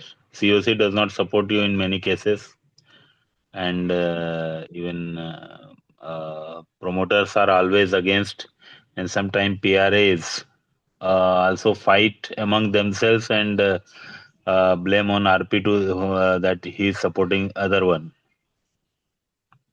I agree, but I think the major bottleneck is getting the documents. If you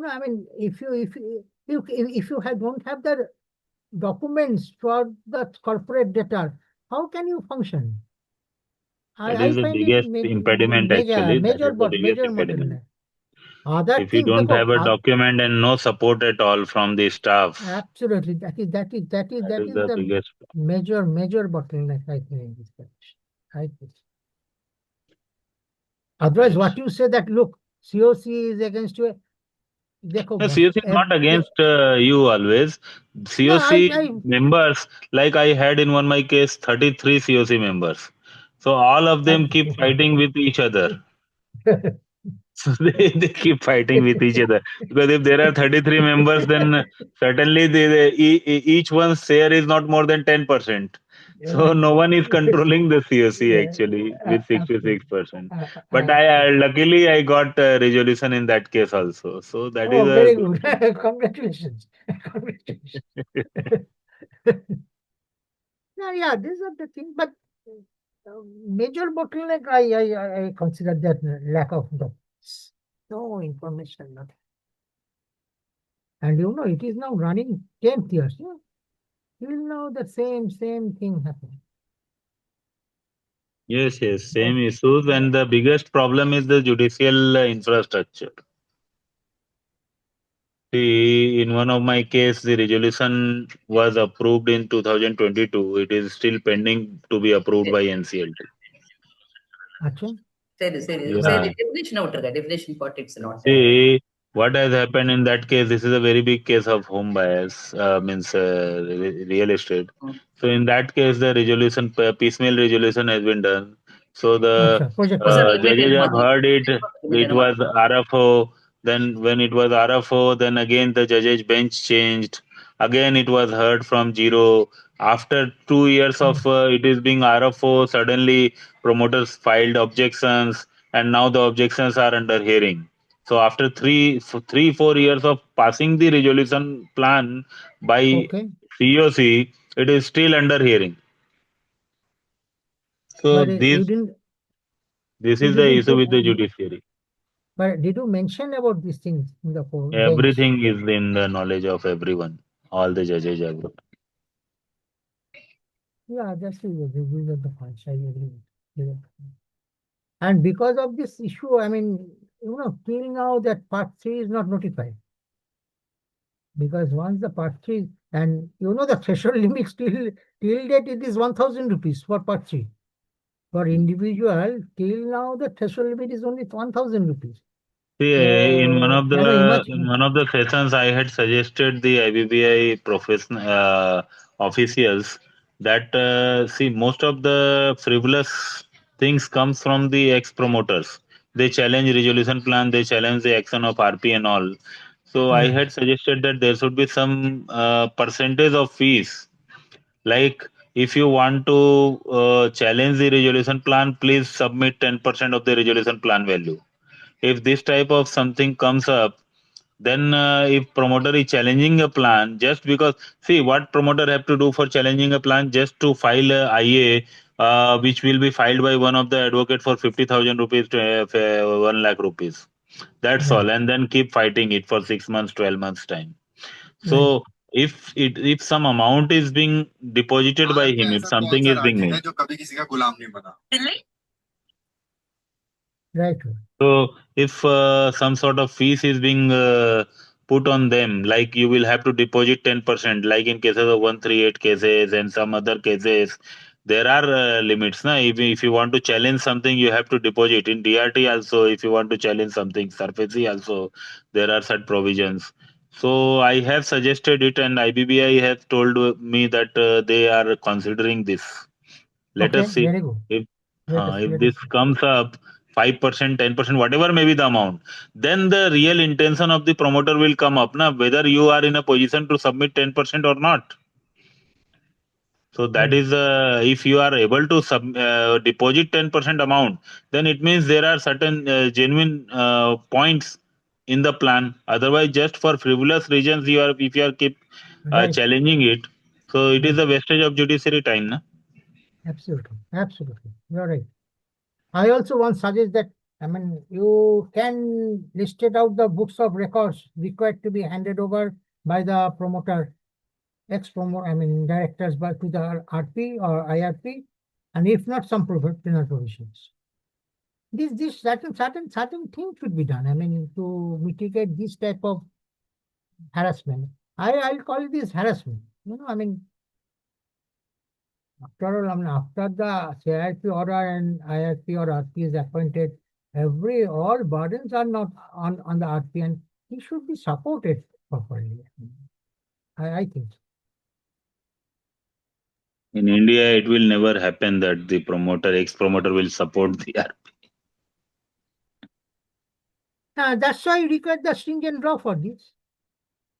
One thing is very sure. I mean, I think you also agree that after the introduction of IBC, the tendency of, I mean, NPA being NPA has reduced to a great extent. But IBC is not working as per what was planned. That's okay. But at the same time, that tendency. I mean, I took loan from bank and then I forget it to pay. Now, That was there. BIFR was also there. absolutely right. Yes. Right. So वो उधर से section 22 लेकर के आओ और बैठे रहो फिर when all these things has happened. We have seen those times also. Absolutely. So And that in tendency is Kolkata, if reduced. you are from Kolkata, most of the jute mills were doing that only, that they are into Sika and then they Right. take in BIFR, no need to pay anyone, and Absolutely. keep running the Absolutely. unit. Absolutely. And keep running the unit because that Keep is running the. data driven. The promoter is still there and the case is going on. That's all. Absolutely. So that Yeah. tendency is reduced by introducing this IBC. That I Yes, agree. certainly there are benefits of IBC from the, if you compare it from Sika, then certainly there are benefits, but what was planned to be achieved is not achieved. That I also. That I also. Let's see, and if the new amendment in the board comes or not. The new amendments will streamline the things, certainly, like Rainbow Judgment is being taken care of, Vidarbha Judgment is being taken care of, and there are other judgments also which are being taken care of. In 32A also, means there are section 30 subsection 2 also, there are certain clarifications that has been added. So it is good, no doubt about that. But unless you revamp the judicial system, It is not going to That- reduce the that- burden that is there at the stress that is there at the judiciary level. That also you are right. Let's see. Hope for the best. Right, sir? It is a process. It is a process. It is not one day's job. It is a process and it will take time. Thank you, sir. Thank you. Should we leave or what should we do? Anyone from ICSI? Anjali is there. If you have anyone's number, please call. Na? Thank you so much, sir. It was a very useful session. Thank you, ma'am. Thank you so much. Sir, the presentation can be shared in PDF. I'll give it to ICSI. I think they will share with you. Sure, sure. Thank you so much. Thanks so much.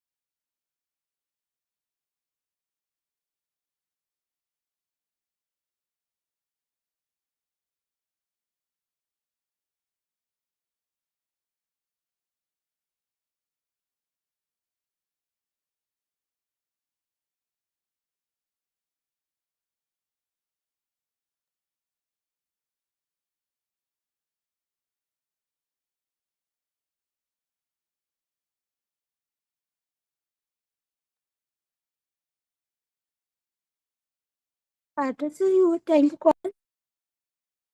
I try to call you. Anjali, I am through with my presentation. Okay, okay. So